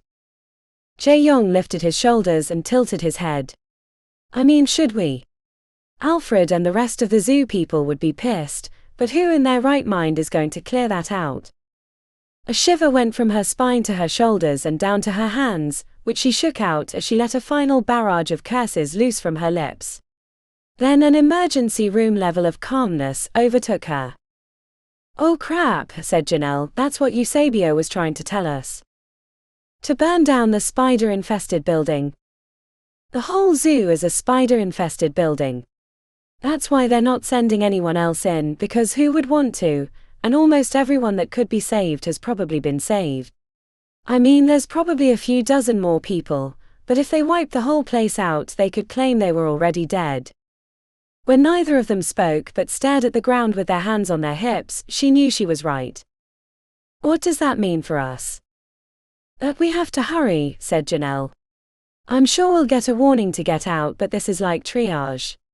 You have to decide who lives and dies, and the calculus usually goes to the higher numbers of healthy people. If we're inside here and it looks like there is gonna be a mass exodus of critters, they won't wait for us to escape. They'll firebomb or whatever they're gonna do, to eliminate more casualties outside the zoo. I guess I should have been nicer to the mayor, said Jae-yong, chuckling. Where to?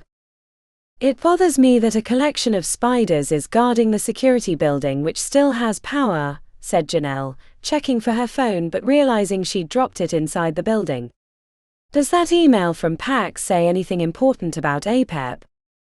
Liam pulled out his phone and read it to them while they walked to the domes on the eastern side of the park.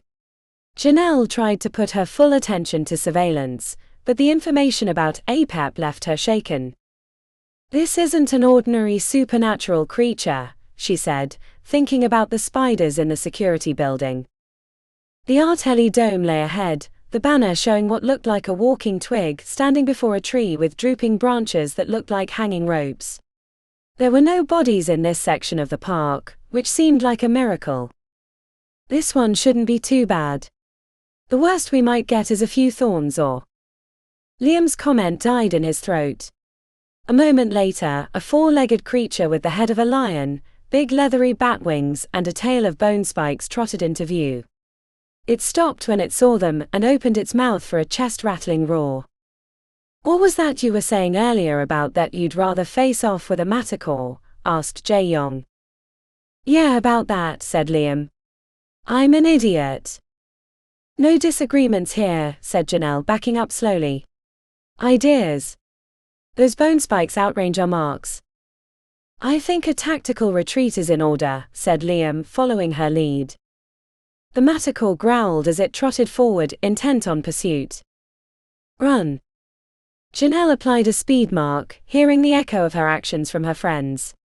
She sped west, preferring not to go near the insectarium. The manticore leapt, using its leathery wings to soar after them. Spikes!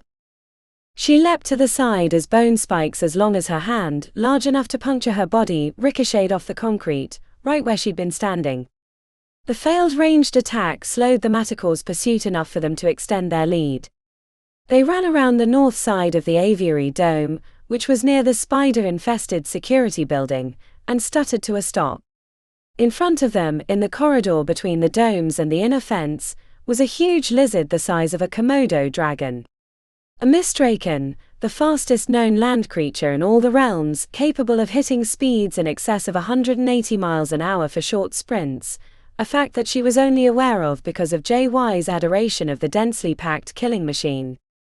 At less than 100 feet in front of them, they wouldn't be able to get the first exhale of a stun mark out before the mystdrakon bit through their chests. Chapter 21. Water went up her nose as the weight of the python pushed her deeper. The brief gulp of air strained in her chest to escape. Visibility in the water, already poor because of no lighting, was non-existent, the shadow python's doing. It had turned the water inky black. Pax had no idea which way was up. The giant snake thrashed nearby, trying to locate her.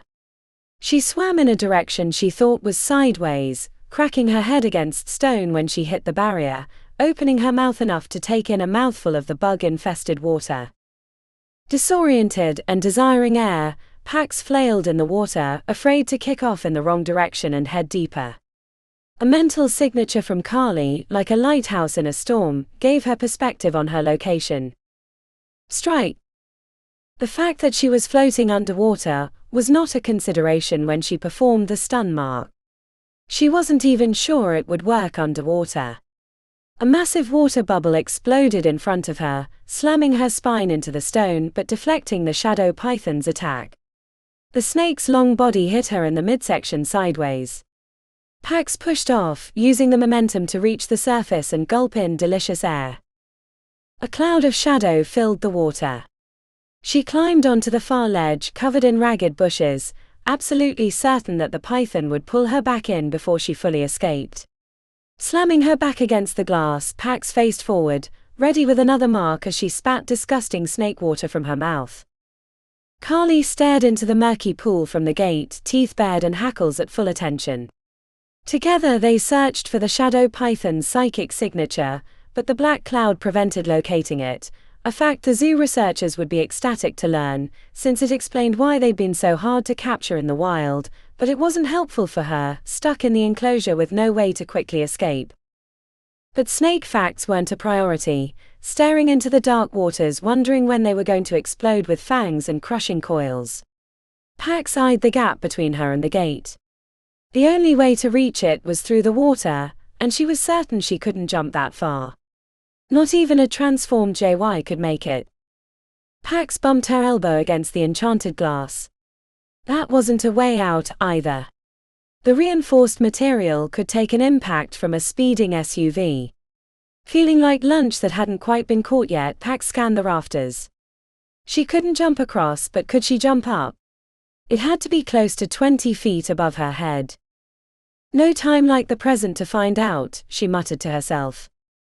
A jump of that height would take Carly's help and a little luck. Pax closed her eyes, concentrating on the bond between them, drawing on the link, while trying to ignore the fact that an enormous python might strike at any moment. Carly, sensing what she needed to do, backed away from the water. Only one of them should stupidly be in danger. Pax waited until she felt like a coiled rocket. She opened her eyes for one last check of her surroundings, and the murky water exploded. Pax leapt. Straight up. The python hit the glass below her, and if she didn't reach the girder, she'd land on the enormous snake, and her marks at that closer range would be of little use. She wasn't going to make it. Her upward speed slowed rapidly until she was certain she'd be inches short. Pax lunged with her right arm, catching the edge of the girder with her fingertips. Slick with water, she started slipping away. A second grab with her left hand caught the ledge, giving her enough grip to hold on tight. The python thrashed in the bushes, searching for the prey that got away, slamming itself against the glass awkwardly and then finally falling back into the water, having dislodged a bush from the soggy soil. Now what? Thankfully, the girder went across the pool. Pax pulled her feet to the ledge, and in an underhand crawl she made it to the gate side of the enclosure. The security structure gave her a ledge to land on, then she swung in through the opening, stepping away from the water as quickly as possible. Soaked and chest aching from inhaling water, she was tempted to collapse onto the carpet, but the herpetarium dome wasn't a good place to linger. Pax spat out a bug and grabbed the pink backpack. Yuck. Come on, Carly. Let's find Felicia and get the hell out of here. In the salamander room they found a SWAT guy sprawled on his back, automatic rifle limp in his dead hands. He hadn't had a chance. A swarm of incandescent skinks covered his face. They'd probably blinded him with their flashbulb bodies. Bullet traces across the murals showed his futile last stand. The skinks were digging in his back with tiny soft claws. They were herbivores, but they laid their eggs in decaying flesh. Leaving them to their reproductive work, Pax circled wide around the body, keeping an eye on both the skinks and the glass cages they passed on their way to the second bathroom on the lower level.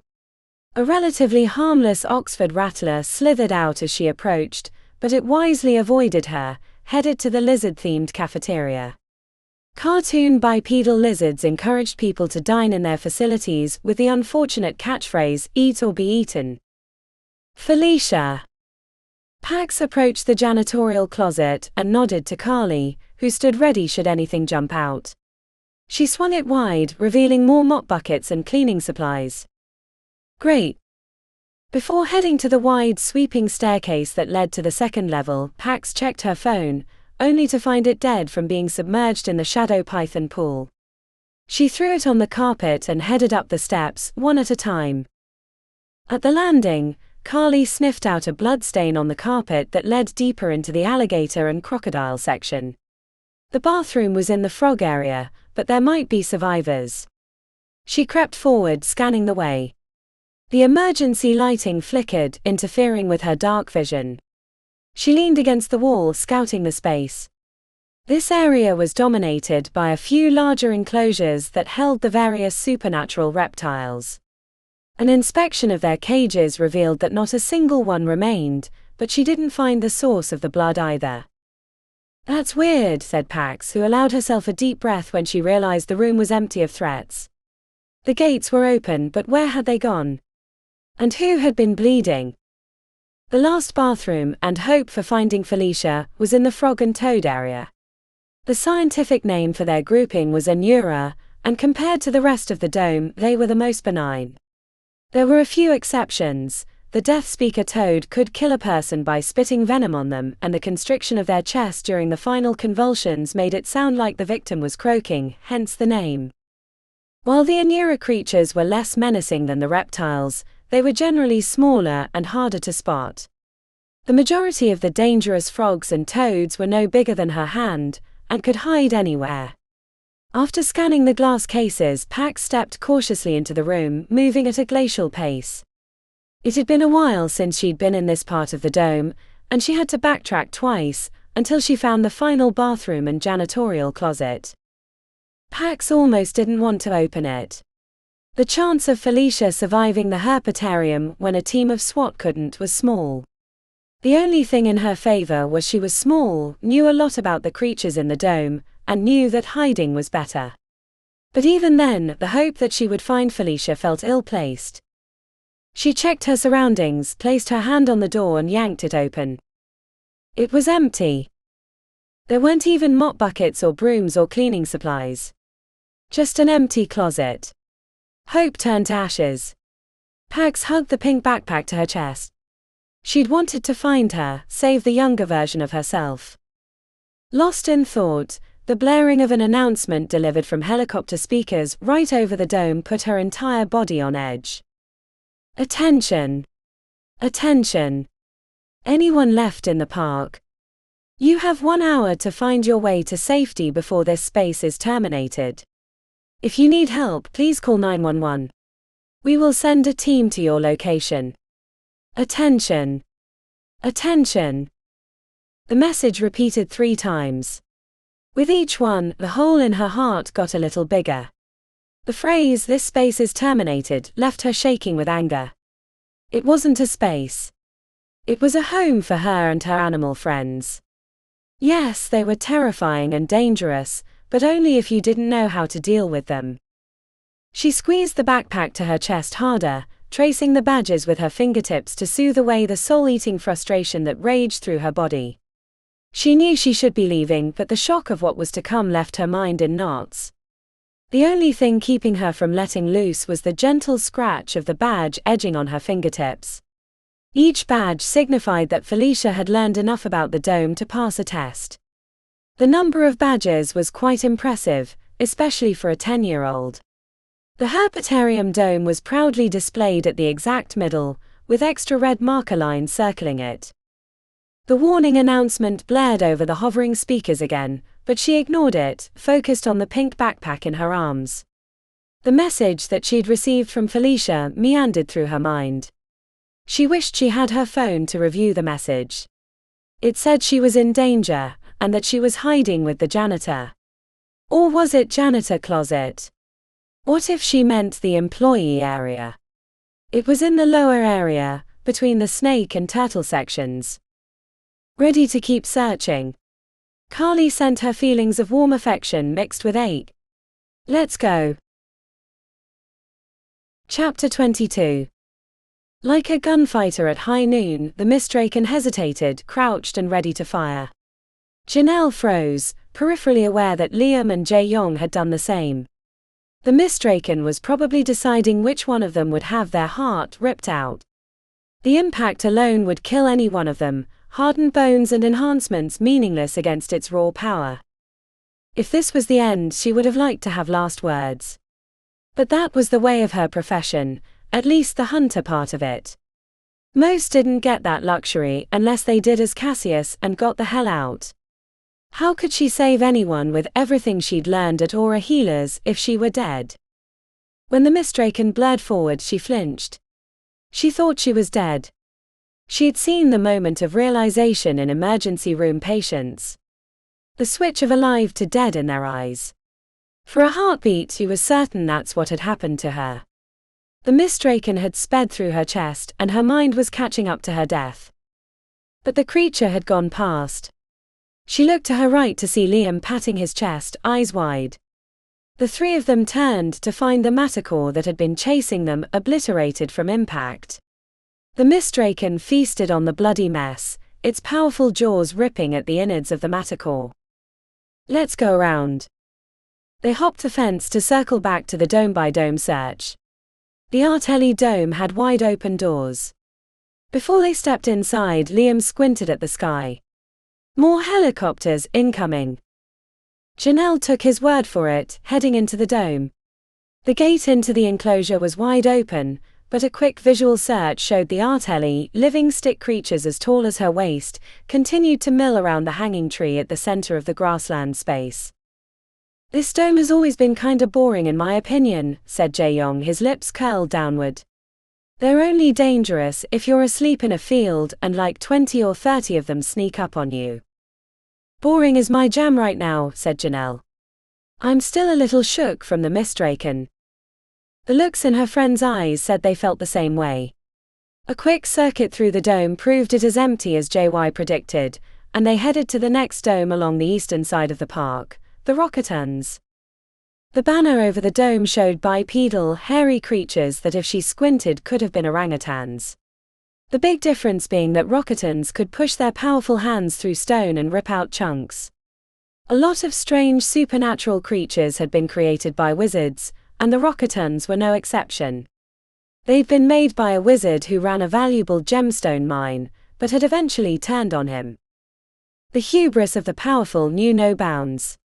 Rocketons ate regular food but enjoyed dining on minerals they carved out of the rocks with their own hands.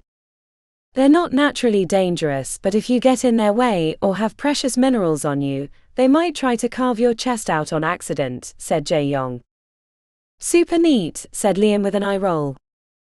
The interior of the dome looked like a big quarry, and like most quarries it was empty. I would have expected the Rocketons to stay put, said Jae-yong. The zoo hides tasty minerals in the rocks for them to dig. Keeps them occupied and out of trouble like a 12-year-old boy with a gaming console. No reason for them to wander, even during a crisis. Maybe they smelled something more delicious further away, asked Janelle. Dunno. Mystery aside, this is another empty dome, and the manticore dome should be simple now, unless something else has moved in, said Janelle. Liam tilted his head. Those helicopters have gotten lower. They sound right on top of us. The three of them hurried outside, blocking the sun with their hands to see the descending aircraft. There were 6 helicopters spread across the park. Attention! Attention! Anyone left in the park? You have 1 hour to find your way to safety before this space is terminated. If you need help, please call 911. We will send a team to your location. Attention! Attention! They shared looks as the message repeated twice more. This space is terminated, asked Jae-yong. What does that mean? Pull back to orbit and nuke it, said Liam. I guess Eusebio was right about not having much time. What the hell do we do now, asked Jae-yong. Keep searching, said Janelle. What if someone's alive and can't get out? Liam checked his watch. It's been almost 2 hours since the power went out. Don't you think everyone who could have been rescued has been? We haven't found anyone since the Leviathan Dome, and they were en fuego. Janelle crossed her arms and tilted her head at Liam. He closed his eyes and nodded. You're right. Let's keep looking. Jae-young said, I wonder what made them decide to terminate the zoo now. Liam stuttered to a stop. Why don't I ask Eusebio? Use the private channel, said Jae-young. He nodded and toggled his radio. Eusebio, come in, this is Liam. After a brief pause, the head of security's voice crackled alive. Give me a sec. They stared at the radio in Liam's hand until it spoke again. I figured you'd be calling me on this channel after that announcement. What gives? Why are they terminating the zoo? He shifted his mouth to the side. And how? I wish I had good news for you. I argued for delaying the timetable. You've been doing good work on the rescue, but they're spooked about something. Can't you stop them? I thought you were head of security, asked Liam as he paced. The radio crackled. Head of expansion security. Not security overall. Once it was complete this morning, my job was technically over. Sorry. They're aware that people are still alive in the domes, and what about the admin area? As far as we know, most have been evacuated. Pax got a big group out of the research building. Janelle squeezed her arms around her chest.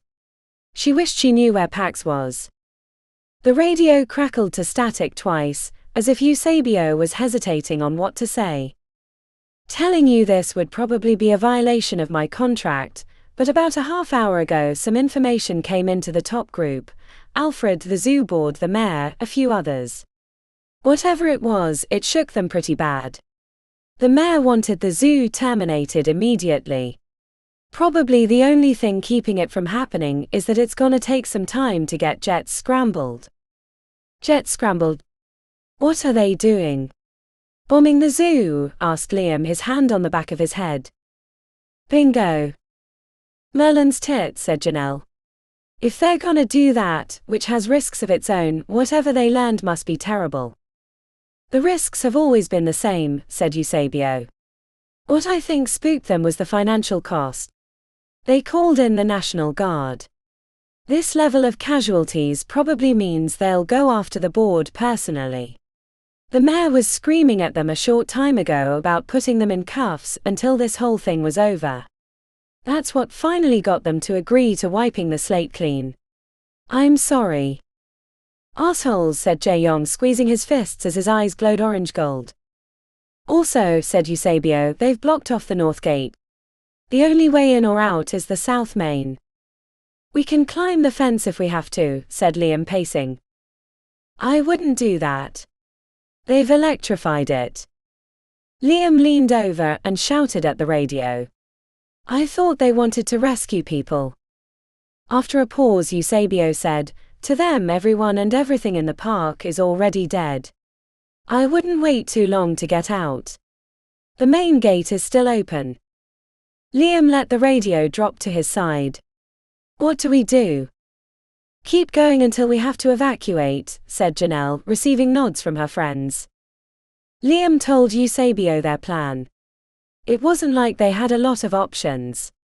Eusebio mentioned that the Raugaru Dome was clear. Pax had trapped them in a cooler in the research building, so one less place to search. I'll keep you posted if I hear anything, said Eusebio through the radio. An hour, said Janelle. We can hit a dozen domes if we hurry. Wait, said Jae-young, staring at his phone with a pinched face. Oh no. This is not good. What's not good? Asked Janelle. Jae-young's nostrils flared. They have video of Svalbard. Chapter 23. Pax didn't want to assume the way back to the lower level was clear. She moved slowly, even with the clock of zoo annihilation ticking in her head. When she usually came to the herpetarium, It was as a lover of supernatural animals, not as a member of the staff. But she'd been through the employee area enough to know it was located behind the snake area. The curved hallway led to a secure door, but it had been propped open with a trash can. The security pad still didn't recognize her thumbprint. When everything went to hell, someone must have wedged the door open since the security system allowed safe exits, but not entrances. Stepping to the opening, Pax scanned the first room, which doubled as a break area with 3 tables, a refrigerator covered in pictures, and 2 other doors. The back of her neck prickled.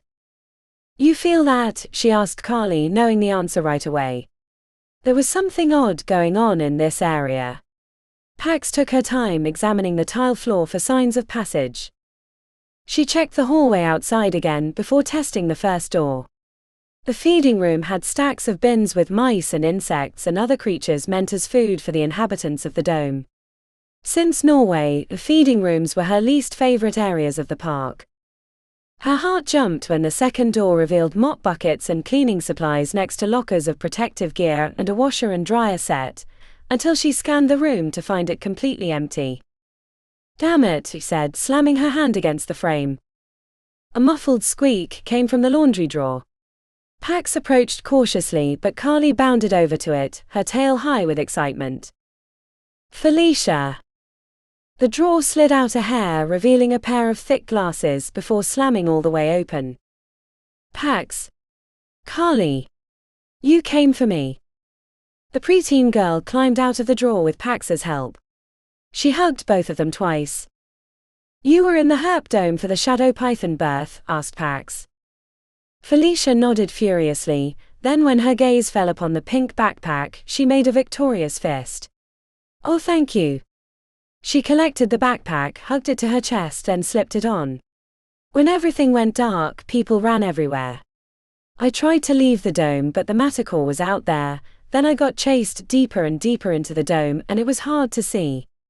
I couldn't tell what was chasing me. She looked at the floor and then up at Pax. "When I heard the announcement, I was so afraid that I wouldn't be able to get out before they hurt the zoo, but I'm safe now."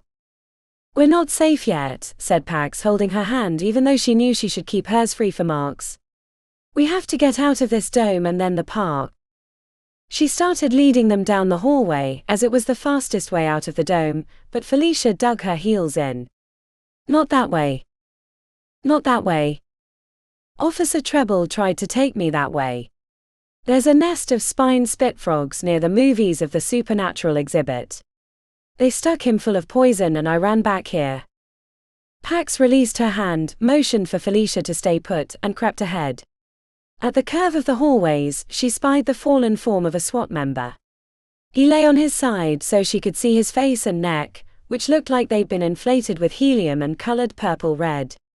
She couldn't see the spine spit frogs, but took Felicia's word on it that they were around the corner. The dead SWAT team member was proof enough. She felt bad for him. He'd tried to save Felicia, but hadn't the training to know how to deal with the supernatural animals in the dome. The fastest way out was through the snake area, the way she came in. When they left the employee section, she crouched down and spoke to Felicia. "Do you still have your phone?" The young girl held it up. The screen was blank. "I forgot to charge it last night." "That's okay," said Pax with a forced smile. "We'll make it out without their help. I want you to stay right behind me and Carly, and if anything happens, if we get attacked, run as fast as you can out of the dome, then straight north to the park exit. Hiding isn't going to save you anymore. You just have to make it as fast as you can." The girl's eyes watered, but she gave a firm nod. Pax crushed Felicia to her chest for another hug, before she took position ahead of her.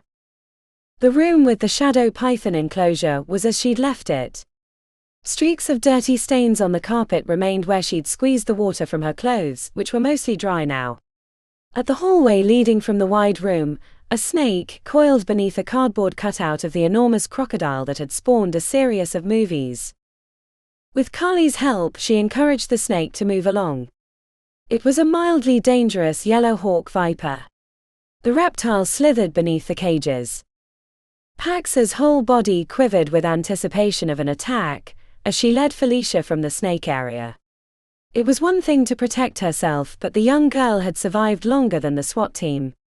She'd hate herself for all time if she couldn't get Felicia to safety after that. Every step felt like a trap, every breath their last. Pax crept to the exit, hands ready to blast whatever might impede their escape. When they finally reached the relative safety outside the dome, Pax breathed a sigh of relief. "Hug the wall. We'll head around, then straight past the Gorger Dome and to the exit." As they circled around the southern edge of the Herpetarium Dome, Pax glanced to the hovering helicopters. It'd probably be easier to get one of them to come down and get Felicia out that way, but the longer they were in the open, the more Pax feared something might happen. On the south side, Pax had a good view of the administration area beyond the fencing. To her surprise, she saw Logan crossing between buildings pushing a rolling cart. "What the? Is he a friend?" asked Felicia, staring up at her. "No. He's Alfred Lovelace's son and a classmate of mine." She didn't like the looks of whatever he was doing. "But he's not our concern right now, which is getting you to safety." There was only one dome between them and the exit, the gorges. If they were loose, she was certain she could get them past safely. With Felicia's hand in hers, they ran across the empty area, stepping over abandoned zoo flags and crushed drink cups.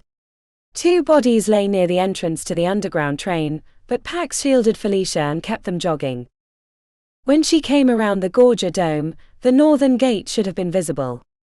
She was expecting a line of guards and police officers, some barriers, a bristling display of force, but not high magic security fencing. The kind that Secret Service used to protect the president during public speeches. It could take an impact from a small nuclear weapon and deliver electrical shocks equivalent to powering a small city. "Where's the gate?" asked Felicia in a tiny voice. "On the south side of the zoo, unless I can get one of those helicopters to land." Pax craned her neck to the sky. The copters were dots.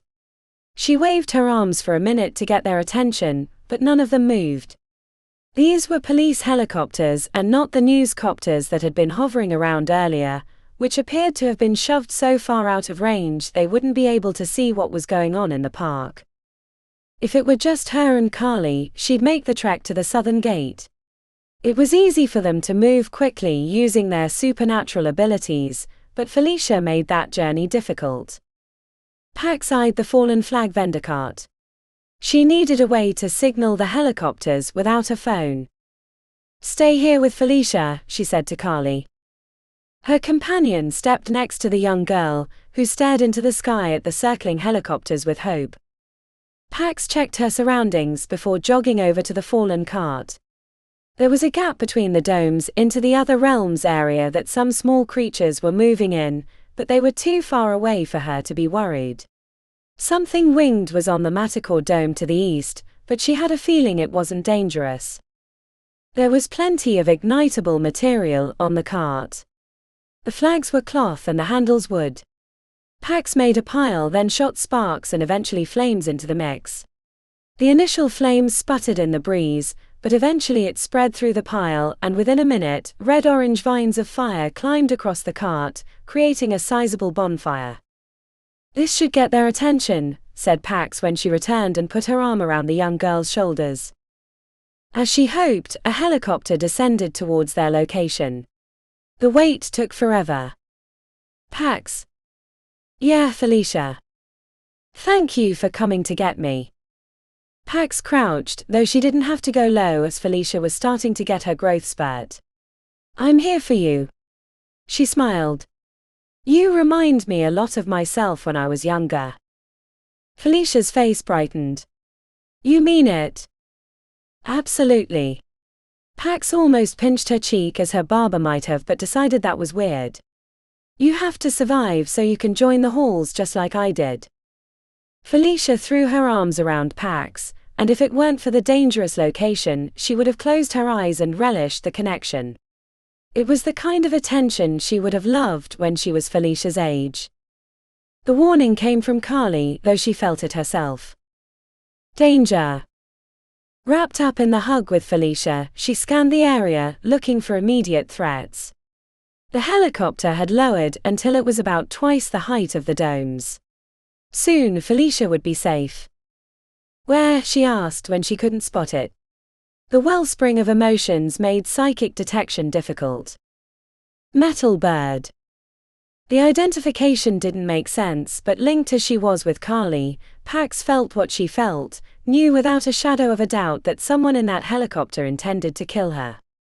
The angle of the sun was all wrong, so she had to squint, but she spied the long barrel of a sniper rifle taking aim. As the intention hardened, she knew the squeeze of the trigger was a heartbeat away. Pax blinded the sniper with visions of being attacked by a shadow python. A shot rang out and concrete exploded a dozen feet from where they were standing. Run. The closest covering was the northern aviary dome. Keeping the sniper distracted with visions of being strangled in a pit of murky water, they ran to relative safety. As Pax stepped into the entrance, she shielded Felicia with her body, not knowing what kind of dangers might lurk in the dome and wondering what had changed. Chapter 24. I can't believe they're calling Pax a terrorist, said Jae-yong. They cut up the footage to make her family look like a bunch of whack jobs, and they're somehow insinuating that she was responsible for the deaths of the Phoenix Corp agents in Danir. Janelle scrolled through the article quickly, scanning the information as she did medical texts, letting her gaze unconsciously focus on relevant sections. We're in here too. They're calling us either naive accomplices or converted fanatics. Merlin's tits don't read the comments. Liam swallowed, looking like he was going to be sick. Too late. Who did this? Asked Jae-yong as he paced, his eyes glowing with rage and his skin catching the light with an oily sheen. This, the Observer, but it's getting picked up by the national markets. I can't believe they're calling us terrorists. The byline is Hicks P. Cooper, said Janelle, squinting, which is an anagram of Phoenix Corp, if you substitute the CKS for the X. The radio on Liam's hip crackled. Hey guys. Yeah, we're reading it. A pause. Is that video real? Yes and no, said Liam. It certainly doesn't tell the whole story.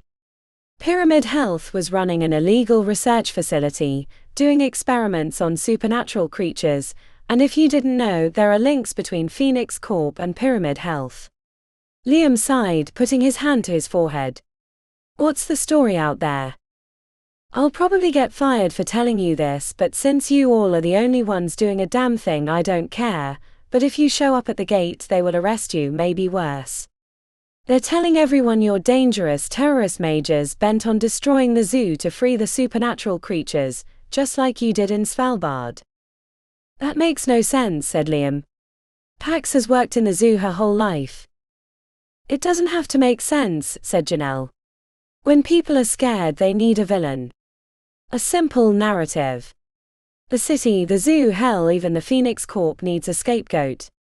I bet they were the ones that procured APEP for the zoo. Liam had been holding up the radio for Eusebio to hear. Can confirm, he replied. APEP was in Phoenix Corp enchanted containers. There's a whole division that captures supernaturals for wealthy private collectors. If you have enough money, you can get just about anything you want short of a dragon. Liam hunched his forehead and toggled the radio. Do you think Alfred Lovelace is involved? No idea, said Eusebio, but he's been arguing for a team to go in and rescue his son Logan for the last half hour. Liam put the radio to his head, then back in front of his mouth. He lifted his shoulders for them.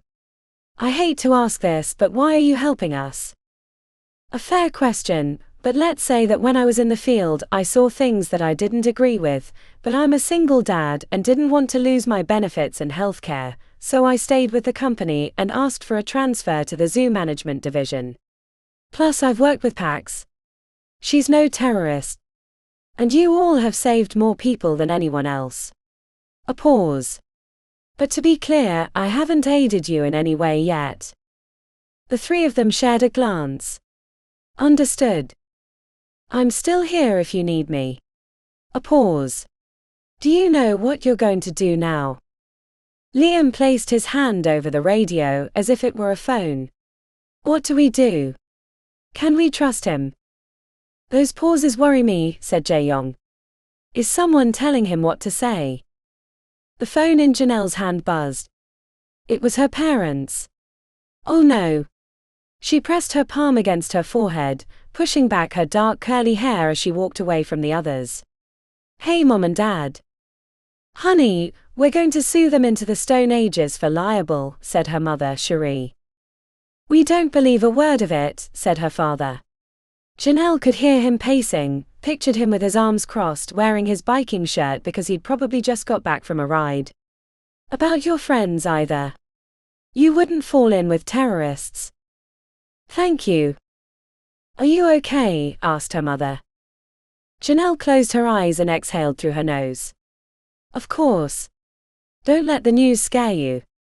We're in the zoo, but we're rescuing people trapped by the animals. Once we're done, I'm sure we can sort this nonsense out. That's great, honey. We were worried. She had to bit her lower lip to get the last part out. Don't worry. I'm safe. But feel free to go after Phoenix Corp. Oh, and if you didn't notice. Yes, we saw Hicks P. Cooper as an anagram.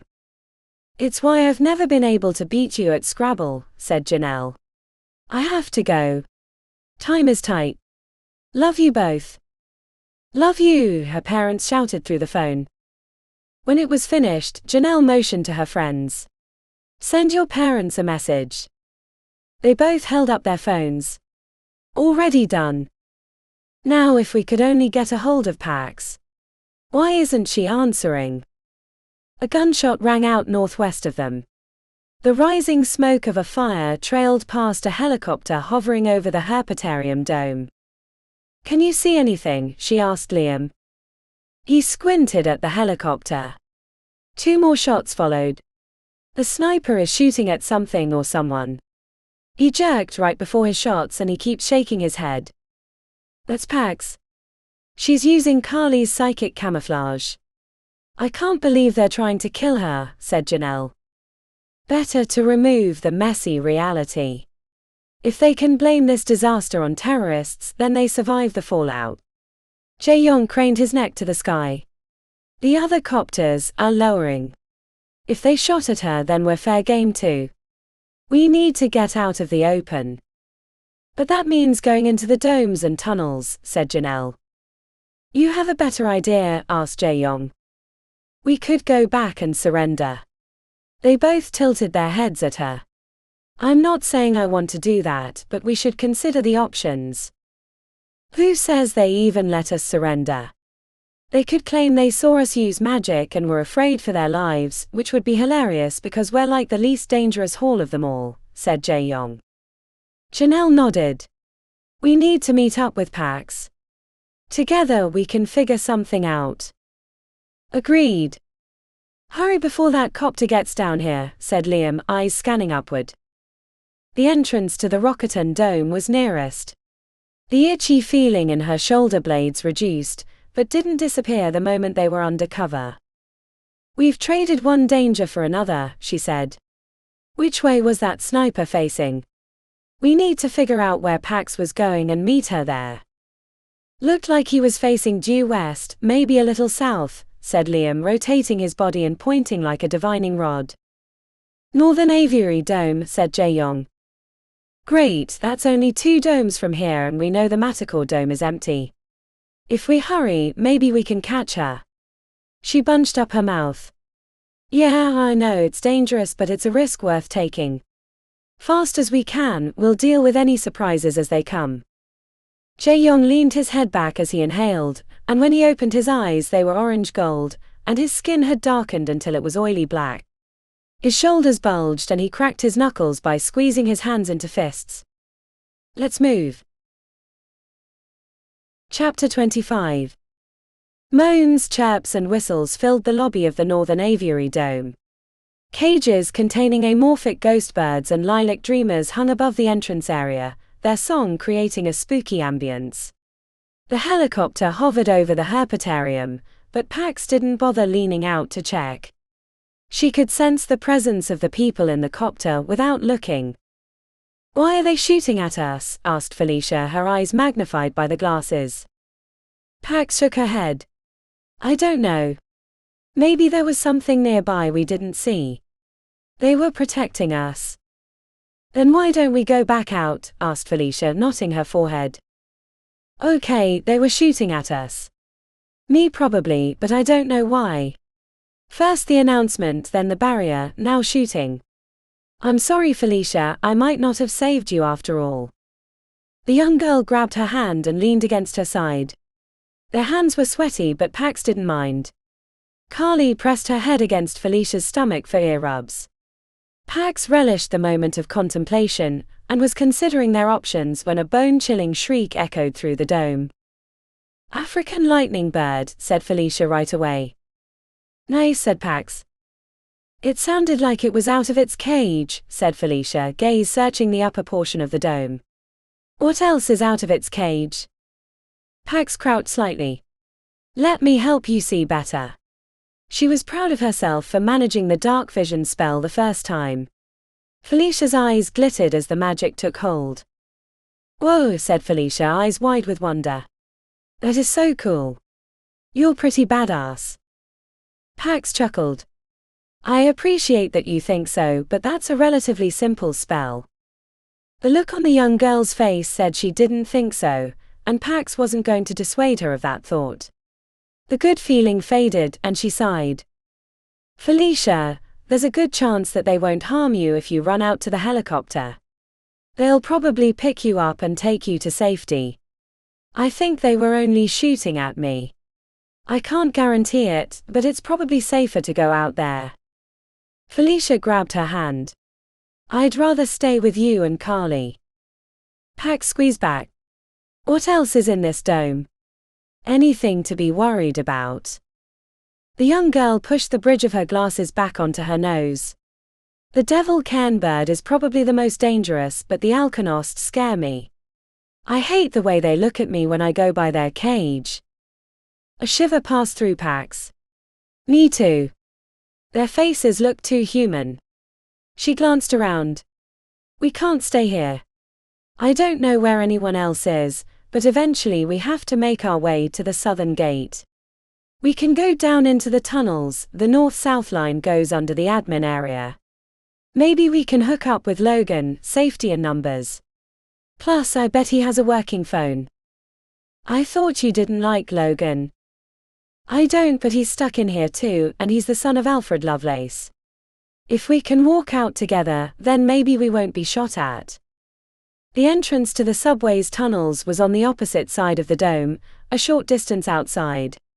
Pax kept Felicia tight at her side while she scanned the air for swooping attacks. Like the herpetarium, the enclosures in the aviary domes hadn't all been converted to electronic, so only a handful of the birds had escaped. The northern dome also had the smaller avian creatures, which compared to the camazots or the griffin were less dangerous. The helicopter hovered on the opposite side of the aviary dome, giving them a straight shot to the stairs. Concrete steps descended into the darkness. After hitting the first level down, they took them one at a time, scanning ahead and behind. When they reached the lowest level, Pax released Felicia's hand. There were two platforms for the trains, the one that went north-south and another that circled the zoo. The above-ground train that went around the inside of the fencing was the oldest, with the below-ground being added during the expansion. Colorful murals depicting smiling people having a grand time in the zoo, waving at the animals, eating ice cream, covered the subway walls. Felicia paused by one that showed two parents holding a young girl's hands as they strolled, almost maniacal smiles plastered on their lips. "Did you get a hold of your parents before your phone died?" Felicia blinked. Her hand went to the side pocket that held the dead phone. "It wouldn't have mattered. They're in Belize or something. They can't save me." "What do they do?" Pax asked in a quiet voice as they walked to the far side of the station. Felicia frowned.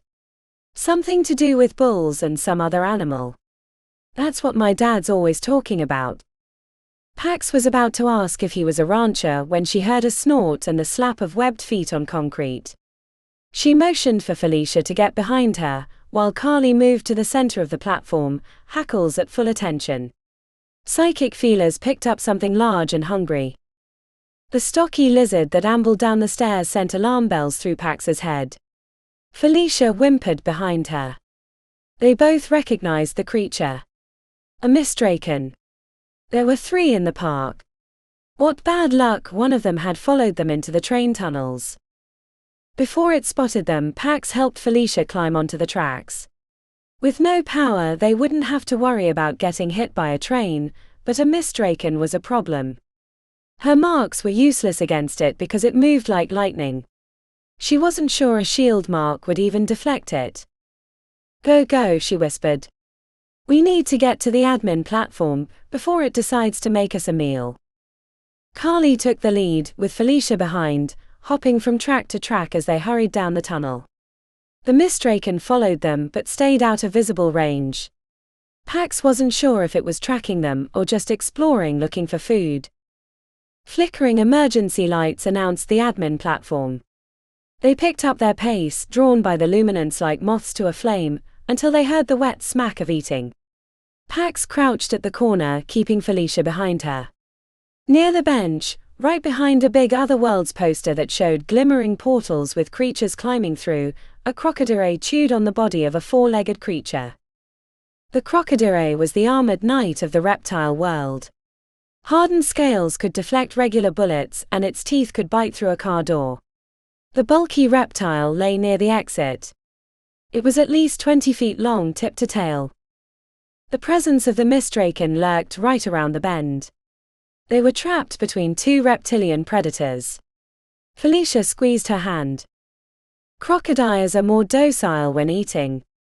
It'll let us pass, I think, said the young girl. It was news to Pax, but she smiled at Felicia. They didn't have much choice but to try. She climbed onto the platform and the crocodile grunted, slapping its tail against the bench, shattering the legs. Pax helped Felicia up and Carly followed. They crept along the wall. The crocodile faced them. She wasn't sure how quick they were, but her marks were faster. If the crocodile made a move, she'd hit it with a slam, then grab Felicia and run. But the enormous reptile continued crunching down on the meal it had found. A fyrehound by the coloration. It must have gotten separated from its pack, a sentiment that Pax related to. She wished that her friends were with her, especially now that she was protecting a tween from the dangers of the zoo. They slid along the wall until they reached the stairs. Pax backed up the steps until she was sure they were safely past the crocodile. The exit into the administration and research area lay about 50 feet from the building she'd seen Logan enter. Pax scanned the sky for helicopters. One hovered over the aviary dome and another to her east near the Rocketun dome, while the others remained out of sight, but she could hear their whirling blades. She gestured towards the octagonal building near the inner fence. That's the forensic autopsy building. It's where we analyze the dead, said Pax, then catching the shifted mouth of Felicia added, which you already knew. Sorry, I know you know the rest of the park, I wasn't sure how much you know about this part. She scanned the skies. I think we're good to make a run for it. The sprint across the open grounds left Pax expecting a bullet between the shoulder blades at any moment. A helicopter in the southwest shifted in their direction. She could feel the barrel of the sniper rifle being trained on her back, but then they slipped into the building, jumping through the broken glass of the front door. They hid behind the security desk as the helicopter patrolled past, hovering briefly above the entrance before moving on. Pax had a good idea where Logan was and why he'd come to the forensic building. It was the same reason Liam had gotten mixed up with that criminal element their first year. Parts of supernatural creatures were used in alchemical mixtures, some of which could be sold for millions of dollars. Stay right here, she told Felicia at the bottom of the steps. She sensed the presence of at least 2, maybe 3 people or creatures on the second level where the old body parts were kept, for ethical resale. The scent of burning caught in her nose as she climbed. A low growl emanated from Carly's throat. She heard something being dropped and cursing, which had to be Logan, but in the same area, the sound of claws on tile. Pax stepped onto the second floor. 2 fyrehounds paced the area in front of the open door. She could see Logan in the room beyond, picking up a container he'd dropped, the plastic edging shattered. Logan! The fyrehounds spun around. Pax hit them with a soothe mark at the same time as she sent waves of calm into them psychically. They stayed put, growling but not making a move to attack. Logan strutted to the door, an arrogant smile on his lips. The terrorist shows her face. What a surprise. Are you coming to surrender to me? When one of the fyrehounds stepped forward, Logan raised his hand and closed his eyes briefly, and the creature stepped back. Pax gritted her teeth. She should have known he'd use his tamer skills to navigate the zoo. I'm not here about me or about what you're doing here. There's a young girl, Felicia, I'm trying to get out of the zoo but they keep shooting at me and I don't know why. I need your help getting her out. Felicia appeared at the top of the steps. Logan bunched up his lips, clearly unhappy about the development. He squatted down to continue cleaning up the container he dropped. Haven't seen the video, huh? My phone got trashed in the Shadow Python pool and Felicia's is out of battery. Logan paused, inhaled through his nose. You really kill all those people in Norway? What? No. We freed a gigantic cragworm that they'd been illegally using to make drugs. They killed some of my family. I nearly died. He shifted his mouth to the side. For what it's worth, I don't believe it. You're a self-righteous shit, but I know that's not you. He rolled his eyes. Besides, my father told me what they're doing. He's not happy about it, but it's not like he can do anything now. You've talked to him? Technically, no. He's been trying to contact me, but considering what I'm doing, Logan gestured to the boxes, it's best that I stay silent. But the messages have given me a pretty good picture of what's happening. They're blaming the entire zoo catastrophe on you, saying that you were the one to damage the security systems. It's a plot to free the animals that have been repressed by the zoo administration, and crap like that. It's CYA all the way, but given your history and that video, it's pretty compelling. It felt like a block of ice had been shoved into her chest. Blaming me. The zoo was her life. Why would your father do that? Logan smirked as he lifted a shoulder. I think you give him more credit than he deserves. He's not the one in charge. In emergencies like this, the Phoenix Corp is running the show. I heard what happened in Danir. Makes sense they'd want to put this on you after you cut them out of the valuable mage steel trade. But your father is on the Phoenix Corp board. My father is a wide-eyed idealist like you. Trust me, he believes in the mission of this zoo. Logan rolled his eyes, gesturing randomly. The sound of a helicopter passing the building had them both watching through the windows. What are you doing about the warning? She asked. Logan checked his watch. The hour timing is BS. They couldn't get permission to scramble the jets that quickly. He raised an eyebrow. But I'm sure this place will be going up in flames by noon. I plan on being well away from here by then. How are you getting out? The tunnels. The expansion was built on an old water treatment plant. They bricked over the old tunnels. I figured I can get to them from the subway lines, then blast my way out, or use one of the animals to knock it down. You're a fool if you think that's going to be easy, said Pax. We avoided a mystdrakon down there, and had to sneak past a crocodile to reach the admin platform. There are a lot of missing animals, and I still don't know what APEP is up to. This whole thing is two catastrophes crashing into each other. Logan stared back at her. My father chose to give away my inheritance to this stupid zoo. I know you love this place, but it brings me nothing but pain.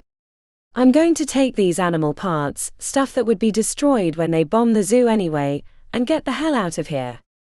If you want to come with me, I won't turn down the extra protection, but I'm heading out through the tunnels. with this stuff. Pax approached the carts filled with boxes, stepping between the fyrehounds, which stared at her. Logan was an asshole, but he was Professor Vlad's pride and joy. She trusted his ability to hold the fyrehounds in check. He'd be a good ally if she wanted to escape with him. She examined the labels of the materials he was rescuing from the forensics lab, poked the steel box on top. I wouldn't take this. This is a mystdrakon gland. If a mystdrakon gets a whiff of it, it sends them into a frenzy. That gland is worth millions to the right buyer. I'll take my chances.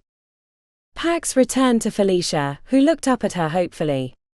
Are we going with him? No, said Pax right away. The tunnels are dangerous enough as it is, but then add trying to get that crap out. No. We'll find our own way, but at least we know why they were shooting at me, and that we have a little more time than we thought. Felicia's chin dropped, so Pax pressed the girl to her shoulder in a hug. I'm sorry, Felicia. But I promise, I'm going to get you out. She snapped her fingers. Logan. We're not coming with you, but could you do us a favor? You've got a working phone, right? Chapter 26. The shrieks and moans from the birds in the northern aviary dome left Janelle feeling like she was camping in a haunted house. She kept glancing at the upper reaches of the dome, expecting a banshee or ghost to come screaming down after them. I do not like this dome. Jae-yong lifted a muscled shoulder. Its shriek is worse than its bite. Safer than the southern aviary for sure. Liam paced by the door, glancing at the helicopters patrolling the zoo. He checked his watch for the 5th time since they'd reached the dome. The deadline is in 10 minutes.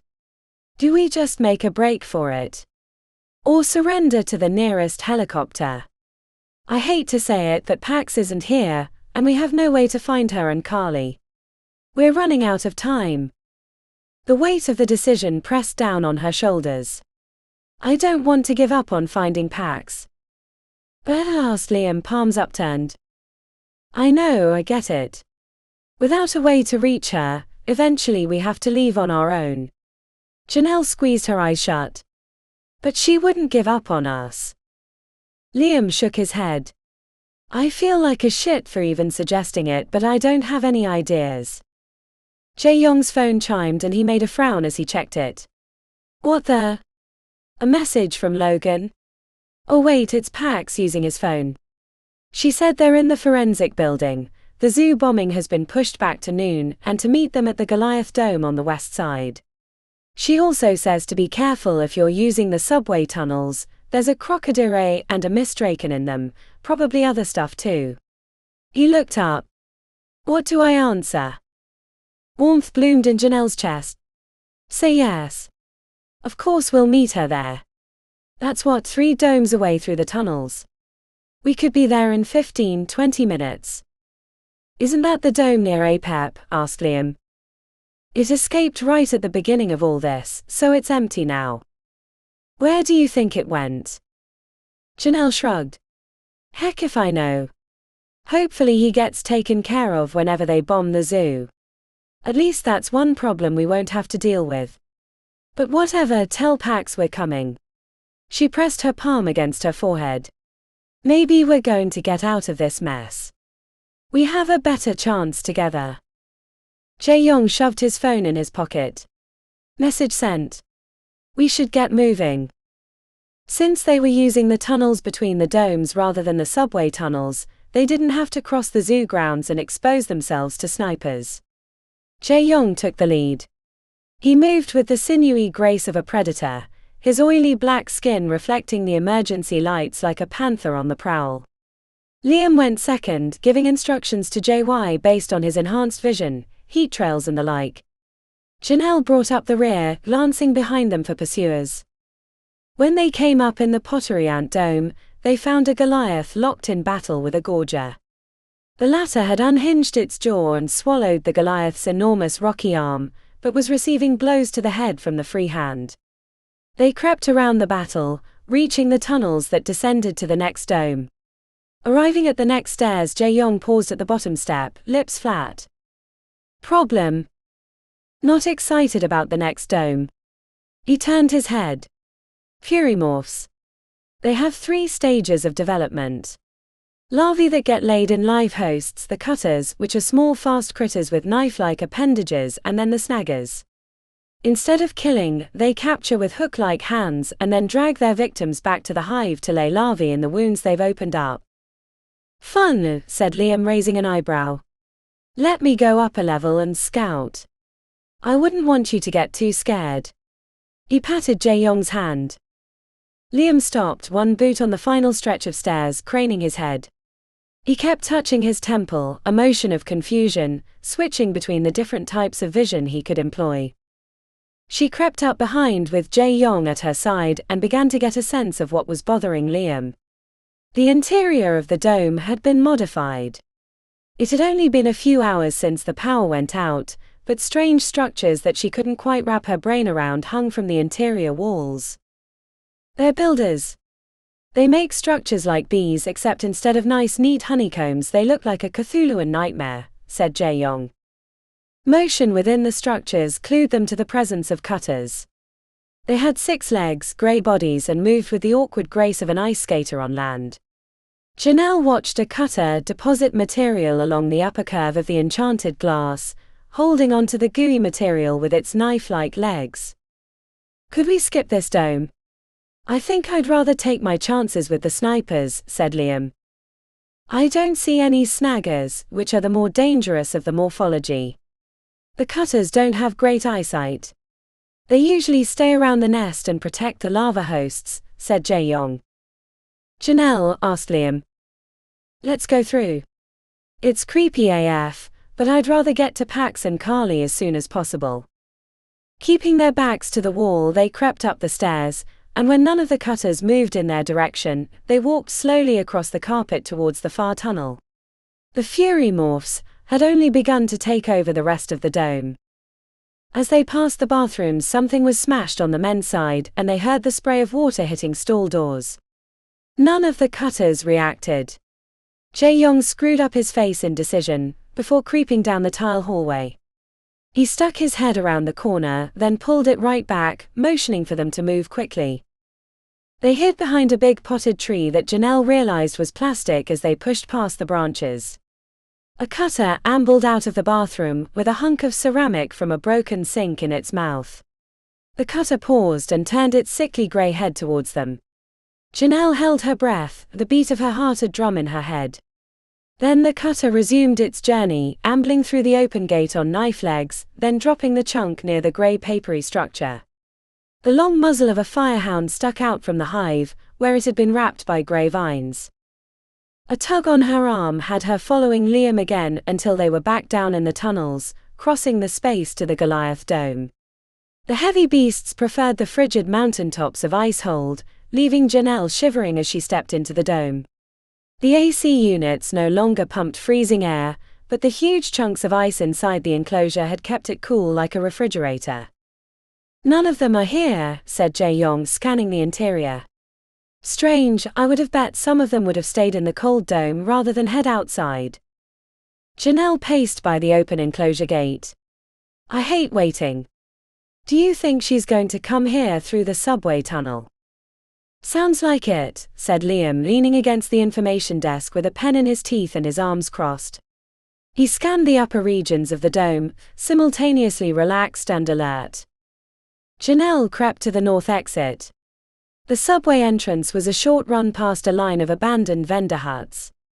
A line of colorful stuffed flying snakes hung on the nearest. Where was Apep? She leaned out to check the big dome to her west. The doors were closed, which was odd since they'd escaped out of them at the beginning of all this. As she contemplated heading into the subway to meet Pax, a low rumble reverberated through the balls of her feet. She checked back with her friends to see them staring at the carpet. When she no longer felt it, she returned to them. What do you think about meeting Pax in the subway tunnels? Chapter 27. The helicopter hovered over the administration entrance to the subway. Pax stood behind the broken glass in the octagonal building, waving away the whirling machine. Shoo, go away. It had been 5 minutes since she'd sent the message to her friends, but the helicopter blocked the path she meant to take. The option of messing with the vision of the pilot could force the helicopter to fly away, but she didn't want to risk it crashing. There wasn't an easy way to get it to move. Logan stuck his head down the stairs. "You're still here? Stupid helicopter won't leave. Must have seen me come in and now it's keeping me trapped here." He wrinkled his face. "Use the employee lift into the subway." "What?" "It was only recently installed. There's a back way to the platform on the north-south route." He pointed to the west side of the building. "There's a blue door with a subway sign on it. The elevator doesn't work, obviously, but the stairs do. It's how I'm getting out of here." "Thanks, Logan." He turned away but then came back. "Hey Pax." "Yeah. Sorry about everything." He gestured with his eyebrows indicating the zoo, but she sensed he also meant their past interactions. She could learn the truth by opening up her psychic radar, but preferred the illusion. "Me too." He appeared ready to say something else until his expression flashed with memory. "Oh hey." He disappeared for a moment, returning with 2 small elixir bottles. "I rescued these from the security guy's area. I don't need all 3. "Thank you," she said as she shoved them into a pocket. "Good luck." The blue door revealed dark stairs curling downward. She kept Felicia between her and Carly. The bottom had 2 ways, one led to the maintenance tunnels for servicing the subway line and the other to the platform. Through the little window on the door to the platform, she saw the mystdrakon lurking between the pillars. The crocodile was nowhere to be found. It must have ambled off before the mystdrakon arrived, but now she had no way to get out. "Come on, we'll have to go through the maintenance tunnels."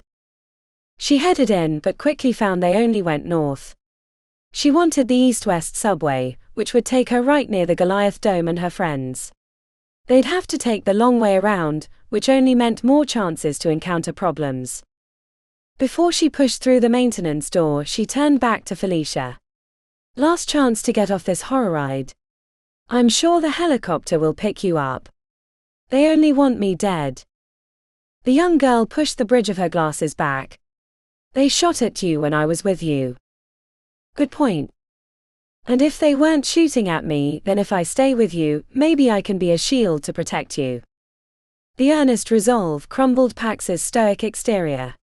She put her arm around Felicia, using the distraction to thumb away wetness around her eyes. The maintenance tunnels were not made for easy movement of people. Pipes filled with hot steam or sewage ran overhead, while conduits filled with electrical lines were on either side, making potential battles in the tight quarters extra dangerous. They moved north. Pax kept up the psychic radar, focusing it forward in a tight beam which strained her concentration. It felt like trying to memorize a number that changed every 20 seconds. Halfway to the exit stairs, Pax picked up something alive in the tunnel. She slowed, and Felicia ran right into her. When she apologized, Pax waved off her comments. A bit of concentration and some calming breaths would have helped her focus the beam and determine exactly where the critter was ahead, but the long day had drained her energy.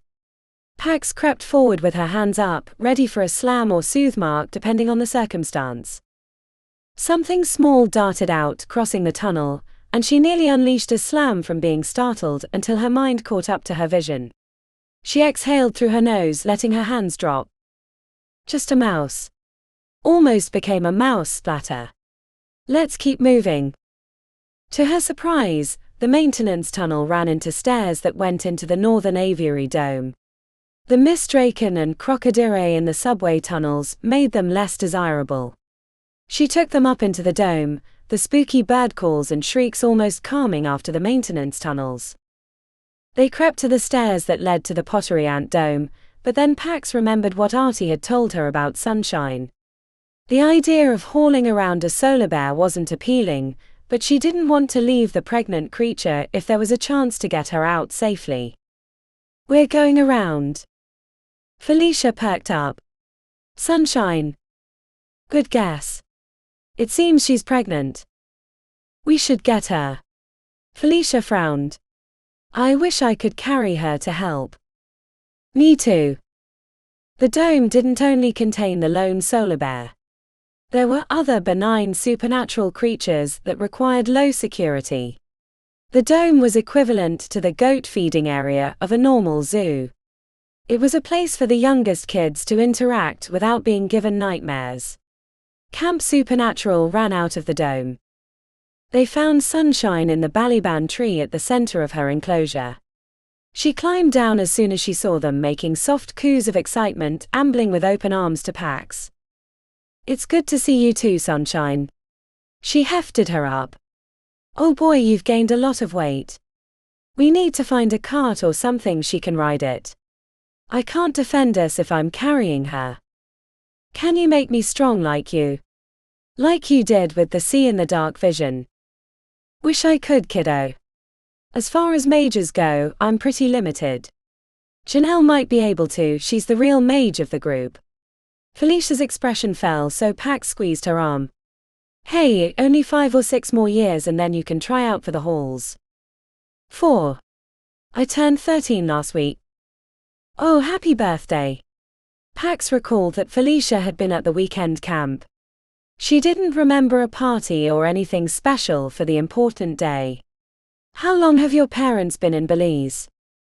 2 weeks. Come on, let's find that cart. Pax checked the kitchen behind the cafeteria. The food cart was top-heavy, so she had Sunshine ride on the bottom section. Felicia pushed the cart, making baby talk to Sunshine as they worked their way through the dome. An accessibility ramp made getting Sunshine's cart through the tunnels easy, though Pax had to help Felicia keep it from running away from her on the steepest sections and pulling it up on the up-ramps. Passing around the outside of the pottery ant dome, they saw few of the critters on the sandy soil. The tazumal structure at the center that Vittorio envisioned had partially crumbled back into sand and dust. His work had been completed for months, and no new artist had been installed during the zoo expansion. Left to themselves, the pottery ants had stayed mostly underground. Pax thought about circling around the Furymorph dome. It would require hitting the boomers, the languedocs, and then the peritons, but that felt safer, even if it was a much longer route. But they were already about 5 minutes past when they should have met up with her friends. She didn't want them to worry, or try to meet her, since she wasn't headed in the original direction. Do you know this next dome? She asked Felicia. The teenager, she mentally corrected. Shaking her head, she continued, Derridiculo cirque insectum. Circus of the grotesque. Like the pottery ants, they're not really insects, but they're really dangerous. If time wasn't an issue, I'd go around. But we're going to have to go through. Carly is going to stick with you. If I tell you to run, then you leave Sunshine's cart with me, and you and Carly get the heck out of here. Run back the way we came, and then outside at the first chance you get, and then wait for a helicopter to pick you up. I'm not leaving you, said Felicia. You will if I tell you to. You wanted to come with me, you have to listen to me when I tell you to run. Now maybe we won't have any issues, but I want to be prepared. Professor Cassius always told us that it wasn't our speed and strength or our marks that made us good hunters. Pax tapped on her temple. It was our minds. You understand? Felicia looked at her shoes and made an approving noise, so Pax put her hand under the girl's chin and lifted it up until they were gazing at each other. You understand? Yes, Pax. Good. Now let's move. Pax's heart thudded against her chest the whole way up. The grey paper structures that the Furymorphs built came into view. The creatures had been busy and had stayed in the dome, which was bad luck for them. The ramp was on the right side of the stairs, but she wanted to be on the left side, away from the paper hive. At the last landing, Pax crept up top alone. She spied 3 cutters. No snaggers. A relief, given the aggressive nature of the larger Furymorphs. But the ramp exited right next to a clump of hive structure. The creatures used them as a secondary warning system, much like a spider did with a web. Even the slight breeze of passing could alert them. After returning to the landing, Pax maneuvered Sunshine out of the cart. The grey and black striped mammal held onto Pax like a baby, pawing at her curly red locks. Her hair almost touched her shoulders. A year of growth since Svalbard. Pax set Sunshine down and motioned for Felicia to keep watch. The solar bear seemed to sense the danger and made no noises. Gripping both sides of the cart, Pax lifted it up and carried it over her head and up the stairs, where she set it gently on the main floor. A cutter ambled across the ruined carpet with its awkward gait, carrying a chunk of white ceramic from the bathroom. The sound of water spraying against the stall doors echoed. Even if they could put all the animals back in their enclosures with the snap of a finger, repairing the damage to the domes would cost tens of millions. Pax tried not to think about it being the last time she'd see the zoo. There was no way it could recover from this catastrophe, and at this point, she'd be lucky to be alive when it was all over. Once the cutter meandered through the open gate, Pax hurried back to the next level down, scooped up Sunshine, who held out her stubby arms, and placed her back on the lower part of the cart. With Felicia pushing the cart, Pax crept ahead, using the psychic radar to check for fury morphs that might have crept into a side room. They were halfway across the dome when a strange croak echoed up from the tunnel where they were headed. A cold chill went down Pax's spine and her whole body went on high alert. To her dismay, the cutters reacted as well, chittering down from the paper hive, dancing across the carpet with their knife-like legs. Pax held out her hand to Felicia, whose wide eyes roamed while her lips pinched together in an agonized expression. Cresting the far steps, a bulbous frog about the size of a basketball hopped onto the carpet. The amphibian's puffy cheeks glowed within a flame which marked it as a napalm frog. The fury morphs, having never encountered such a creature, didn't know the danger as they hurried to make a killing blow. Felicia pulled the cart backwards even before Pax turned. They made it a short distance before the frog exploded, throwing the cutters tumbling across the carpet. One of them rolled until it popped back onto its legs only 10 feet away. Pax held her breath, hoping the cutter would turn back to the exploded frog, but it made short mincing steps to turn until its grotesque bat-like face rotated towards them. The cutter lifted one knife-like leg, then opened its mouth and let out a barking shriek of alarm. Run! Chapter 28.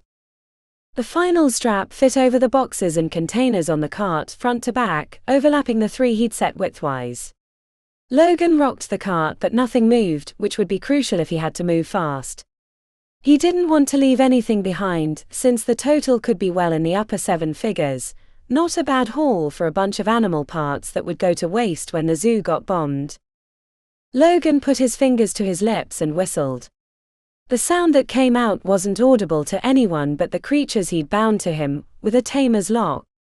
3 fyrehounds trotted into the room, panting, their tongues hanging out, neither approaching him or daring to move away. The heat from their breath made the room stifling, especially with no power in the complex. He was glad the disaster hadn't happened in the middle of the summer. He waited with his arms crossed as heavier steps approached from the back room. A hairy humanoid ambled into the storage area, huffing and grunting at the fyrehounds.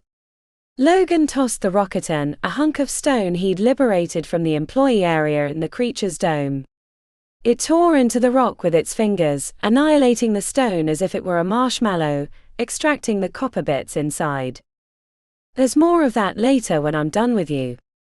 The rocketon grunted, eyes fixed on Logan, hoping for more. He checked his watch. The latest estimate for the bombing was in 55 minutes. He'd have to hurry. He slipped the elixir from his pocket. The head of security had labeled it as all-purpose.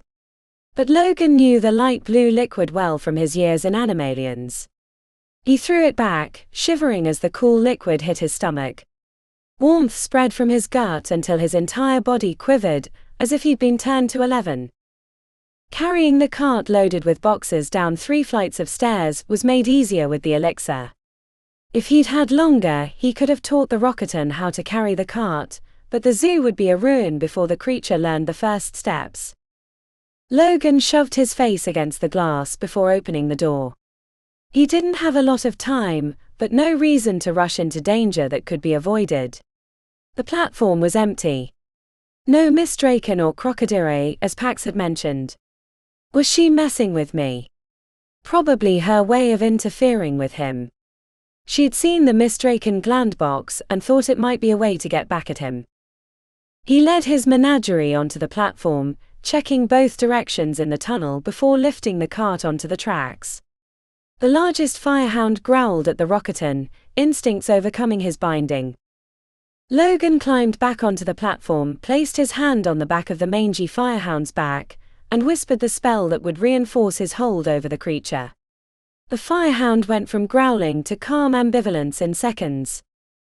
"There, that's better," he smirked as he hopped back down, signaling for his pack of 4 to do the same.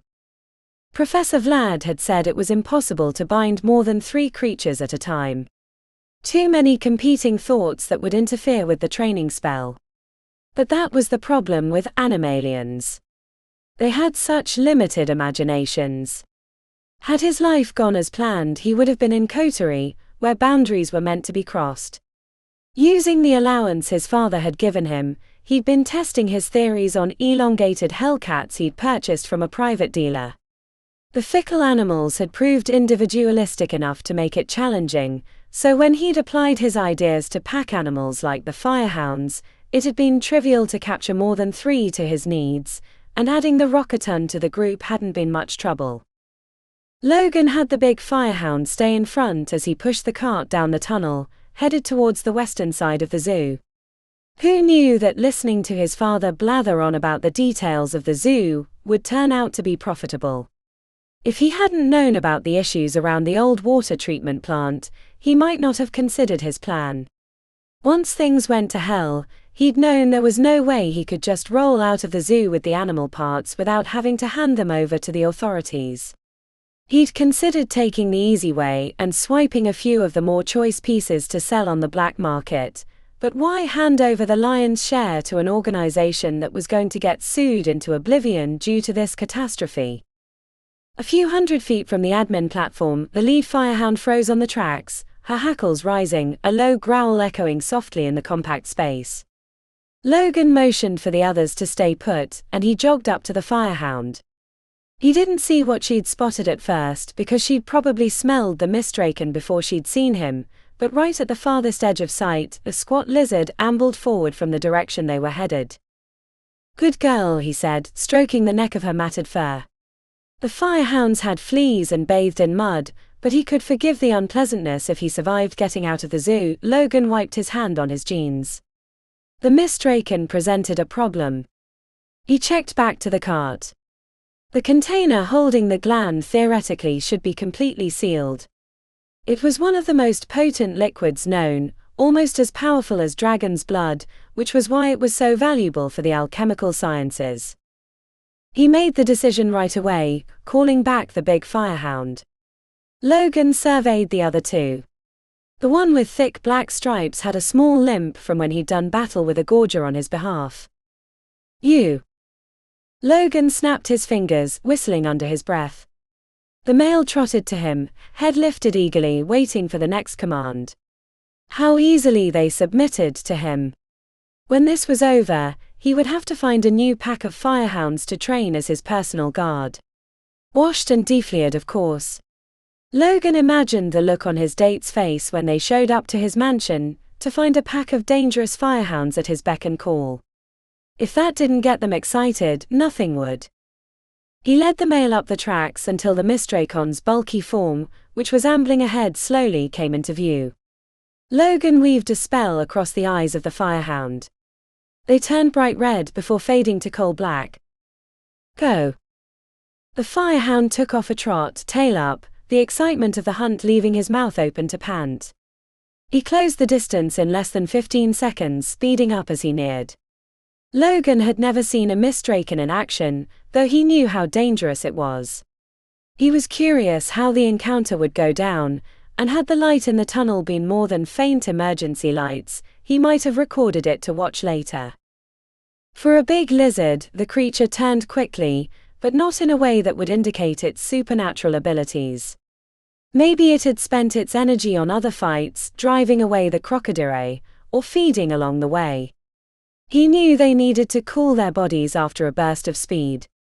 Maybe it was drawn to the old water treatment plant for that reason. Logan flinched when the mystdrakon moved. The fyrehound had been closing the distance quickly, but it still had 100 feet to go. One blink, the mystdrakon was stationary. The next blink, it had its powerful jaws around the fyrehound, breaking bones and splashing blood on the tunnel walls. Logan took a step backwards, doubt flooding his mind about his plan.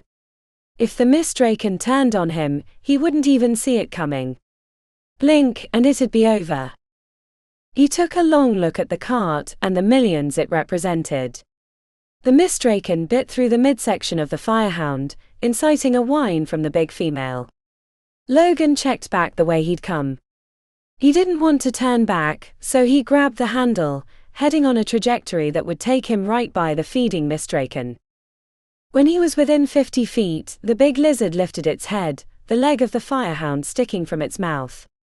Even without special vision, Logan could see the heat rising from the back of the mystdrakon like a blacktop highway in the desert. Logan stepped forward and cast a soothe mark on the creature. He repeated the mark 2 more times to be sure, until the mystdrakon returned to feeding. There was only 50 feet between him and the mystdrakon. Not long even with the cart, but that stretch felt like the longest moment of his career as a mage. He kept reminding himself that if he could do this, he could do anything. Screw Coterie for not picking him. Screw every other hall at the university.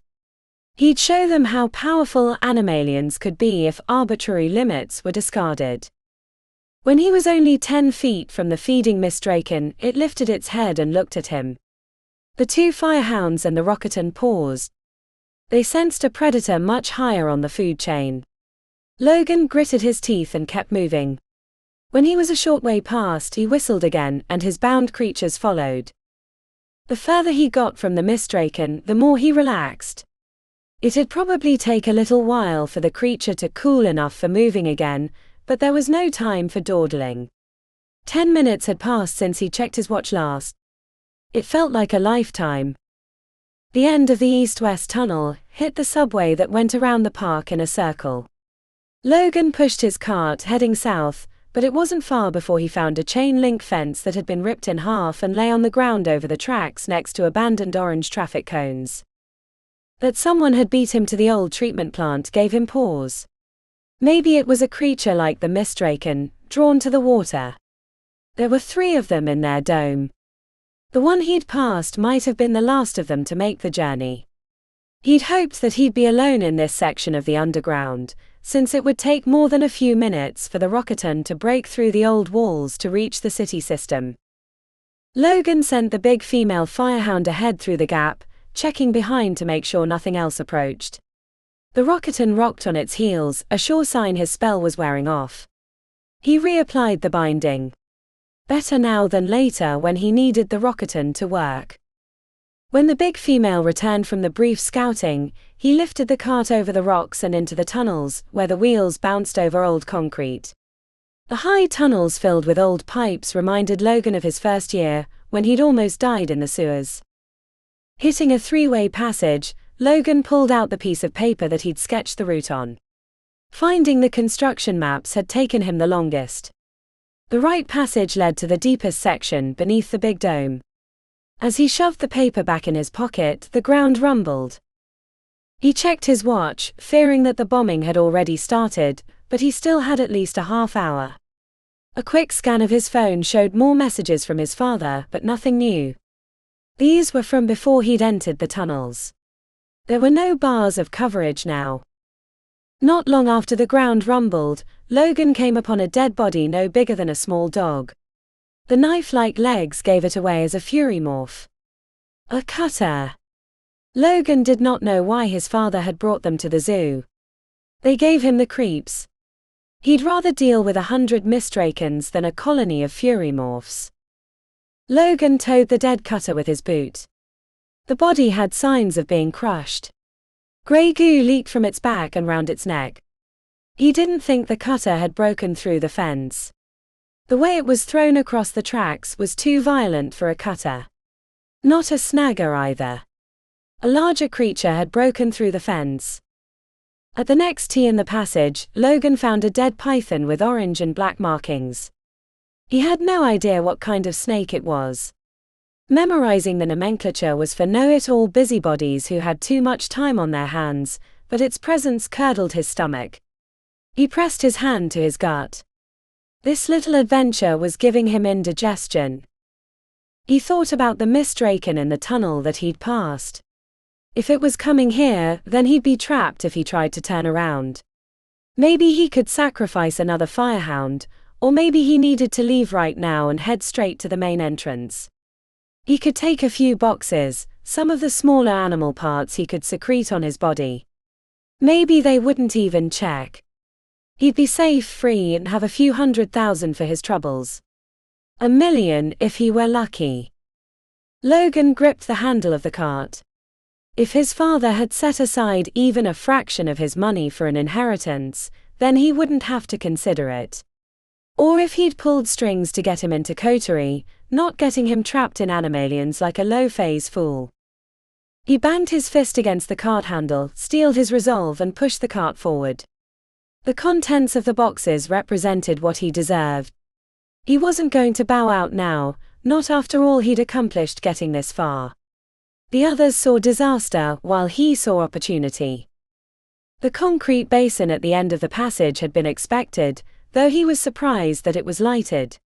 When it was in use, the pool held 12 million gallons of water. There had been 4 more like it, but the others had been buried for the construction of the expansion. His father had to make sizable donations to the Portland mayor to get his plan passed. More wasted money. But what Logan found was not what he expected. The crumbling of rock falling into a pile somewhere ahead made him hesitate before he pushed the cart around the corner. Leaving his treasure and his tamed creatures, Logan peeked ahead and almost screamed. His mind couldn't come to terms with what he saw. It looked more like a painting, since he knew what he was seeing wasn't possible. On the far side of the basin, a concrete wall separated the zoo from the old treatment plant. He'd been planning on knocking a hole through it using the rocketon. That someone had beat him to the idea wasn't the only thing that left his jaw open. At a glance, Logan counted 20 or 30 animals from the zoo, either knocking down the barrier or milling about the central section near a strange pile that couldn't have come from the wall. He counted 2 rocketons using their hands to dig, 3 Goliaths moving the rocks broken free, a bunch of strange fungus that gave off light enough to see the entire area, and a dozen or so other creatures, including one of the mystdrakons, a few gorges, an enormous shambler that he first thought was a pile of garbage, and an assortment of smaller insects, reptiles, and uncategorizable creatures. The more he looked around the space, the more creatures he saw. How were they existing in the basin, without killing each other?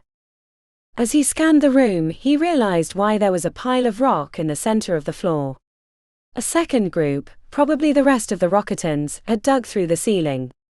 Based on the maps, Logan knew the hole connected with the big dome.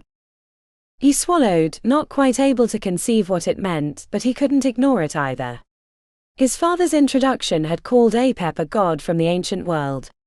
Could this creature control other animals to do his bidding? Logan glanced back to the 2 fyrehounds and single rocketon in his entourage.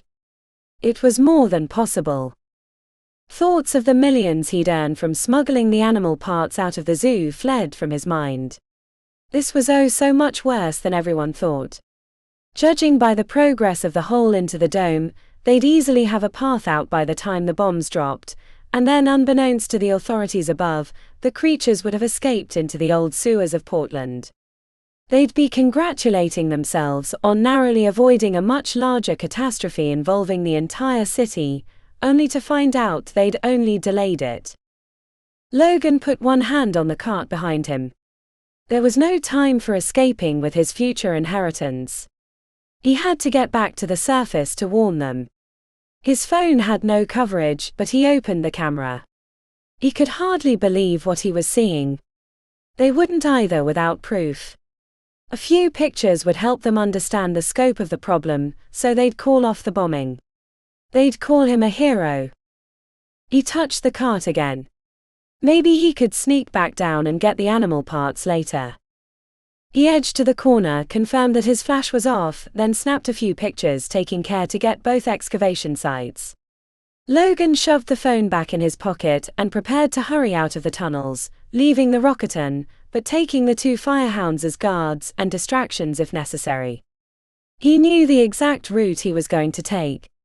He'd feel so much relief once he was out of the zoo and safely behind the police lines. The motion above him didn't alarm him at first.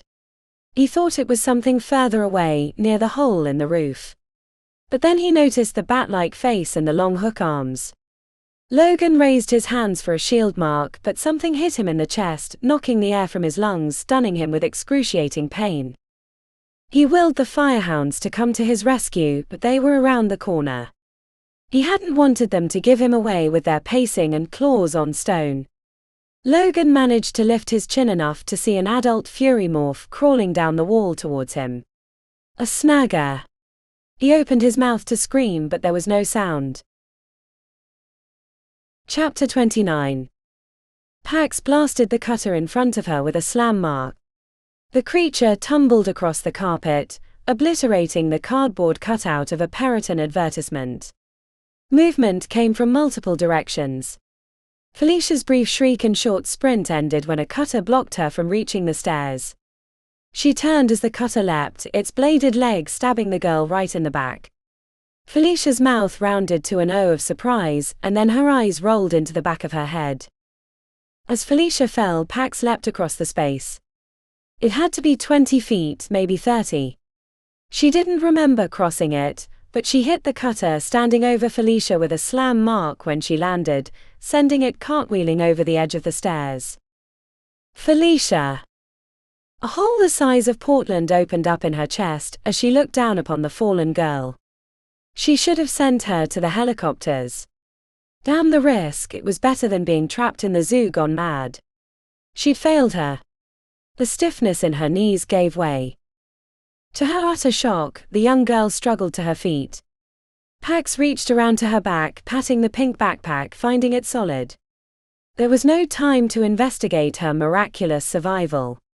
More cutters scurried down the paper walls. She grabbed Felicia's hand and dragged her and Sunshine's cart back to the bathroom, a defensible spot for them to make their stand. Stay behind me. Check if there are any alternate entrances.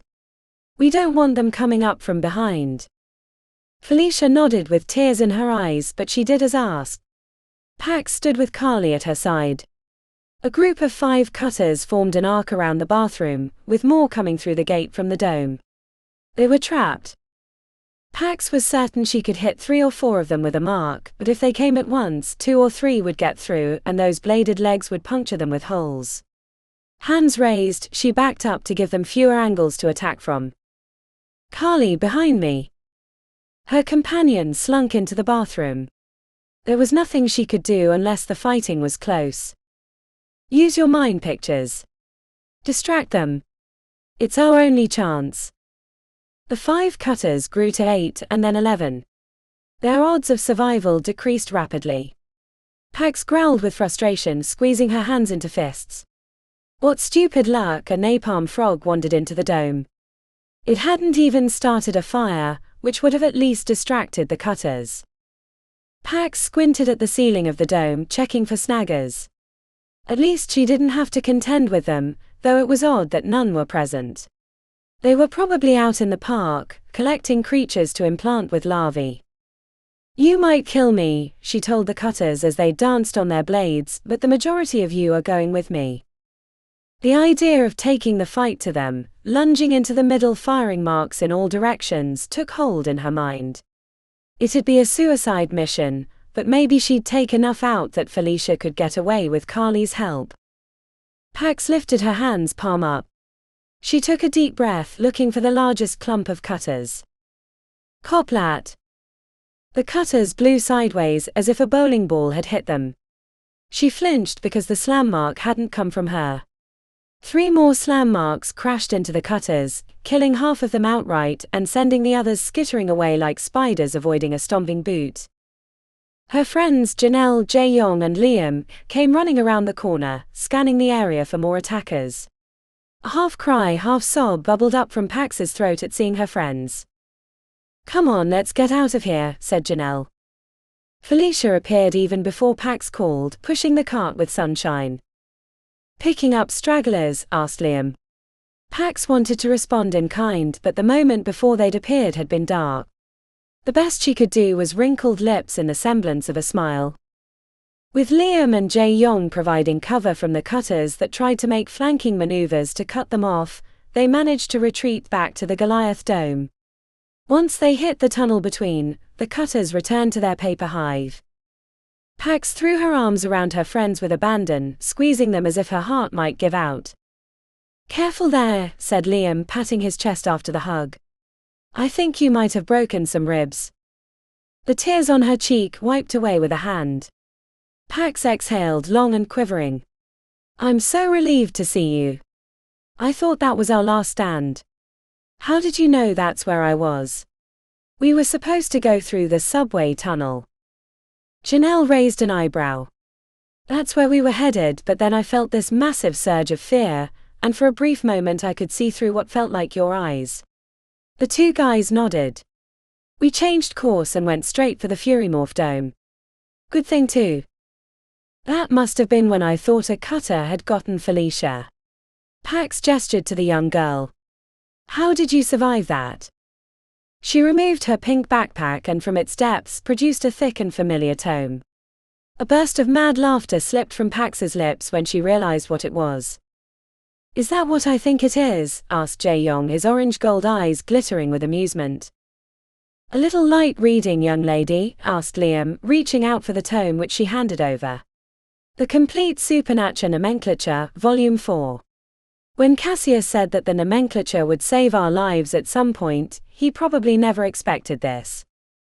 "She wants to join Animalians when she's old enough," said Pax proudly. Liam tilted his head and raised an eyebrow. "Let's see if she still does after today." "Speaking of," said Janelle, "we're running out of time." She glanced to the sky. "I'm surprised they haven't bombed us yet." "We've got a half hour," said Pax. The jets took longer to scramble than anticipated. When they screwed up their faces in question, she explained what she'd learned when she ran into Logan. "That asshole," said Liam, then noticing Felicia, "Sorry." "For once I really don't care what he's doing," said Pax. "He's more than likely to get himself killed trying to smuggle that stuff out." She reached into her pocket. "He gave me these at least. 2 general elixirs from Eusebio's stash." "Who gets them?" asked Liam. "Until we decide what we're doing, let's hold on to them." Janelle pinched her lips. "What are we doing?" "We need to get her out of here. We need to get ourselves out of here." "Where's Bubbles?" Janelle sighed, her forehead knotted. "I left her in a tree in the admin area. She'll probably just wait for me. I'll need to get her eventually, but we have bigger problems." Janelle went on to explain everything they knew, including what Eusebio and her parents had told them. The adrenaline from the fight with the cutters raged through her limbs, forcing Pax to pace while she listened. "We can't show our faces or they'll kill us. We can't stay here because they're going to bomb the zoo, and we still don't know where Apep is or why so many of the creatures are acting weird." "Are they?" asked Liam. Jae-young punched him in the arm. "The security building." He shook his head. "Oh yeah, I think I purged that from memory, but I'm sure I'll be revisiting that in my dreams later." "Spiders, supernatural or no, are protecting the building, but why?" asked Janelle.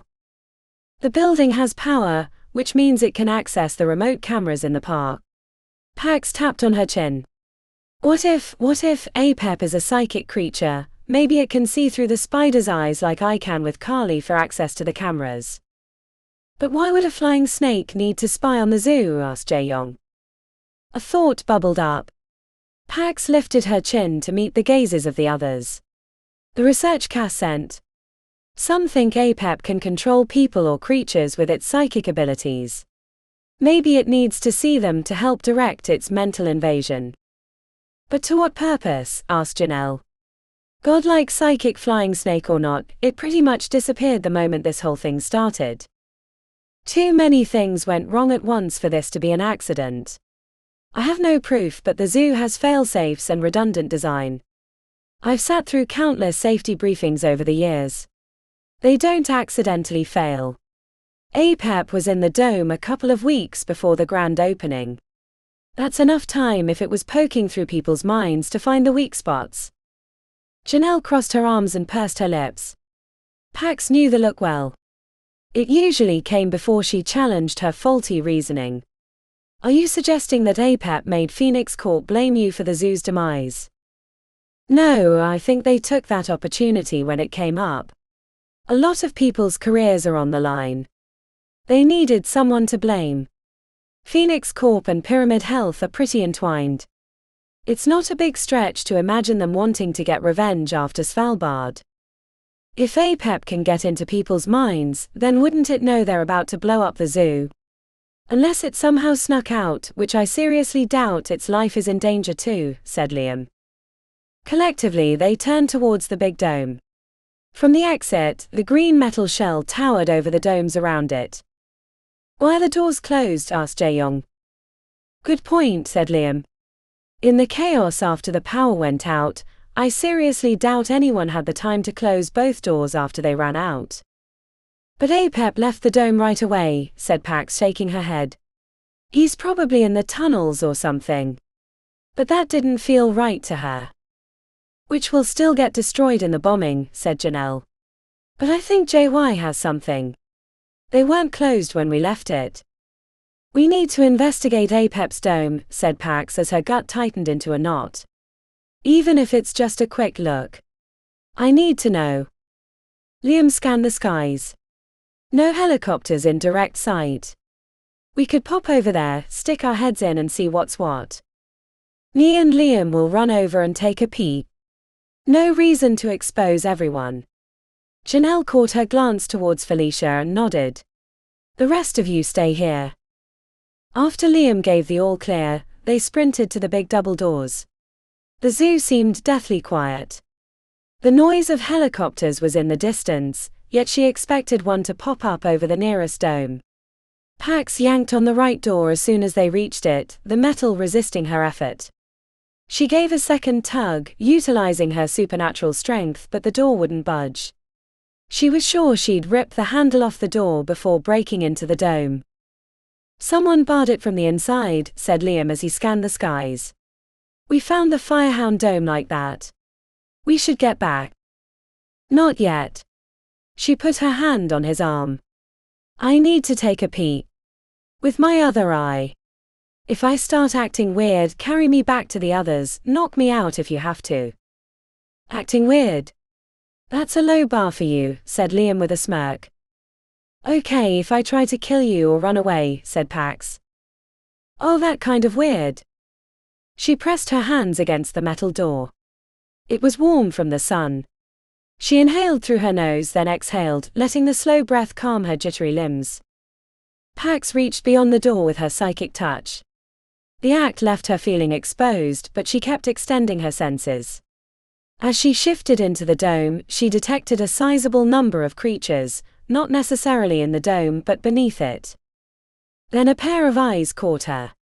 She felt the fangs at her throat, the overwhelming presence of the flying snake invading her mind. She fled back into her body as APEP crashed into her psychically. Pax awoke on the ground, palms skinned from falling, Liam helping her up with wide eyes. It was like you got punched in the gut. You flew back and I couldn't grab you fast enough. It's him. APEP. Her whole body felt like tiny insects crawled over it. She shivered. This is where the missing animals are. He's brought them all to the dome. Let's get back to the others before he sends something to get us. They crossed the space between the domes without incident. Pax explained what she'd seen when she peeked into the dome with her mind's eye. What are you doing with all those creatures? asked Jae-yong, screwing up his face as if he'd smelled a sewer outbreak. The Rocketons, said Felicia, bringing everyone's head around. She flinched and stared at her shoes until Pax motioned for her to continue, and she gathered her resolve. You said the Rocketons were missing from their dome. Maybe Apep has them digging a way out. Isn't that what Logan was going to do? Oh no, said Pax. He's walking right into a menagerie of death. But Felicia's right, the expansion was built on the old water treatment plant. They filled in parts of it, but I'll bet old tunnels remain. That's what Logan was counting on. This isn't good. When they bomb the zoo, Apep will escape into the city along with an army of supernatural creatures. It'll be mayhem, which is exactly what it wants. It feeds off fear and chaos. I should tell Eusebio. Maybe he can get them to call off the bombing, said Liam, pulling out the radio. Eusebio, come in. Eusebio, come in. Everyone stared at the radio. No answer came. Liam checked to make sure it was on the right channel, then called for him again. Maybe he's busy. He'll call back as soon as he can, said Liam confidently, but his eyes betrayed his unease. I hope so. Pax trusted him but didn't trust the company he worked for. He might not mean to sell them out, but they had to be careful. Let me text my parents, I can at least tell them what's going on, said Janelle. Her squeezed lips and knotted forehead signaled the underlining message of, in case we don't survive. But no one wanted to talk like that in front of Felicia. Crap. No bars. Everyone's chin rose as if they could see the status of the cell phone towers. They've cut off communication, said Janelle. Word must have gotten out. I bet my parents are bringing unholy hell against them. We're on our own then, said Pax. What's the plan? asked Liam. First survive, said Pax. But we can't trust the normal exits, which means we need to get out the way that Apep is planning. But we can't do that without the flying snake seeing us coming, if what you suggest is true about the security building, said Jae-yong. Could we use the tunnels? Janelle asked. I don't think that would be wise, not while Apep is alive and aware of us. I felt him in the dome still. He's too big to fit in the tunnels, so I think he's awaiting a hole to be dug so he can escape. If we can kill him in the dome, then the animals will turn on each other, and maybe in the chaos we can get out. Then we have to take out the security building, said Liam, making finger guns and firing towards the center of the zoo. Would give me great pleasure to burn those spiders up. That's not enough, said Janelle. The doors are barred and locked. We can't get through that unless we have a tank available. Pax clucked her tongue. When I left the dome, the back door in the employee area was locked into the open position. We can get in through there, but the inner gate will be security locked. Destroying the security building won't change that, and we have no other way to get through the enchanted glass. So we have to take back the security building without nuking it? Asked Liam, lips wrinkled in horror. How do we even get into the system to unlock it? It's not like we can expect they left the passwords on a sticky note. True, said Pax, digging her hand into her sweaty hair. She stunk from the bug-infested python pool and only now felt dry from her swim. There's another option, but it's equally bad, maybe worse. When we brought in the Wraithhawks, Eusebio and I, we had a little mishap with one of the cages. It freed a Wraithhawk early and we barely got out alive. He dropped his enchanted revolver in the dome. It has major enchantments, strong enough to break the interior glass. It might even be able to help us with Apep. I like hawks, said Liam. Sounds way better than spiders. We still need to destroy the security building, said Janelle. Otherwise Apep will know what we're doing. That is a job I will happily volunteer for as long as I get to do it from the outside, said Liam. I could use some old-fashioned bug extermination. We all can't go. Not with as little time as we have left, said Pax, silently noting that the absence of helicopters over the zoo felt worse than having to dodge their snipers. Jae-yong nodded in Liam's direction. I'll go with him. Pax handed over the elixirs. You'll need these. Help you get there and back quicker. The rest of us will go to the Wraithhawk Dome. Wait, said Janelle, her lips pinched. There's another option we have to consider. No one spoke. She took a deep breath. We could all together head to the main exit. With Felicia and Sunshine, they might not shoot first, or at least they won't shoot at them. Once we're out, we can tell them about APEP and what's going on beneath the dome. The silence felt like sitting on broken glass. Pax put her fingers to the knot at the center of her forehead. She would have massaged it away, but with everything going on, why bother? 2 reasons, said Pax eventually, pulling her hand away from her face. The first is that we're a liability alive. The shitshow that is the zoo isn't changing no matter what we say. If we're alive, we can contradict their version of events. We're an inconvenient truth. Sorry. The second is that if we leave the zoo, then it's getting bombed and APEP is getting out. Even if they let us out, they're not going to stop the zoo's destruction, which means APEP is getting into the city, and countless extremely dangerous supernatural creatures are going to be on the loose in Portland. It'll be a bloodbath. I thought you didn't want to be a hunter anymore, Janelle said. I don't. I refuse to kill innocent creatures whose only sin was to be dangerous to humans. But that's not APEP. His bloody past is littered with death and chaos. I can't ignore that. And besides, he's done the same thing that we do. Enslaved creatures to his will. She placed her hand on her companion's neck so they knew this came from both of them. I can't ignore the fact that it got loose from Kaya Korsith because of me, and my family's entire purpose has been to oppose APEP and its offspring. I have a responsibility to go after him. For the people of Portland, for the creatures in the zoo, for my family, and most of all myself. I understand if you don't want to help. It's a lot to ask. If you want to head to the front entrance with Felicia and Sunshine, I understand. It would probably be for the best. This is my zoo. It's my responsibility to fix. The half-smile cocked on Janelle's lips turned to brief laughter. You know I'm not letting you do this alone. I'm in.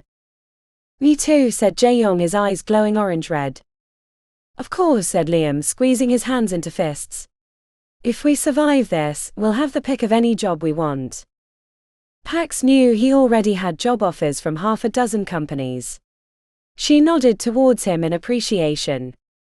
I think we should send someone to the front with Felicia and Sunshine, said Pax. I won't go, said Felicia, crossing her arms even as she was in near tears. You need my help. I know things about the zoo and the creatures inside. I think we have that covered, said Janelle. Felicia bunched up her lips. I know a way to call outside the zoo. You do? My parents gave me a satellite phone for when I went to a camp in Alaska. They wanted me to be able to contact them in emergencies. It's in my locker in Camp Supernatural. Damn, said Liam, pacing.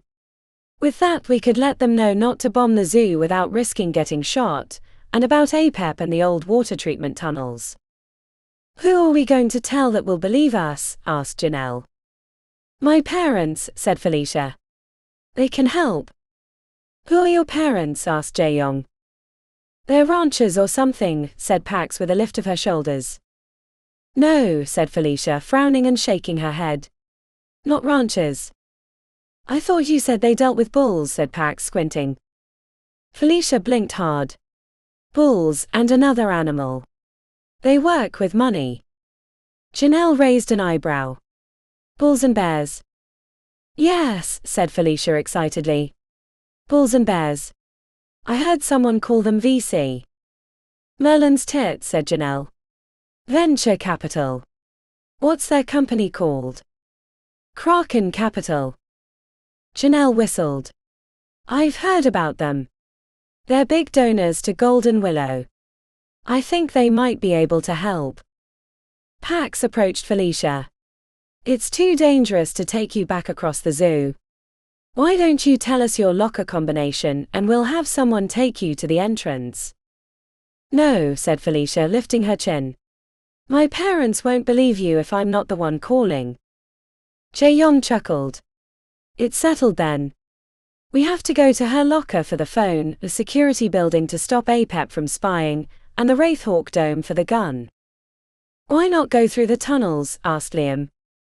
APEP is in the dome, said Pax. I felt a few creatures above with him, but the majority are below. I'd rather face a few Wraithhawks than the whole of the zoo's most dangerous creatures at once, plus if we can get to him, then we avoid hurting any more creatures than we have to. Then it's settled, said Janelle. Who's going with Felicia to Camp Supernatural? Pax, said Felicia before anyone could speak. I want her to protect me. I can't do the Wraithhawk dome alone, said Janelle. I'm fastest, said Jae-young. I can get to the security building and back. Liam, you go with her. I'll take Sunshine with us, said Janelle. I'll bet that the dome is empty. She'll be safe outside the Wraithhawk enclosure. Liam approached Pax, holding out the elixir. You're gonna need this. Thanks. She glanced at Felicia. I think this time we're going the long way around. Without Sunshine you can ride on my back. Everyone know what they're doing. A round of nods. The elixir cooled her throat as she swallowed the light blue bubbly liquid. Within seconds her whole body switched to high alert. The patterns on the tile across the dome came into focus. Come on, Felicia. The young girl climbed on her back. Get a good grip around my shoulders and use your legs to hold on to my midsection. Don't worry about squeezing too tight. You can't hurt me. Then to the others she said, if all goes well, meet at the Periton Dome. That gives us the best access to APEP. She let a grin spread across her lips. Don't do anything I wouldn't do. Chapter 30. The sky was empty of helicopters. The closest Jae-young could hear were miles away, which only confirmed the shortness of time. He broke into a sprint, heading across the open paths, resisting the urge to drop onto four legs. The joy of running full out, letting his muscles bunch and flex, each step like bounding over a cloud, left him smiling even as he sped towards an unpleasant task. Jae-young leapt a tipped vendor cart near the Shambler Dome. His jeans split along the side upon impact, but he kept running. He circled around to the south side of the administration area. The inner fencing blocked his view until he reached the edge of the Firehound Dome. Jae-young stuttered to a stop when he saw a team of black-clad Phoenix Corp agents with automatic rifles clustered outside the security building. He threw himself behind a line of bushes before they spotted him. What are they doing here? The only thing good about their presence was it meant they weren't bombing the zoo yet. Two of the agents stepped in front of the door with a ram. Jae-young half rose thinking to stop them, but their rifles and his appearance gave him pause. They slammed the ram into the door, breaking it open on the second hit. A tall agent made gestures with his hands, then sent a blast of flame into the hallway, before the entire group entered the building. No, you idiots, said Jae-young. He ran across the open area, leapt the 10-foot-tall fence, and landed at the backside of the building in time to hear gunshots from inside. The entrance was empty, except for the dead security guard and the discarded ram. Shouts echoed, followed by more gunshots. Jae-young banged his fist on the brick wall. He'd planned on lighting the building on fire, but couldn't do that with the security team inside. This is going to get me shot, he said, stepping through the doorway. The hallway bloomed in his vision. His enhanced senses translated into color blotches indicating the passing of men and women, their pheromones swirling in the compact space. Other chemicals, from the modified silk of supernatural spiders coating the walls, floated in the air. He couldn't tell the difference between razor wire or alarm silk, but he avoided touching any of them as he crept along the path of the Phoenix Corp team. A high-pitched scream of pain erupted from deeper in the building, the cry of agony and horror, delivered on an 8-legged platform of death. Pausing at the corner, Jae-young considered pulling back and lighting the place on fire as he originally intended, but many spiders only disabled their prey for later consumption. He'd be dooming them to a fiery death, even if that path was more convenient and safer for him. Around the corner, the body of a fallen Phoenix Corp agent lay near a dead spider with a yellow and brown belly. The agent's skin bulged bright purple, looking like it had been stuffed with thousands of grapes. Jae-young picked up the dead agent's riot shield for blocking thrown threads and was about to step over him, until he saw a wire sticking out of his helmet. The swollen ear canal had collapsed around the communication piece. He tugged and yanked on it, careful not to snap the wire, keeping an eye out for spiders. The battle raged deeper in the building, but eventually they would notice him. Using the knife from the agent's hip, Jae-young sliced through the ear cartilage to free the piece, which crackled with faint shouting. He cleaned it off with his shirt and, after retrieving the radio, stuck it in his ear. "Too many, all dead. I'm barricaded in the server room, but they're ripping through the door. Please send backup."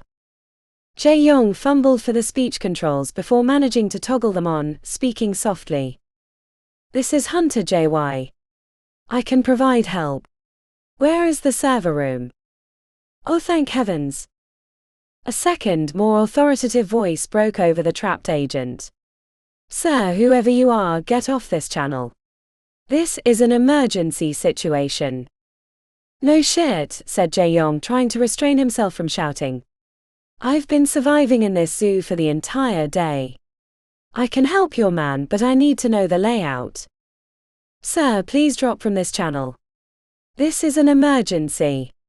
You will be prosecuted." Jae-young growled and yanked the earpiece out, and tossed it in the hallway behind to pick up later. He started to step forward, then sensing movement in the ceiling, backed up. The vibrations of the tile clued him to the position of the intruders. Holding the shield in his left hand, Jae-young kept his right free for a mark. Once he fired it, the rest of the spider enclave would come like floodwaters. He placed his back against the doorframe where he'd come in, watching the shifting of the ceiling tiles. When they were halfway down the hallway, he stepped forward, lifted the riot shield, and smacked the back of the tile, before jumping back to his original position. The tile cracked in half, spilling out a half-dozen spiders of various sizes. Webs flew out like silly string, impacting the riot shield. After the volley, Jae-young lunged forward, stomping the spiders with his boot, avoiding their fangs with supernatural speed. When he was finished, the floor was littered with twitching legs and goo from splattered spiders. A gunshot from deeper in the building startled Jae-young. He hoped that was directed at the spiders, not him, but he wouldn't begrudge the agent, given the nature of the attackers. Keeping the riot shield before him and his senses trained to the ceiling, he made it around the corner. The left wall was blackened with old flame. Spider corpses littered the floor, but the boots of a dead agent stuck through an open door on the opposite side. Jae-young wished he knew the exact location of the control room, which was where the majority of the spiders would be clustered. Around the corner, 2 iron ripper spiders chewed a hole through the steel door at the end of the hallway. A third spider leaked goo from where the agent had shot it through the door. Jae-young was fairly certain he could kill both spiders, but didn't want to get shot from a nervous agent. He needed to kill the spiders without placing himself in the firing path, and he needed to do it quietly, so he wouldn't attract the other spiders in the building. The agent dead at his feet had dropped his automatic rifle, but Jae-young had never fired a gun. He didn't want to kill the guy on the other side from sheer incompetence. Rather, he grabbed the knife on his belt and threw it at the spiders. The hilt hit first. Both of the arachnoids spun around and came furiously towards him. Jae-young backed into the hallway. Iron Ripper spiders skittered around the corner. The first leapt at him, and he swatted it away with the riot shield. The second came under the shield and tried to bite his ankle, but he kicked it, then using his fist, crushed the spider against the wall as it tried to flank. The first found the bottom of his boot and the brief battle was finished. He scanned the ceiling and his surrounding, expecting more spiders, but none came. There'd been 6 agents, including 1 mage, that had entered the building, and he'd only found the bodies or location of half of them. It was possible that they'd taken out more spiders, leaving the remaining to hole up in the control room. After creeping into the hallway, Jae-young whispered as he checked over his shoulder, "Hey, it's me, the guy on the radio. I took care of those spiders. Open up, let's get the hell out of here." The lock clicked and the door opened a crack. The agent's eyes widened with alarm, then slammed shut. Jae-young checked for spiders behind him before he remembered he'd transformed. "My name is Jae-young and I'm from Animalians. I'm a therianthrope. I'm not going to hurt you, I'm here to help." The tiles in the ceiling shifted with the weight of many spiders. "Open up, please. They know I'm here and I'm about to meet their welcoming party. Please." The door cracked open and Jae-young pushed inside, quickly slamming the barrier behind him. The server room was made of concrete blocks that went all the way up to the ceiling, so the spiders wouldn't be able to get in above the non-existent tiles. To block the two small holes that the iron rippers had created, he grabbed a metal trash can and set it against the door. Before Jae-young turned around, he smelled the blood. The guy's leg was soaking wet and his skin was clammy and pale. "You got bit. Let me see." The agent leaned on his rifle, eyes unfocused, sweat beading on his brow. "We're gonna die here, aren't we?" said the agent. "What's your name?" "Brody." Jae-young knelt before Brody. "Hand me your knife, I want to cut away the cloth and see what's what." As he sliced away the blood-soaked pants, the agent gritted his teeth, sucking air. Wiping away the thickest blood, Jae-young examined the damage. A chunk of Brody's calf had been ripped out. "They got me as I ran into the room. I kicked the one that bit me, then got the door shut before the others arrived," said Brody, breathing shallowly. Jae-young used the knife to cut away the bottom half of his jeans that had been ripped from the sprint across the park. He wrapped it tightly around Brody's leg, right below the knee as a tourniquet. "Okay. Alive. Can I ask why you were sent to the security building?" asked Jae-young. Brody swallowed before shaking his head slightly as if to say, "Why not?" He nodded towards the humming racks of black boxes with red and green and white blinking lights. Mission 1 was to clear out the building. They wanted to know what was going on in the park. Blowing this place up with military jets is last resort.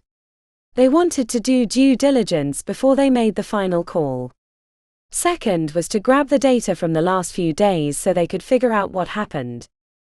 "And know who to blame," said Jae-young. "I'm sure that was part of it." Brody stared at his leg. "Things went to shit pretty quickly. I'm fairly certain everyone else is dead. When they opened the door to the control room, spiders came flooding out. I got turned around and ended up trapped here rather than escaping." He squinted. "Why are you here?" "I was going to light this place on fire." Brody's lips came to a point. "To destroy the evidence."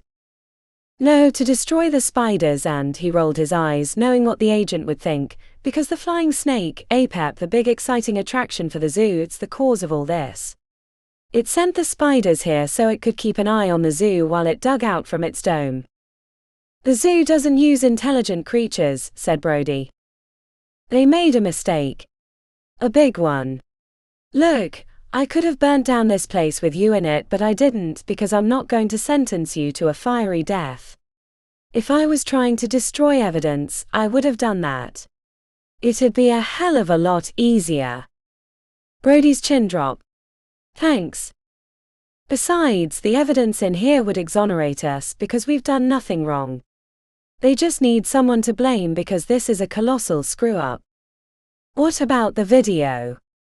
Jae-young sighed heavily. "Part of that is true, but not the parts you think. They were throwing Pax's family into the mouth of that beast. She just saved them and freed it where it can't hurt anyone." The second part didn't sit well with Agent Brody, but he nodded. "Now what?" As Jae-young stood, he realized the metal trash can had shifted slightly. He felt the crawling on his calf before he looked down. A bright bloom of pain shot up his leg, and he crushed the spider against his skin.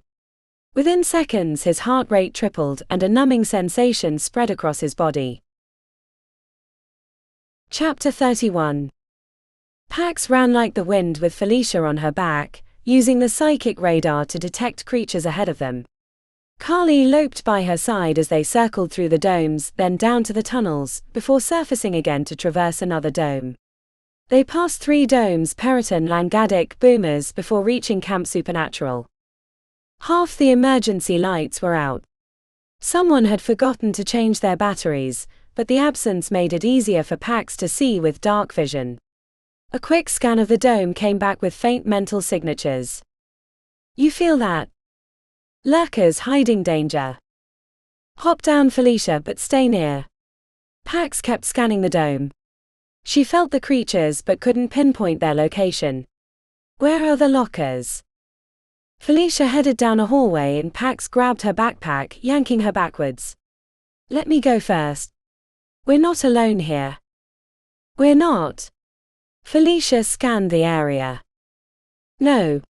So stay between me and Carly. Blue lockers filled the room in long rows with room above for creating airflow and a sense of space, but in the middle of an emergency Pax hated it because something could come over them at any moment. It's in back, number 456. They followed the serpentine path, then used the wall to minimize exposure. Chomper ahead. She froze and Felicia ran into her. Pax sensed what Carly had warned her about moments after the word picture in her mind. Their minds had twinned, but there was a delay for the thoughts to pass between. A peek around the corner revealed that a reptile had decided to lounge beneath the bench that went down the middle between the lockers. She couldn't tell what kind, but it was about 6 feet long. A reptile that size from this zoo was dangerous regardless. Stay here, whispered Pax into Felicia's ear as she set her against the back wall. Pax positioned herself at the end of the row. The reptile snorted, a warning not to approach. The bench would block a mark, and Pax didn't want to wait for it to move, so she hooked her hands around either side of the long board and yanked upward. The metal bolts holding it in place snapped, and she tipped the thick bench over. It clattered loudly in the echoey space. The reptile lunged forward but loaded up on elixir. Pax hit it with a stun that stilled it. Acid spitter, said Felicia when she peeked around the corner. The reptile had black marks along its back, recent scars from a fight with another creature from the zoo. It had probably come to the locker room to hide from other predators. Stay back, said Pax. I'm going to drag it away so we can get to your locker. Using the tail, Pax pulled the reptile into the nearby showers. They'd hear the slap of webbed feet before it could reach them. Pax found locker 456 and snapped the lock off with a quick tug. The satellite phone lay in the bottom above a stack of pottery ant plushies. Got it. As Pax held up the phone, a dark shape moved above the lockers, and Felicia screamed as she was yanked into the air. Carly leapt, but the girl catapulted over the lockers before she could reach her. No. Pax sped into the open area, barely throwing herself out of the way as a hooked barb flew past her face. A Fury Morph snagger hung above the soda machine in the cafeteria. Pax blasted it off with a slam mark, shattering glass and throwing chairs across the eating area. Other shapes moved across the ceiling. Camp Supernatural was overrun with snaggers. She spotted the bright pink backpack on the right side of the solar bear enclosure, but reaching it, realized that it had fallen from Felicia's back. 2 more snaggers scurried down the wall towards her, but she hit them both with one mark and the rest retreated towards the Fury Morph dome. No, no, no, no, no, Pax kept repeating as she tried to hurry after, but the snaggers kept dropping down to fire their barbed capture lines at her, keeping her from pursuing Felicia. She fought them the whole way around the pottery ant dome until she reached the tunnel leading into the Fury Morphs, where a knot of cutters, supported by a half-dozen snaggers, blocked her way. Chapter 32. The strange skeletal buildings inside the enclosure gave Janelle indigestion as she stared through the glass, holding Sunshine on her hip like an oversized toddler. There was no sign of the Wraithhawks. I wish they'd escaped. That would make this a whole lot easier, said Janelle as Sunshine cooed in her arms and played with her dark curly hair. I think she likes you, said Liam. She's comforting to hold, said Janelle as she carried her back to the cart, but you're gonna have to stay out here. Trust me, Sunshine, I don't want to go in either. Liam frowned as he stared through the glass. You know much about wraithhawks? Only that I don't want to mess with them. Of the known realms, the Eternal City is about last on my bucket list. But here we are. Ideas. Liam moved to the information plate near the glass. He tapped on the angled board. This says they can drain your energy, then once you've collapsed they suck your soul out. Fun, huh? You're entirely too cavalier about this, said Janelle. Humor is my coping mechanism. But seriously, can we distract them somehow? It says they only see movement. Maybe we can give them the old switcheroo and reach the gun. I see the place Pax told us about. It's a good 200 feet from here. 400 feet there and back. The hawks are fast. We can't outrun them. Janelle bunched up her lips as she considered options. Back-to-back firing slam marks. Wish there was a mystdrakon around to scrape for speed. Assuming it didn't kill you first, said Janelle. You're the best mage of us. Holding out on any tricks? She shook her head. Nothing to help here, but I can bring you back to life if they kill you. We need a distraction. Liam nodded to the booth displaying animal plushies and other zoo merch. Maybe something in there. They left Sunshine sitting next to the cart. She seemed content to play with her toes. The booth had plushies, t-shirts, flags and other overpriced items for sale, but nothing that fit their needs. Janelle kicked through the locked employee door and strode through before she remembered that something might have crept behind it. The problem with the constant danger is I'm getting complacent.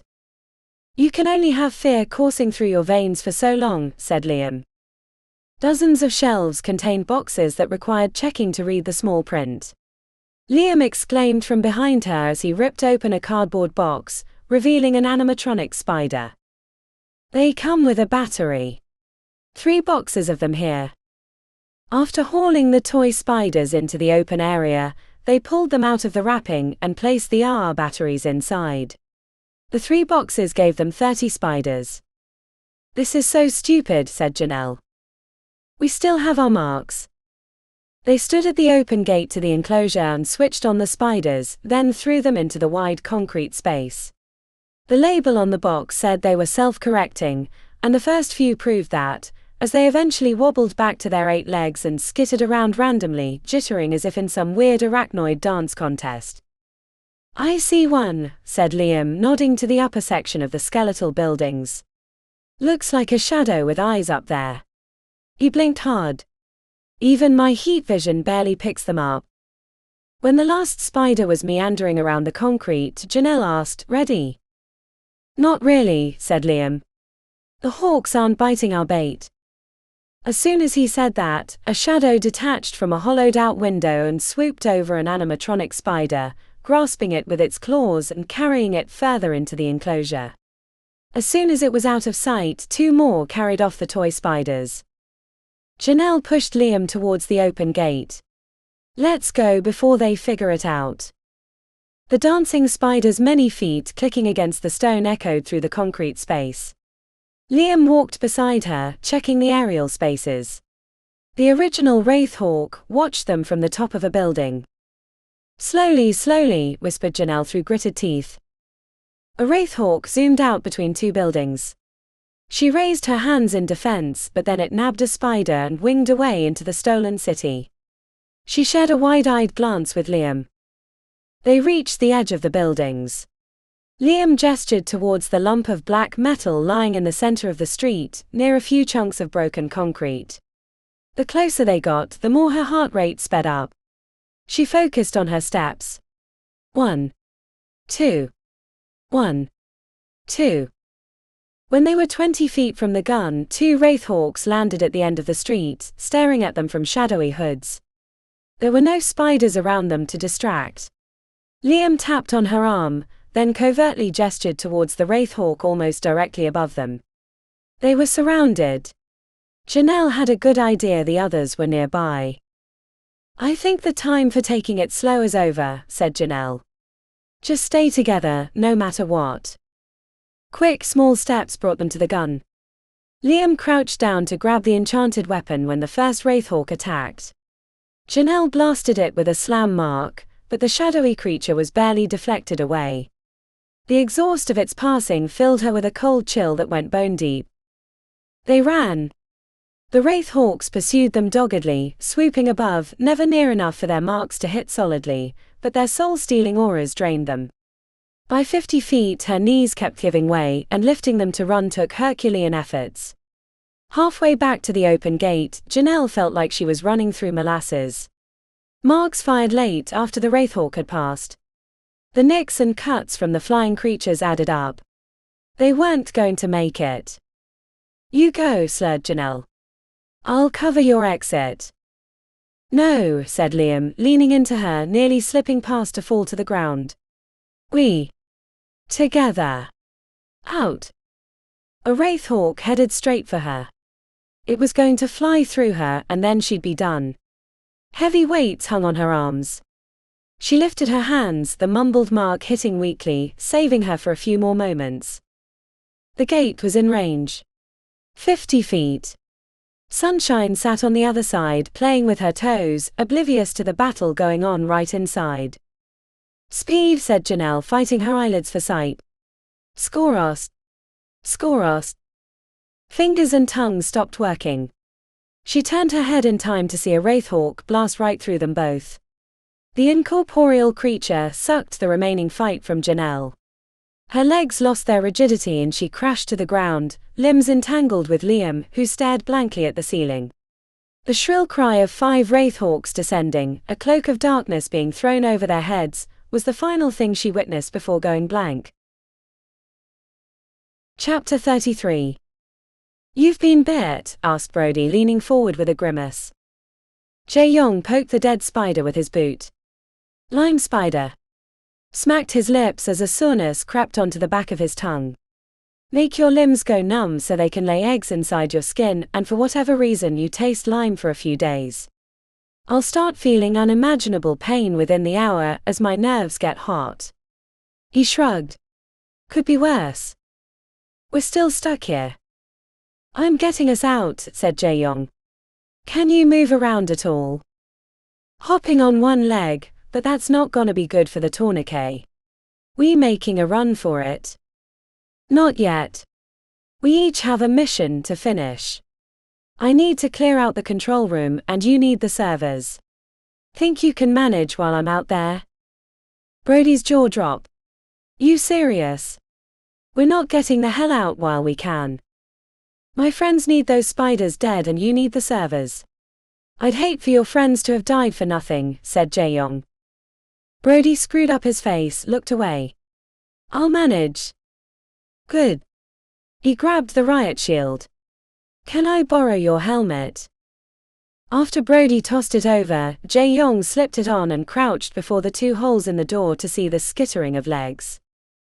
"I need you to yank this open, then I'm spraying this hallway with flame." With Jae-young's help, Brody hopped over to the door. He gave a head nod count of 3, then pulled. As soon as the hallway came into view, Jae-young poured every ounce of his energy into a flame spell. A blast of combustion crisped everything in his way, leaving charred husks on their backs, legs twitching. "Close the door behind me. I'll let you know when I'm finished." "Copy that." Brody saluted while balancing on one leg. "Good luck." Outside in the hallway, Jae-young took the riot shield and knocked the tiles from the ceiling. A few smaller spiders had taken roost on the metal scaffolding, but he burned them out with short blasts, careful not to start the building on fire. Once he'd cleared out the hallway ceiling, he worked on the next hallway that led to the control room. 2 more bodies lay outside the door. There was a woman like the dead guy he'd first found, while the second person was cocooned in webs. Before he investigated further, Jae-young knocked out the ceiling tiles, spraying flame or stomping spiders when they dropped down, careful not to hit the body in the webs in case they were still alive. When he reached the control room door, he found the small window that would have let him see in, covered in webs on the inside. After confirming no spiders had gotten around him, Jae-young kicked the door open, then hurried backwards, hands ready for flame. A big iron ripper came scuttling out, but he knocked it away with the riot shield and crushed its back with his boot. A couple of web-slinging spiders spat their silk at him, but he kept it from hitting him, and when they paused their volley he returned with flame. When it was clear he'd blocked the hallway, other spiders came over the wall, but since he'd cleared out the tiles he saw them immediately. Jae-young worked the control room in this manner, giving ground when they surged out, then turning them to charred husks in the open space. He carefully burned away webs whenever he encountered them. Too many supernatural spiders made webs that could disable him. When no more spiders came after him, he peeked around the corner, using the riot shield for protection. The few remaining spiders made a last stand, but they were no match for boot and flame.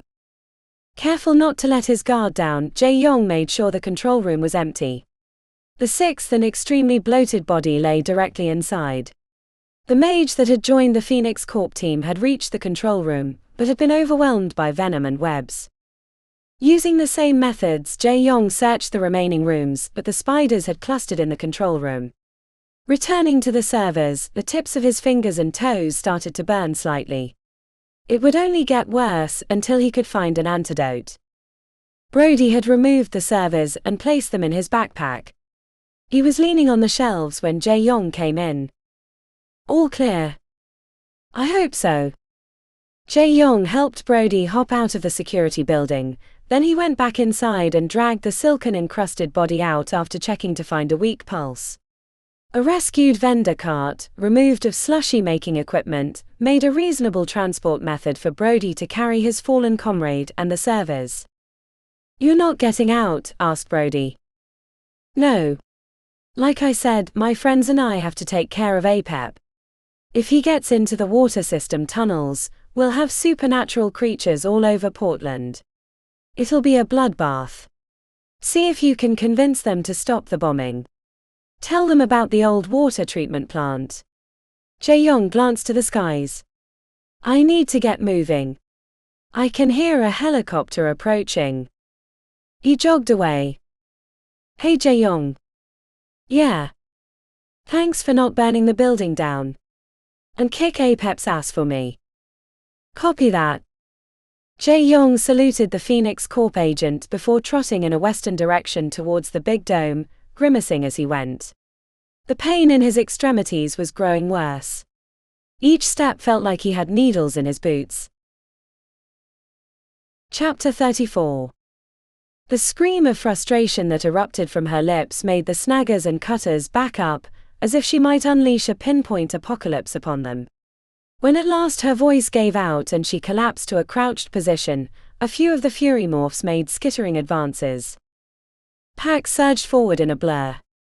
She kicked a snagger in the chest, flinging it backwards into a group of cutters that scattered upon impact. Raw speed flooding her veins, she moved like a vengeful wind, kicking and punching, barely avoiding the hook lines or bladed legs hunting for her head. She killed a cutter outright, injured more than that, but there were too many and she knew eventually she'd make a mistake and the fury morphs would tear her apart. Pax fled back to Carly, who had wisely stayed back. The fury morphs didn't pursue, a stalemate for their brief war. Collapsing to her knees, tears flowed from her eyes. She'd promised Felicia she'd protect her and she'd failed. Pax looked to the sky, silently wishing for the bombs to drop, put the poor girl out of her misery before they implanted larvae in her body. It wouldn't happen right away.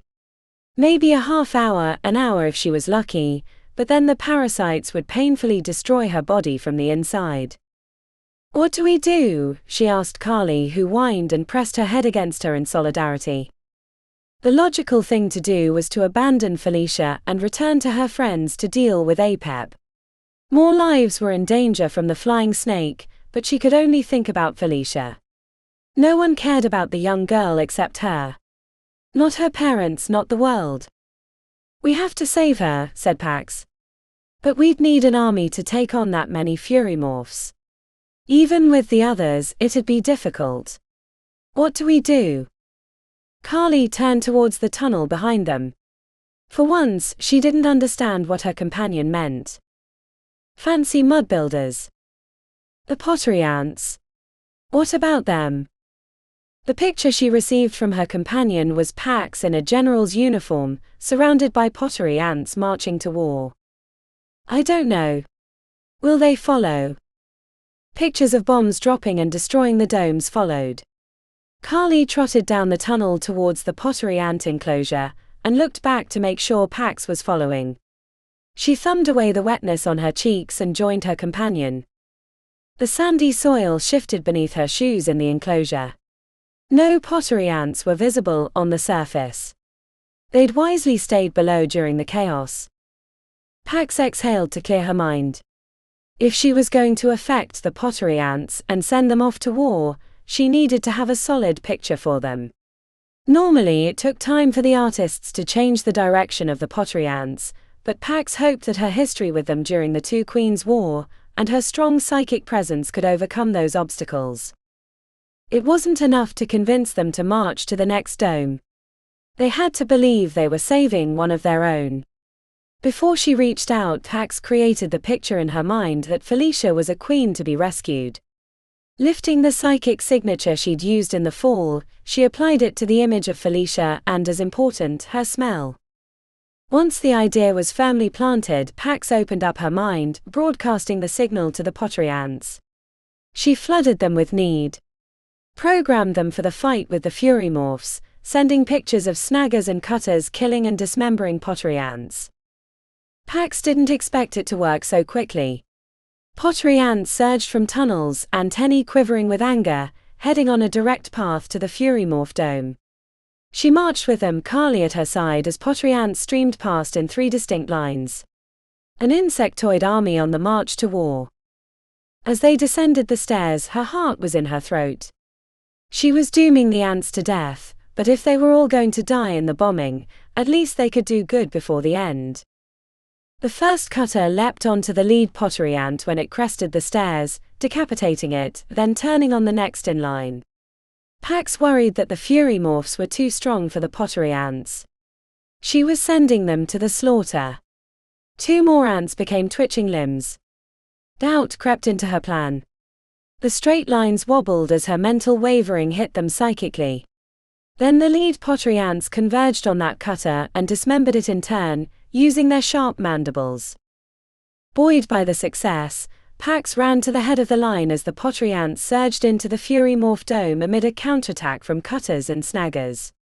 Beside her, Carly tackled a cutter, avoiding its bladed legs, and ripped its throat out with her jagged teeth.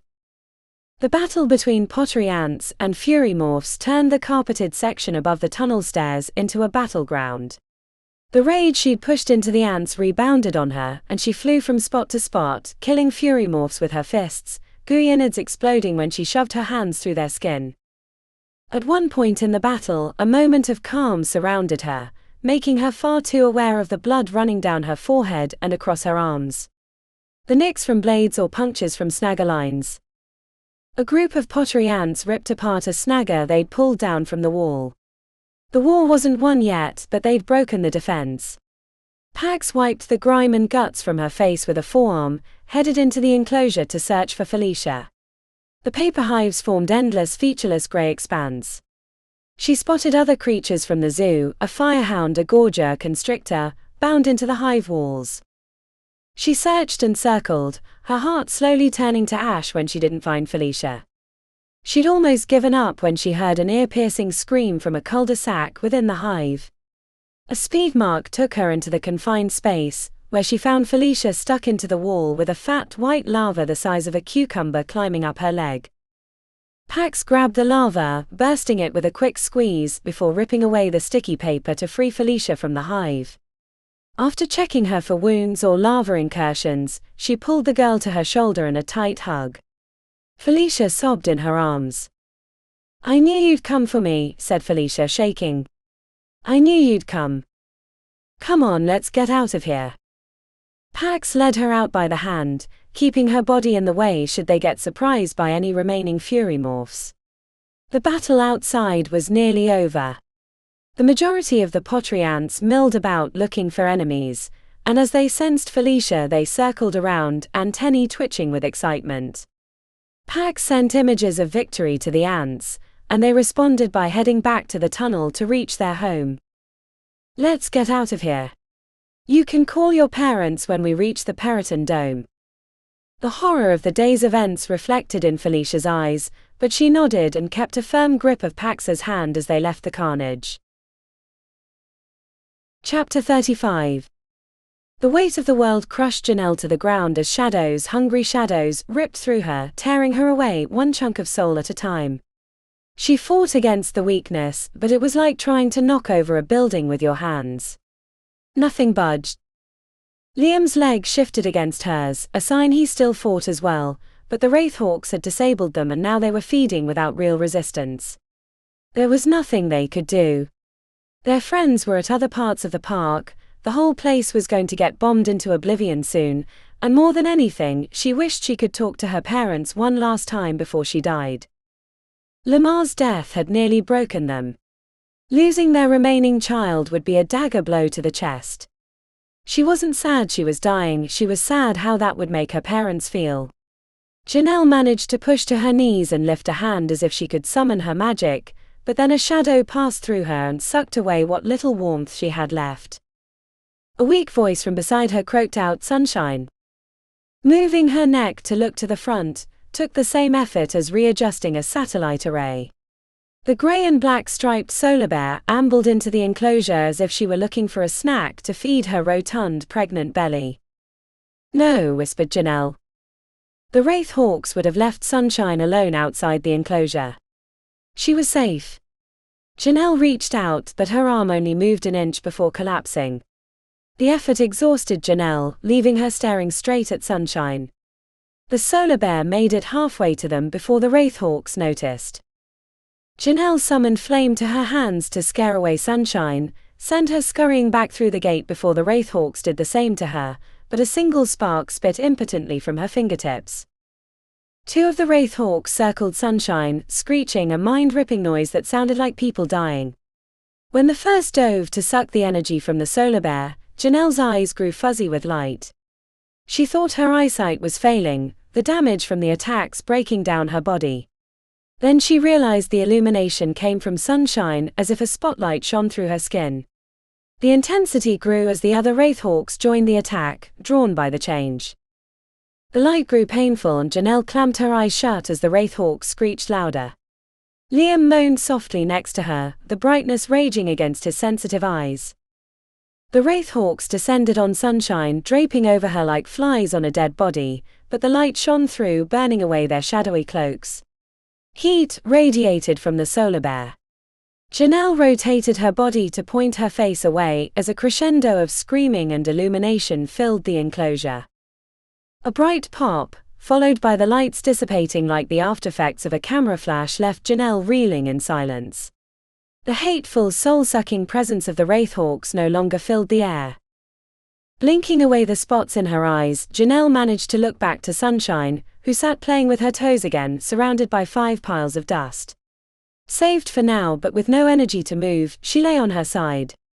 Sunshine banished Wraithhawks from existence. Time passed without meaning. The ground rumbled beneath. At first she thought a dragon had landed on the dome and roared out its breath as she'd seen Thaikpauk in Svalbard do. The memory brought a smile to her lips, that she'd gotten a chance to witness a dragon before her death. Not many people could say that. The floor shook again. She managed to turn on her side. Liam's hair had fallen in his face, but his eyes were wide. "The bombs. We have to move." A scream from the entrance spurred Janelle to struggle to her knees. Pax came running in with Jae-Yong, Felicia and Carly on her heels. "What happened? Are you okay?" Pax slid to the floor, holding Janelle against her shoulder. She relished the warmth of another person. "We have to go." "Bombs." Pax pulled away, making a face. "No, not yet. That's Apep's dome. They've almost broken through the floor. It's not long now." After Pax helped Janelle up, she reviewed her friends. It had only been a short time since she'd seen them last, but they each looked equally beaten. The grime and blood covering Pax and Carly looked like they'd survived a horror movie. The poor girl Felicia had sticky grey paper and yellow goo on her clothes, but to give her credit, she wasn't a ball of tears. Last, Jae-young's clothes were in tatters, revealing loads of oily black muscles. The grimace on his lips and the way he danced from foot to foot revealed a significant amount of pain. "Did you?" asked Janelle. Pax nodded, smiling towards Felicia. "She got a hold of her parents. They're doing whatever they can, but we don't know if it's going to be enough." JY worked his magic too. "The security room is clear. And now." Destiny shone through Pax's gaze. "APAP." Chapter 36. The battles of the day had finally caught up to Pax's friends. They needed stretchers and medical care, not another task to knock off the list. Pax touched her arm where a cutter had sliced her to the bone. She'd managed to bind the wound with an abandoned zoo flag she'd found in the hallway, but the fabric was soaked through with new blood. Carly had dozens of small cuts, and a limp from when her back leg was landed on by a snagger that had fallen off the interior glass. Neither Janelle or Liam looked like they could manage even walking to the big dome, let alone fight against the hundreds of creatures arrayed there. Jae-young appeared the healthiest, but she knew the type of spider that had bitten him. He could barely keep his eyes open, and he breathed shallowly to manage the excruciating pain turning his nerves aflame. Until he got an antidote, every step or touch would deliver third-degree burn levels of pain. It wasn't much of a decision because she could see no other way. Her friends had given everything they could. It was up to her and Carly to finish. Pax grabbed the enchanted gun. "We're headed to Apep's dome. None of you look in any shape to join me, so gather your strength and get the hell out of the zoo." "I'm coming," said Jae-young, but as he took a step forward he cried out and collapsed to one knee. "Everything burns. Everything burns." Seeing him in pain brought tears to her eyes, but she could do nothing for him. "Put him on the cart. Felicia can push. I don't think they'll shoot now." JY saved one of the Phoenix Corp agents in the security building. Janelle hadn't made it up from her knees. Her expression revealed the ache of not being able to help, but she nodded, realizing that Pax was right. There was nothing they could do now. "Don't die." It was clear she'd intended to deliver the line sarcastically, but the obvious truth rounded Janelle's eyes, curled her lips to the ground. "I almost did that once. The recovery is shit," said Pax with a wistful smile. I have to go. You understand. Love you all and see you when this is over." Walking out of the dome and leaving her friends left her hands and face numb. She almost looked back, but feared that she wouldn't keep going forward. They'd done everything they could. Shouldn't it be up to the assholes who created this mess to clean it up? But she knew it wasn't that easy. After all, she was one of those assholes. If she'd helped Lord Asphodel with his sword in the tomb, Apep might not have escaped. She didn't believe in destiny, but maybe this was karma. This was also her home. The zoo. The city. She couldn't trust a bunch of cover-your-ass politicians to do the right thing in a crisis. Especially when a giant corporation she'd twice damaged was whispering in their ear about liability and blame. If she died fighting Apep, at least she wouldn't have to listen to her name being dragged through the mud. Everything hurt as she jogged to the back of the big dome. The adrenaline from the previous fights had drained her. Her body was sending her signals, telling her that she didn't have much left. The gun felt heavy in her grasp, even though she could easily carry it. When she reached the loading door, the urge to throw away the enchanted gun and return to her friends left her stuttering to a stop. It was almost suicide to continue now. The only chance she had was that Apep was in the dome with fewer guardians. The majority of his menagerie of death lay below in the old water treatment plant tunnels. "What do you think, Carly?" Her companion's fur was matted with blood and gunk. Like Pax, it was hard to tell what was her and what was from the creatures they'd killed. A low whine slipped out. Carly had emitted the same cry in the tomb when they'd first fought Apep. A primal fear that went back through her ancestors. Both of them had been bred to fight Apep and his offspring. They were, as she'd learned in Norway, the pinnacle of the descendants of Bastet. Thousands of years in the making, yet Pax still didn't feel up to the task. Neither did Carly, as she panted and whined, staring into the darkness of the loading dock. In the words of Professor Cassius, it was a total cock-up. Cass had beat into their heads that they should always define the battlefield. The worst thing you could do was go after a creature on its terms, in its home, and with all the advantages that entailed. Speed and strength helped nullify advantages, but it was the hunter's mind that mattered most. But nothing she knew about Apep provided a workable path on how to defeat him. There were no true gods, only people and creatures strong enough to act with the impunity of one, but Apep had survived millenniums. How could she defeat him now? The gun in her hand provided a possibility beyond breaking the glass, but she'd never used one before. Pointing and shooting at a wall of enchanted glass was one thing, but hitting a moving target was another. Still, it was an option that was better than nothing. Pax didn't have to ask her companion again. She knew the answer. They would fight Apep in his dome, even if it likely meant their death. Come on, Carly, last hunt. Chapter 37. Stepping into the interior of the loading area sent prickles across her shoulders. Pax had no idea how Apep's psychic abilities worked, so she didn't know if their presence had already been detected. She frowned at the gun. If Apep didn't know yet, he'd know once they broke the glass. Checking her surroundings both visually and psychically, Pax found the interior enclosure. The few emergency lights inside shone upon the pyramid like moonlight. Before the angular structure, rocks had been piled up. She watched as lanky Goliaths carried stone away from the hole, knowing in their depths, Rocketons worked furiously at the flying snake's behest. Higher up on the pyramid, Pax stared into the darkness of Apep's lair. She could feel him inside. The creature's psychic power radiated out like an invisible sun. Get too close and she might get pulled into the flame by its inescapable gravity. The only thing in their favor was that Apep was held to the same timetable as they were. If they could keep the flying snake in the dome when the bombs dropped, they'd defeat him, even if it meant their own lives. Playing to a draw, that would be a win for the city. It was their best and yet worst option. A loose plan formed between them as she stared through the glass. Once they broke in, they wouldn't head to the pyramid, but to the Goliaths and Rocketons. If they could stop them from digging a big enough hole, then Apep couldn't escape. It was a better option than fighting the flying snake directly. Pax took a deep breath and pointed the gun at the glass, flinching as she pulled the trigger.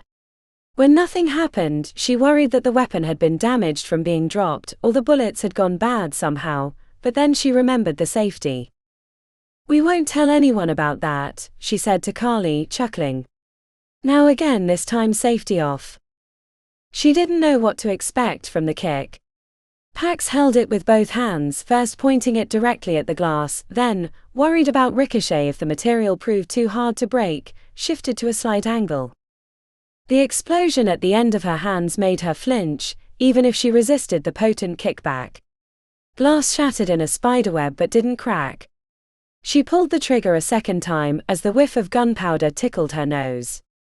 A chunk of the glass broke free as if a big hand had punched it, shattering on the ground, while the surrounding barrier remained intact. Pax looked at the gun and considered throwing it away, but even a poor shot with the enchanted weapon was better than none. She was tired. If she didn't get a migraine from the day's overexertion, she'd be surprised. After checking for creatures coming to investigate the gunshots, Pax stepped through the hole, being careful not to cut herself on the sharp edges. Carly leapt through gracefully and landed with a limp. The arid landscape that led up to the pyramid was dotted with gnarled trees. She scanned the area, expecting an attack, but nothing had revealed itself. On the rocky ridge surrounding the hole, a Goliath carried a hunk of stone, dropping it to tumble down the pile. The beast stopped when it saw her, snarling and taking a step forward before an invisible tug yanked it backwards. The Goliath stumbled back into the hole, disappearing from sight. Interesting. Carly had the same thought. Apep was in a hurry to escape. The bombing would be soon. Too soon. She glanced at the underside of the dome ceiling as if she expected to see bomber jets soaring overhead, oblong eggs dropping from their bellies. She marched to the edge of the pile. If the end was near, there was no reason not to expend every effort to make sure it turned out the way she wanted. The uneven rocks made the ascent challenging, as she expected wings or something slithering to burst from the pit at any moment.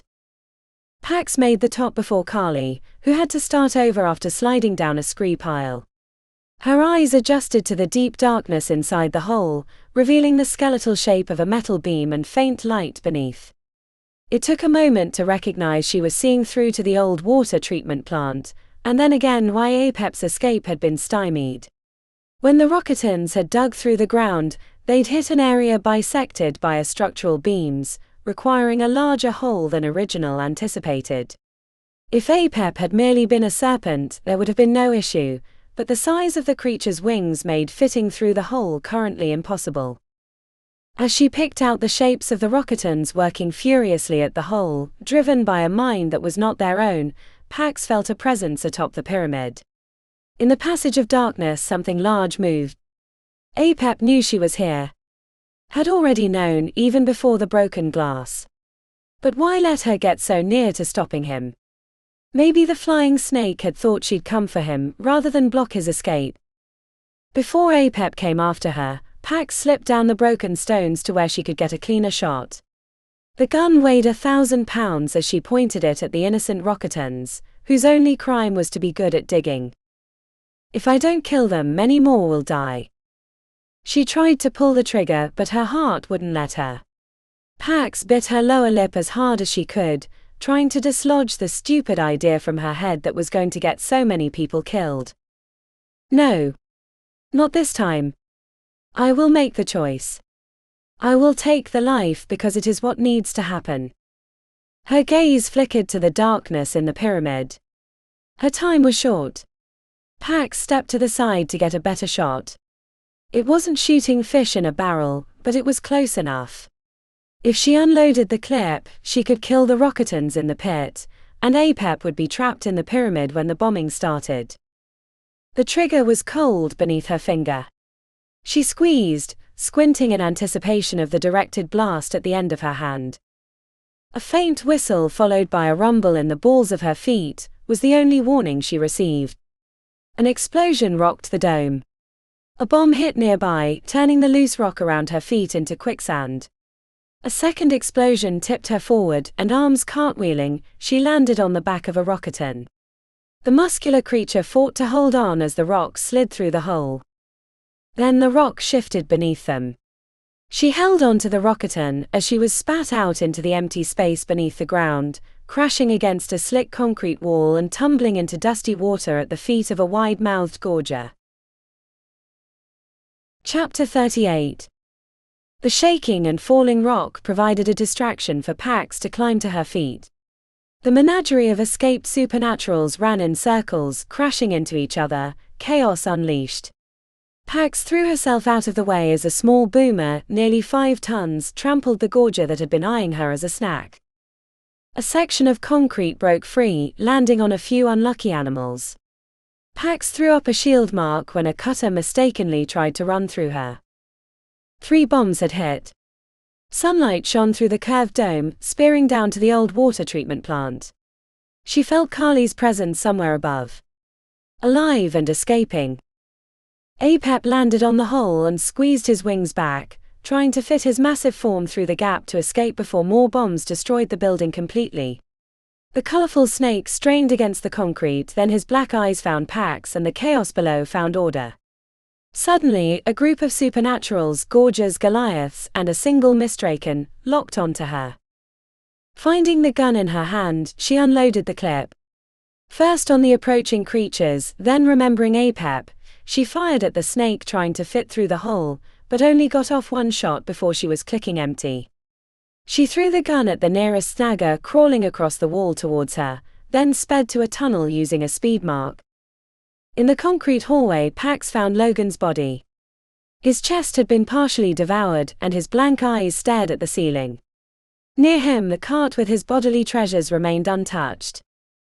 Hearing the clicking of claws as predators approached, Pax ripped the bindings off with her bare hands, grabbed the mystdrakon gland box, and in one motion tore it open and launched it back into the room. The scent enraged the mystdrakon on her tail and the one further in the room. The twin reptiles could no longer be controlled by the flying snake, and turned on their brethren, ripping through them in a frenzy of killing like a confused wolf in a pen full of docile sheep. Pax took a step towards escape but turned back. If Apep could squeeze through the hole before the jets finished destroying the dome, then he would escape. She couldn't let that happen. Another bomb hit as Apep squirmed, tearing feathers from his wings, ripping flesh on rebar sticking out from the shattered concrete.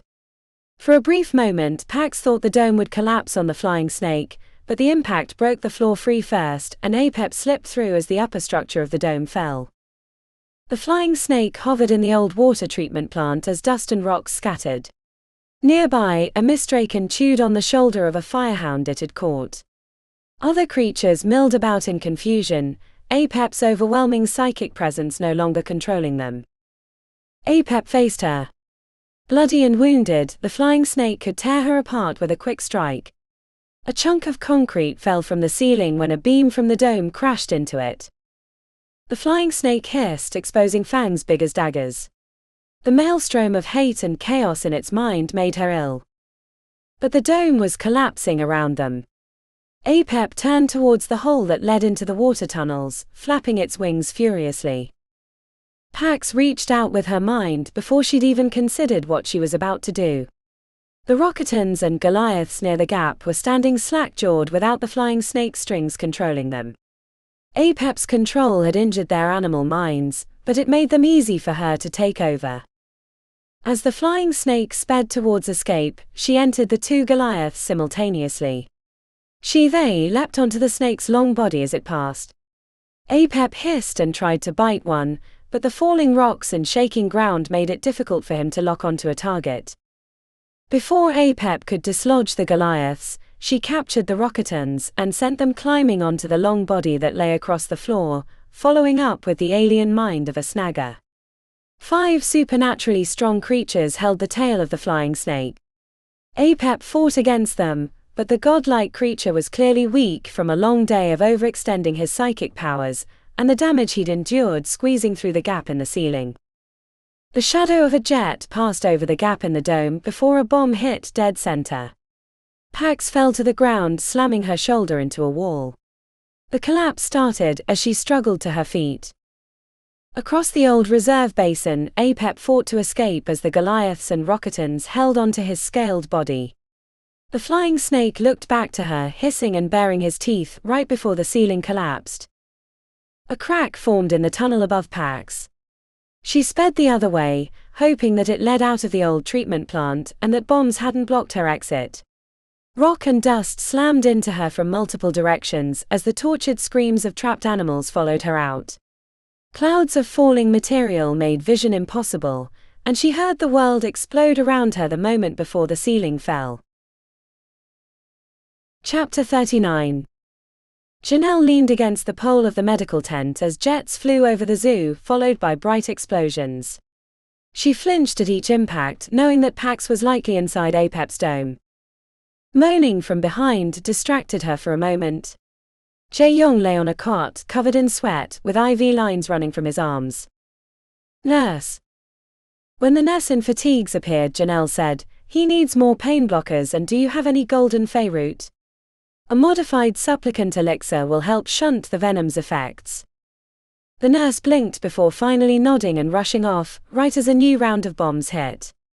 The collapsing dome matching the emptiness in her chest. A woman with long dark hair with soft curls and silvery bangle earrings appeared. Her eyes had puffy circles and she wore a badge indicating she was a zoo employee. "Janelle. You're Esmeralda." The woman nodded.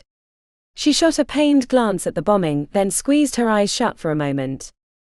"I know they're only bombing Apep's dome, but they said a bunch of creatures had clustered there." A deranged smile climbed to her lips. "Better than the whole zoo, I guess."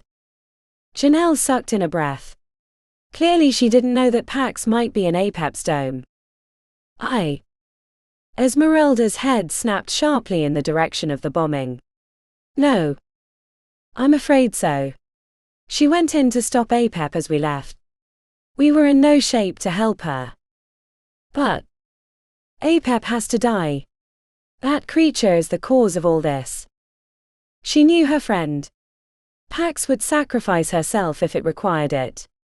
The only reason she hadn't started mourning was she held out a sliver of hope that Pax might have survived. The medical tent lay right behind the barrier that blocked the southern main gate. The soldiers watched the jets fly over the big dome, dropping bombs to collapse the structure.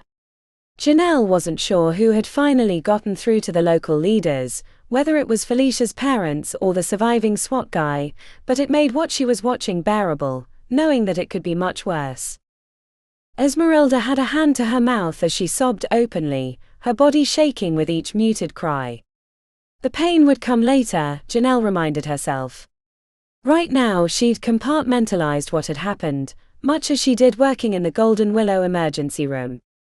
She needed to be alert for her friends that had made it out. In the tent behind her, Liam was receiving fluids and low-level energy elixirs. The Wraithhawks had drained him to near death. Another few minutes, and he would have perished. Janelle checked the line in her arm, feeding a similar cocktail that she'd instructed the medical team to apply. They'd balked at first, thinking she was only Animalian's Hall, but once she started giving them detailed instructions, they reacted to her professionalism. She pushed the tape down on the needle in her arm. The nurse who had stuck her hadn't cleaned the area enough first, and the sticky wasn't working. Distracted by her own medical care, she didn't quite hear Esmeralda until she had burst through the line and was running across the gap. Carly. The enormous Calidus stumbled across the concrete, fur matted with blood. Soldiers lifted their weapons, thinking the approaching creature was a zoo denizen, until Esmeralda ran screaming to the injured creature, throwing her arms around Carly. Janelle yanked the line out of her arm and shuffled after Esmeralda. Carly collapsed the moment she reached Esmeralda. When she reached their side, Janelle asked, "What can I do?" "We need Artie," she said. Janelle didn't know who Artie was, but she willed herself back to the medical tent, and after a quick consultation, had someone run to get the zoo vet. A large black man with graying dreads came running to the front with bags on his arm and knelt by the fallen Calidus. She approached but stayed back as Artie and Esmeralda worked together on Carly, who lay on her side breathing heavily and emitting a low whine. Janelle put her hand to her mouth. Her weak legs gave way and she managed to keep herself from falling as she collapsed to a sitting position. No. She looked to the dome which had collapsed on itself, dust rising in a plume. The intense rumble of jets was replaced with helicopters that flooded over the zoo in search of survivors. Floodwaters built up in Janelle's mind, but she kept them back. Squeezing her lips together, kneading her hands into fists. Anything to keep it at bay. When a hand touched her shoulder, she found herself looking up into the intense gaze of patron Adele. "We just arrived. Tell me." Janelle stuttered to get the words out as she saw Professors Vladimir, Applebrick, Santos and Ansel come running up. Ansel joined Artie and Esmeralda by Carly's side, while Santos ran to a group of Phoenix Corp agents, immediately taking control of her former colleagues. Patron Adele captured her attention by placing a finger against her jaw and gently pulling her around. "I know it's been a long day. But tell me." Training from Golden Willow kicked in. Janelle took a deep breath and then in concise terms explained what had happened in the zoo regarding Apep and the zoo security, and how they had attempted to mitigate the crisis. Janelle was proud of herself when Adele only asked 2 follow-up questions. Her teachers at Aura Healers had drilled the importance of staying on point during a disaster. The time for personal feelings and retrospection could come later, once everyone was saved that could be saved. "Thank you, Janelle. You performed beautifully. We'll try to put things to order now as best we can." "The security building," said Janelle. JY kept it intact. "Get Hunter Eusebio there, if he's around." If they can reset the security controls, then you should have an easier time getting the creatures locked back in their enclosures. There was a brief struggle for control of the situation between the mayor and Adele, as she started directing soldiers and police officers, but the tall patron spoke quietly to the mayor, and the disagreement was resolved when the mayor marched away, throwing up his hands. Soon after, teams flooded into the zoo with the Animalians professors at their lead to get the animals in their cages. Hunter Eusebio appeared shortly after, headed to the security building with another team. With everyone heading into the zoo and Apep's dome collapsed, the tide of her emotions went out, leaving her exposed to the horrors of what had happened. Janelle stared at the trailing smoke from the big dome. Somewhere beneath that destruction lay her best friend. She wished she could have been there. Maybe then the two of them could have escaped. But Janelle could barely stand without help. It would have just meant she would have died there too. The team working on Carly brought a stretcher, and the injured Calidus was carried into the sea of tents that had sprung up around the entrance. To her surprise, Felicia appeared moments later, pushing a wheelchair. A military nurse walked at her side. Considering everything that had happened, the young girl seemed undamaged, except for a few cuts and a heaviness to her gaze that made her seem years older. "I saw you sitting and wanted to help," said Felicia brightly. "Thanks," said Janelle as they helped her into the wheelchair. "Have you seen her?" There was no need to explain who she meant. Janelle squeezed back her emotions. She couldn't tell Felicia. Not after everything that had happened. Janelle shook her head when words failed to materialize. Felicia stood on her tippy toes, peering into the park. "I know she survived. She has to. I want her to be there when I get into Animalians." "She would have liked that," said Janelle, the past tense catching her throat. The professional resolve that had held back her emotions failed. The flood welled up as she looked into Felicia's expectant eyes. Janelle reached out and grabbed the young girl's hand. "I'm so sorry, Felicia. I'm so sorry. You know there's no way that she survived the dome collapse. I know it's hard, but we have to accept. Janelle swallowed, wiping away the tears streaming down her cheeks. "We have to accept that she didn't make it. Pax is alive." Felicia was running across the entrance area before Janelle realized she was no longer holding her hand. Around the corner came a figure, bloody and covered in white dust. Stumbling, but managing to put one foot in front of the other. It was her best friend. Pax Nagard. Chapter 40. The funeral for Logan Lovelace came a week after the events at the zoo. The papers were having a field day with the disaster, calling it Zoo-apocalypse or the Zoo of Death. The only reason Pax knew about it was that her parents kept bringing it up at mealtimes. The underlying message that they thought she'd been the cause was never lost on her. Thankfully, they hadn't seen the Pax is a terrorist video, and the news organizations quickly eliminated those stories once Phoenix Corp's involvement had come to light. The consternation about the false story also meant they left her out of the events of the day, since it would look pretty strange after calling her a terrorist. It was enough for Pax to not be in the limelight, either as a hero or by having her name dragged through the mud. How long would that last? She had no idea, but given the destruction in the zoo and the loss of life, both animal and human, no one was really paying attention to the side stories. Her recovery had been significantly easier than in Norway. The expensive potions and treatments they'd given her had saved her life during the events that day. Pax trailed a finger across the scar on her arm where a cutter had caught her. The faint pale line was barely visible. She grabbed her purse and Carly hopped off the bed. When she passed the living room, she called to her parents. "I'm headed to Logan's funeral." Her parents looked over their newspaper and knitting but said nothing. It was best that way.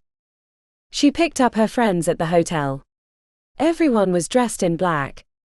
The guys both wore suits, Liam with a cream shirt beneath and Jae-young in all black, a nod to his therianthropy, while Janelle wore a simple A-line outfit with her hair up in a curly bun.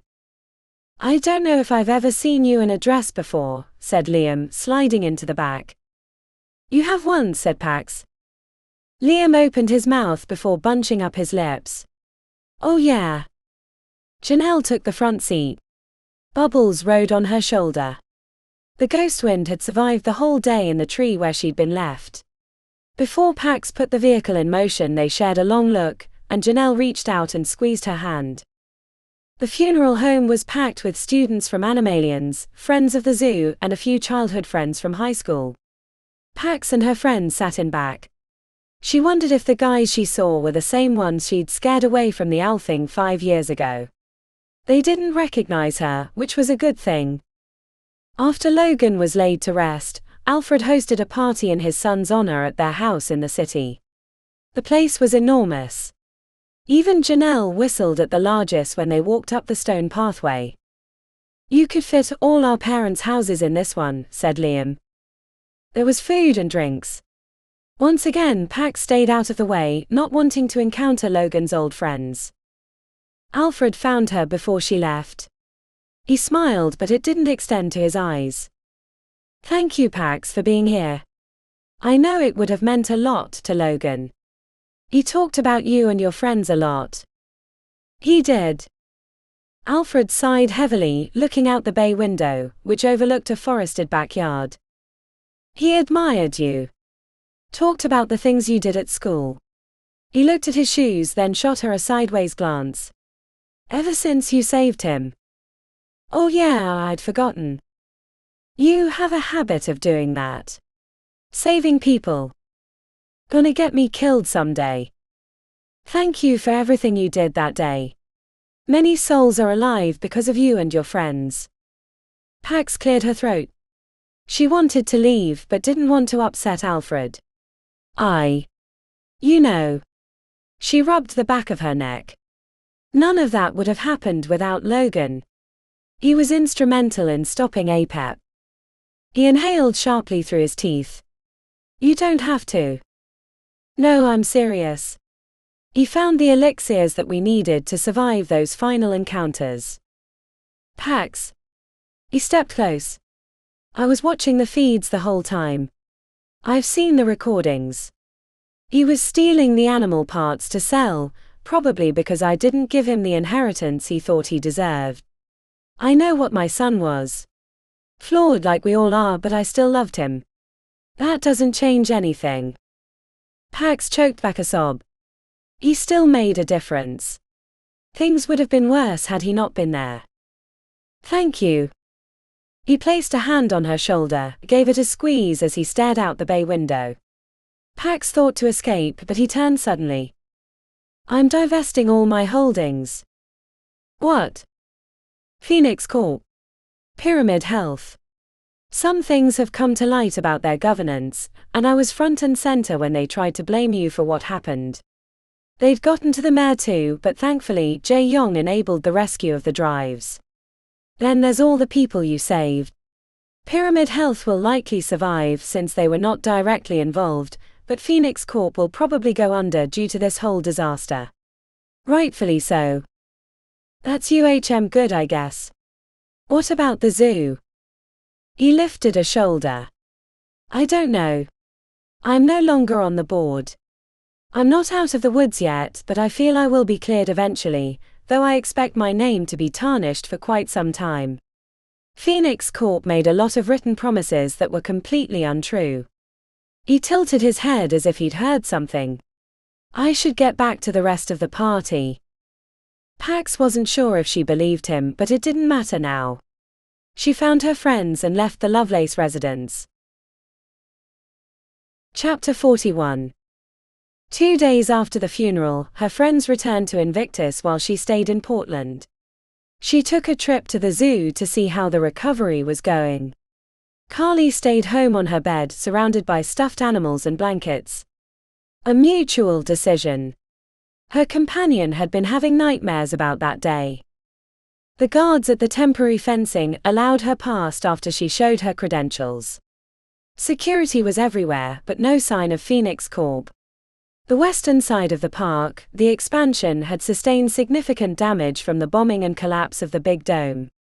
The rest of the reconstruction had to do with the events of the day, cleaning out dead bodies, fixing the security systems. The animals had all been placed back in their enclosures. The work of the professors from Animalians.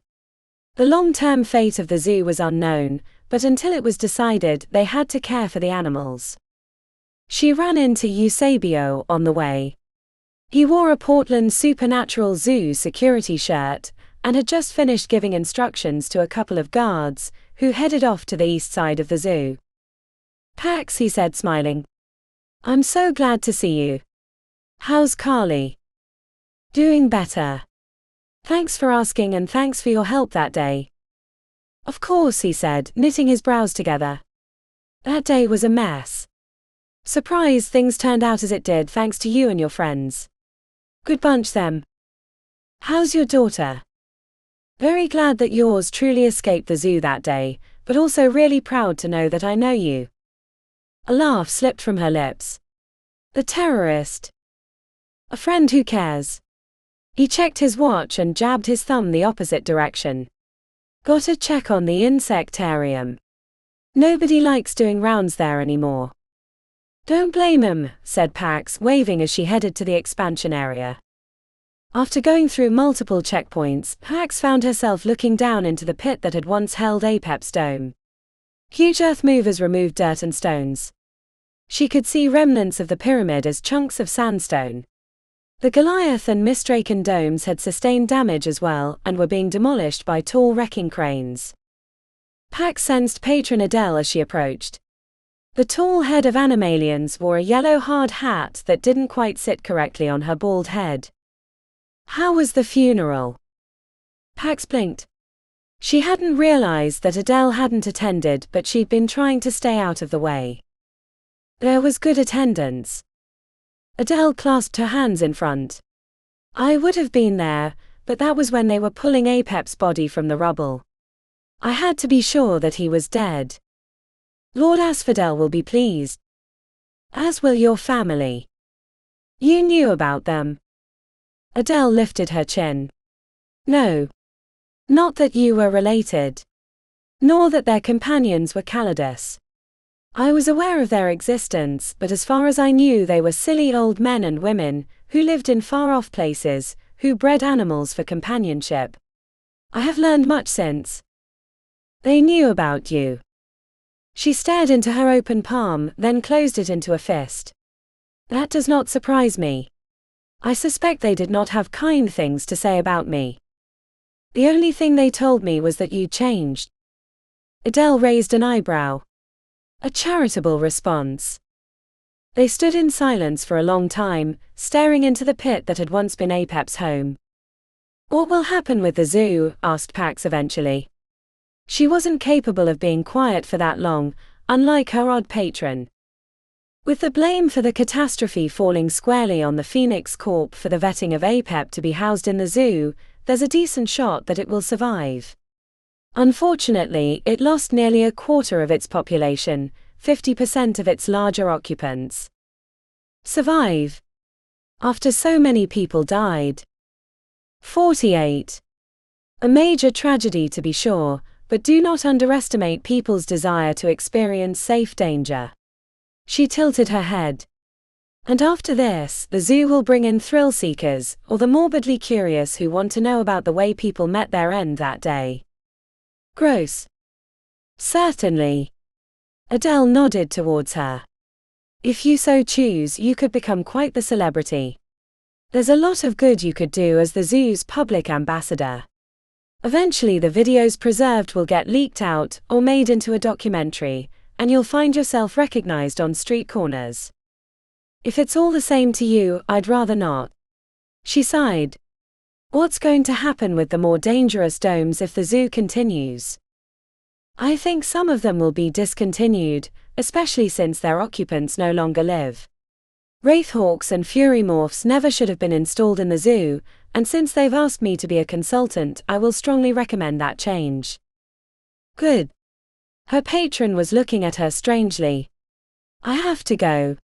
I want to see some people. Pax.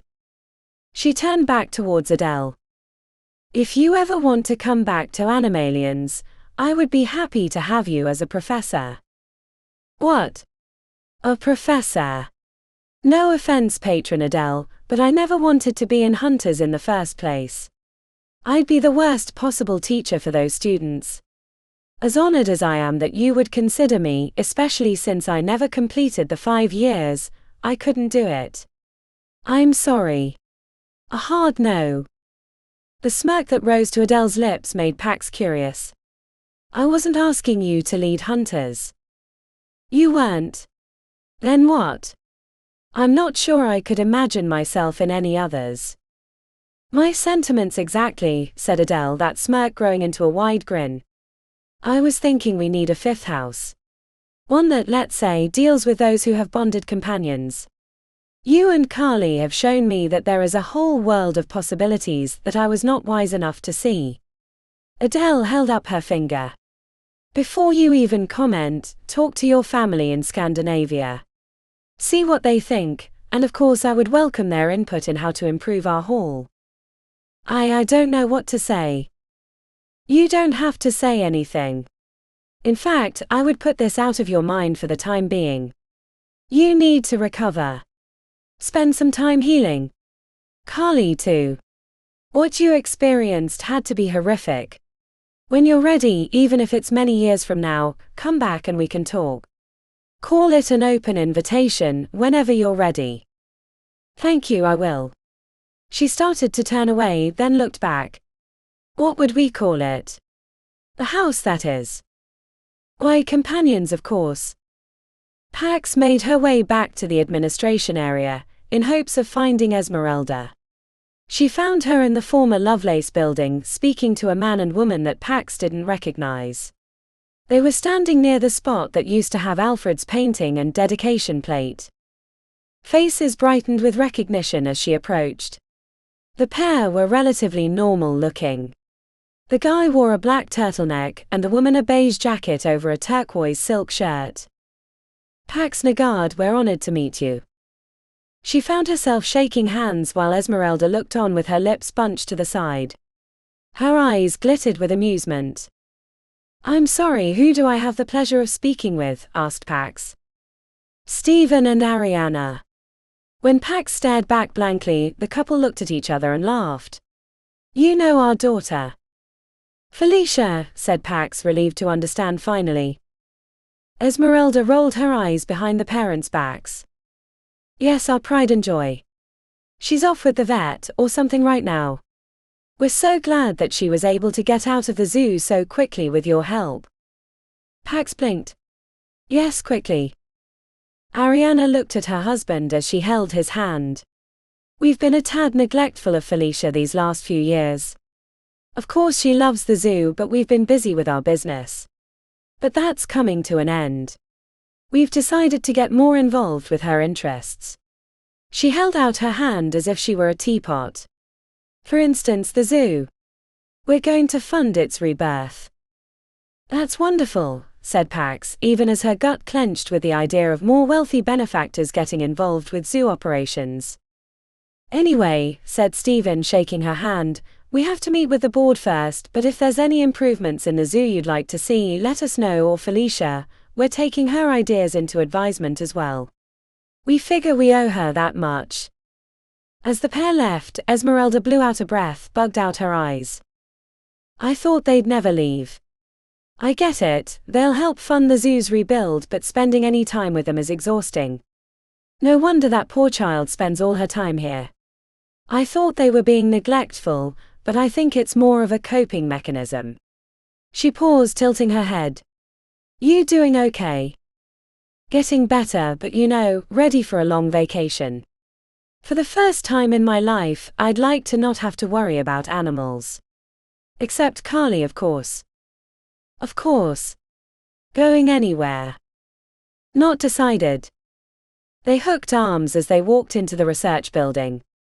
On the 3rd floor, they found Artie examining Sunshine while Felicia looked on. The young girl ran into Pax's arms the moment she stepped into the room. They held on to each other for a long time.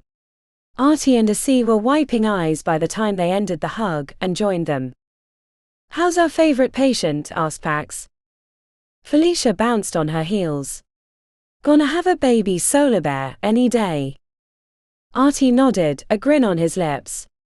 "After everything that happened, we're quite pleased at her progress." He looked up. "Also, researchers are falling over themselves about the news on her supernatural abilities. She earned a Class 3 designation with that display." Pax poked the solar bear softly in the shoulder, receiving a doe eyes for the attention. "You're as dangerous as a manticore." "Oh no," said Felicia, her expression falling. "The manticore." "One of the mystdrakons got it," said Pax, putting her arm around Felicia's shoulders. "Saved my friends when it did because it was chasing them." The reminder of the dark day drained the energy from the room, until something reverberated against the stainless steel table. Their blank faces slowly turned to amusement. "Did Sunshine just fart?" asked Felicia, barely restraining a giggle. Artie screwed up his face. "Oh yes. Quite noxious. She's been getting them all day." A pool of milky liquid spread out on the table. "Artie, I think she's having the baby." The two of them carried the solar bear to the floor and laid Sunshine on her back. Artie searched around, hand on his head. "We don't have the facilities," he said. "Too late." Pax had been keeping her psychic guard up, but the sensation of warmth and bright days radiated from the solar bear. As she opened up her mind, she sensed the infant crawling from the solar bear's lower region. The tiny creature, mostly pink with tufts of grey fur, made its way up Sunshine's belly until it found a nipple and latched on for feeding. After they watched the solar bear newborn for a time, Felicia asked, "What should we name it?" Artie raised an eyebrow. "Ideas?" The young lady stared intently at the tiny pink baby. "Hope. That's her name." "Or his name," said Artie with a broad smile. "We'll find out later after feeding time is done." Pax gave Artie and Felicia hugs, and promised she'd be back again soon to help with the care of the remaining animals. She took a long walk around the zoo, dodging the many security and construction workers. The place looked different without wide-eyed guests and vendor carts loaded with trinkets and plushies. A few times she tried to make a quip to Carly, until she remembered her companion was back at the house resting. When she reached the pottery ant dome, she stuttered to a stop. Her first reaction was to check the artist enclosure, only to find it empty. "That can't be." Pax badged herself through the gate and onto the sandy soil. A structure towered over the center of the space, at least 20 feet tall. She circled it once, biting her lower lip, wondering if she needed to do something about it. "Wow, that's one hell of a likeness." Pax was looking straight at a sandstone statue of Felicia, complete with backpack and satellite dish-sized glasses. There was something both eager and enduring about her likeness. After satisfying herself that the zoo wouldn't be a constant reminder of the horrors of that day, Pax headed to her car. Carly would need more coaxing to return, but she'd recover on her own timetable. Chapter 42. The soft reopening of the zoo came 2 months later.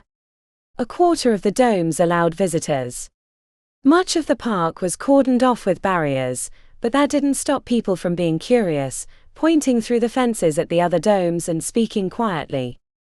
Pax was surprised at the attendance. There'd been long lines since the park was only allowing a small number at a time. She and Carly went through the employee entrance, while people in line pointed at her. After months of seeing only black-clad security and workers in bright safety vests and hard hats, regular families pushing strollers and wide-eyed teenagers was a nice change. She passed a pair of young men crowded around their phones, gawking and muttering about how the manticore had nearly killed 3 people on this spot, until it had met its untimely end at the jaws of a mystdrakon. Pax found it hard to imagine that they were speaking of her friends, even though she knew the story in its unvarnished entirety. After passing through the inner gate, she headed to the administration building. She found Esmeralda speaking to two men. She wore a dark green pantsuit and clutched a datapad to her chest as she gave instructions. Pax approached after they left, regarding her friend with a raised eyebrow. "You look so professional." Esmeralda put her hands on her hips. "And I didn't before." "Maybe I should say you look so corporate. Hard to really look this sharp when you might have your arms in the guts of a speckled Lokanath," said Pax. Esmeralda ignored her and crouched down to her companion. "It's lovely to see you again, Miss Carly. We missed you here." She pressed her head against Esmeralda, knocking her on her rear, sparking a rich melodic laughter. "Some things never change." "How's the promotion?" asked Pax, helping her friend up. Esmeralda dusted herself off. "Strange. We're taking things slow. Keeping people to the lesser supernaturals. We want to balance the mission of the zoo with respect for those that lost their lives here. Eventually there will be a memorial, but we haven't decided what it should look like. It doesn't help that we'll be mixed up with lawsuits for years." "Speaking of memorials or statues, I guess," said Pax, screwing up her face. She nodded in the direction of the western domes. Esmeralda's face brightened. "Oh yeah, the pottery ants. We took care of that. I had some of the construction workers sit in the artist booth and imagine their work in the zoo. The Felicia statue has been converted to a small city that has a resemblance to the domes." "Good," said Pax. "That would have been weird to leave up. Damn thing was a spitting image of her." Her friend crossed her arms and frowned. "I understand you're leaving us for a time. I need a vacation. I need to figure out what I'm going to do with my life now." "You're not coming back to the zoo?" Pax lifted a shoulder. "I don't know. After everything that happened, it's hard to see this place in the same light. I've changed too. And if there's a place that people are going to recognize me, it's here. I got many strange looks on the way in this morning." "Are you going to accept Adele's offer? Is that why you came by this morning?" Pax screwed up her face. "No. I can't decide that, not without talking to my family. And even if I was a yes, I'm not ready right now. I came by to say goodbye, not forever but for a little while." The stiff back of the corporate leader shifted, revealing the big-hearted zoo worker beneath.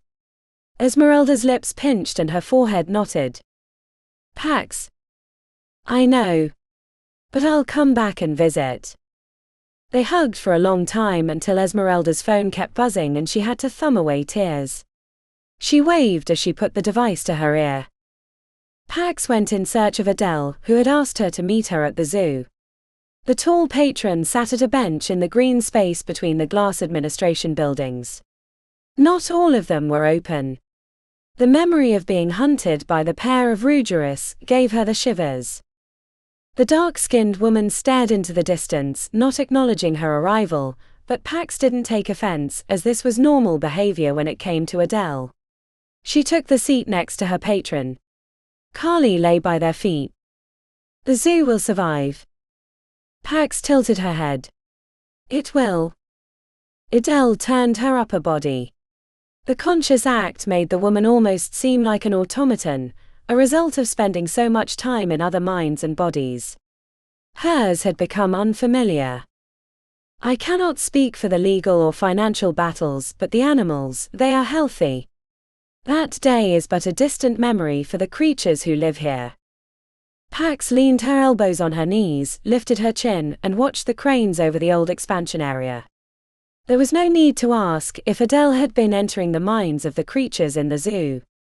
Her abilities were well known amongst animalians. Only Professor Dede spent more time outside her own body. It won't be for the people or the city. Eventually something else will happen and they will forget this disaster. It is the way of people. Otherwise we could never move on. Speaking of. Yes, I hear you are leaving. I'm stopping by campus on my way out of the country, but I needed to say goodbye to a few people here first. I am not one of those people. Pax didn't say anything because Adele was right. She never felt comfortable around her patron, not after getting sentenced to hunters. When Pax remained quiet, Adele snorted softly. I am aware that I am not always approachable, or even human to some people. I can't say I feel human really. I think you can understand that. I can. She nodded. The world doesn't see the animal kingdom in the same way that we do. Most of the members of Animalians don't see them the same. Our experiences give us perspectives that they can never understand, but yet we still have the responsibility to act on their behalf. Be the advocates in this human-centered world that they cannot be for themselves. I'm not ready to come back to Animalians as a professor. I didn't expect you to be. Adele turned her head. But I believe you will someday. You understand what I'm trying to do, even if you don't know it right now. Pax exhaled through her nose. But that's not why I asked you to meet me here, said Adele. Do you remember the day I missed Logan's funeral? You wanted to make sure that Apep's body was in the rubble. I did. But I had a secondary concern. You are aware of the legends of Apep, how his followers drank his venom in hopes of achieving immortality, or at least of becoming minor deities. I recall they usually died. Adele let the hint of a smile rise to her lips. It's not the venom that they should have been drinking. I don't get where you're going with this. Apep had become what we might consider to be a god, relatively speaking, not in actual divinity. But power-wise, that flying snake had achieved a level of immunity to most things. Thankfully not entire domes falling on its head. No, thankfully not. Adele gestured towards the zoo. But this place is filled with creatures whose glands or horns can be used alchemically for great purposes. When Apep died, I knew I wanted to harvest the blood. As I expected, the blood remained liquid in its veins. It was what helped keep Apep alive for a millennium. I was not able to get as much as I would have liked, but I was able to harvest enough for a specific purpose, and maybe a few others. Patron Adele removed 2 vials from her pocket. The liquid shimmered a brilliant green that seemed to glow with possibility. For me and Carly. No, said Adele. For someone else dear to your heart. 2 someones to be exact. Pax sat up. She felt like she'd just fallen 100 feet before getting yanked back on a bungee cord.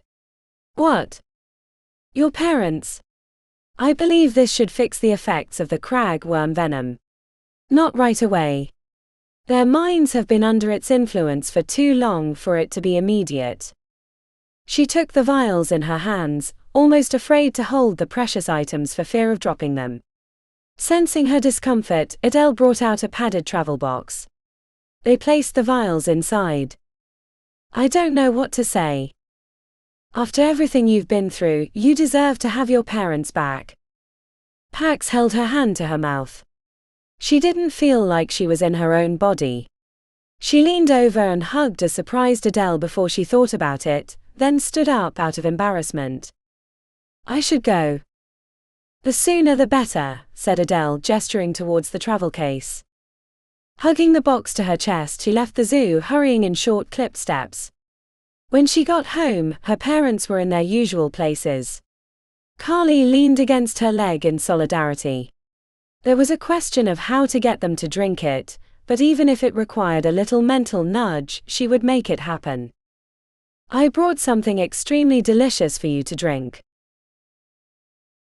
Chapter 43. It was early June when Pax and Carly stepped foot on the Animalians campus. It had been a few years since she'd been there, but nothing seemed that different other than the unfamiliar faces that passed her. They recognized her and Carly, of course. She heard her name on their lips, followed by snatches of past adventures, but she hadn't come to be worshipped by the younger classes. The pavilion near the campus zoo had a spread of meats and cheeses set out on the table. Her friends were waiting for her when she arrived. After a round of hugs and a drink was shoved into her hand, they took their seats. Surprised they let you out of the hospital, said Pax. Janelle tapped on her drink. I'll be in later tonight. I switched shifts with one of the other residents. I'll use a sobriety spell before I go back. I bet it'll be nice to only have one school to worry about, said Pax. Janelle circled the rim of the glass with her purple fingernail. They plan on using the time that no longer is taken up by animalians. For the summer, anyway, and then I head to Egypt. I can't believe you're going to work with Cass. Janelle shrugged. He needs someone with my background for his studies, and I can't work in a hospital all my life. It takes too much out of me, and I'll never use what I learned in Animalians. His research into rotfiend curses seemed intriguing. And dangerous, said Liam, rolling his eyes. Janelle smirked. And dangerous. Addict, Jae-yong, holding up his glass to clink against hers. There's a lot of people that those affect in the area. Cass thinks it's zoologic in nature. Pax nodded to Liam. You ever decide where you're going? I signed up for an expedition on Icehold. There's a group of mages that want to explore the eastern continent in search of ancient artifacts. A mix of explorers and alchemist, myself. It's all backed by a coterie mage. To no one's surprise, said Janelle. We leave next week. He took a deep breath. We have to go through a round of protective elixirs and enchantments before we can leave for Icehold. Not looking forward to them. He leaned against the table, kicking his boot against Jae-yong's. I can't believe you're going to be a model. Jae-yong breathed on his fingernails and rubbed them against his shirt. I'm going on a modeling assignment for an outdoor wear company. After that, who knows what I'll do. Liam cocked a smile. I should have gone to the security building. Still not sure it was worth the nightmares. Sometimes I wake up thinking I'm back in that building surrounded by all those deadly spiders. A moment of silence was followed by a collective shiver. But thanks to that leaked footage, they wanted me to be their spokesperson. The best part is that I get to be me for it. His eyes shimmered orange gold before returning to their normal deep brown. The only person whose plans we don't know is you, Pax. Her friends turned to her. Yeah, about that. The party was interrupted as a helicopter appeared above them, hovering in a slow descent until it landed on the grass. Janelle whistled softly when Oko stepped out of the helicopter in jeans and a tight white t-shirt with a deep v-neck. Hey everyone. It's good to see you all again. Oko, said Liam. Your Majesty, said Jae-yong with a smirk until Pax kicked him. Oko rolled his eyes. The secret of his true identity was known to her friends. They'd figured it out during her convalescence in Norway, but had promised to keep it a secret. I hate to break up a party, but there's a big tropical storm headed up the coast and I wanted to get the tundra spear moving before it arrived. Only on the condition that you don't keep our friend for yourself forever, said Janelle, rising to her feet. Oko gave a deep bow. I wouldn't dare. Not for a group of humans that I have deep admiration for. Janelle hooked her arm in his. You're quite charming for a Russian supervillain. But I guess that comes with the territory. The round of hugs and goodbyes took longer than expected, but no one minded as no one truly wanted to leave. Everyone promised to keep in touch, not that it would always be possible. When Pax climbed into the helicopter with Oko and Carly, leaving behind her friends, a part of her wished she'd spent more time at Animalians with them. She kept her face pressed to the glass the whole way into the sky, and when she leaned back as the helicopter flew high above Invictus, she found that her hand was tangled with Oko's. He gave her a speculative eyebrow raise, and she squeezed his hand in response. Where are we going once we get on the tundra spear? Oko lifted a shoulder. Anywhere you want. The destination doesn't matter to me. The sly smile brought warmth to her whole body. I thought it was time we really got to know each other.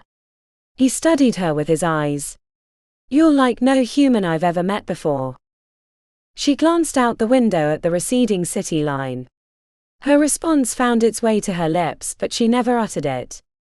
Instead, she leaned against Oko, pulling his arm close as Carly snuggled against their legs. This concludes Untamed Destiny by Thomas K. Carpenter.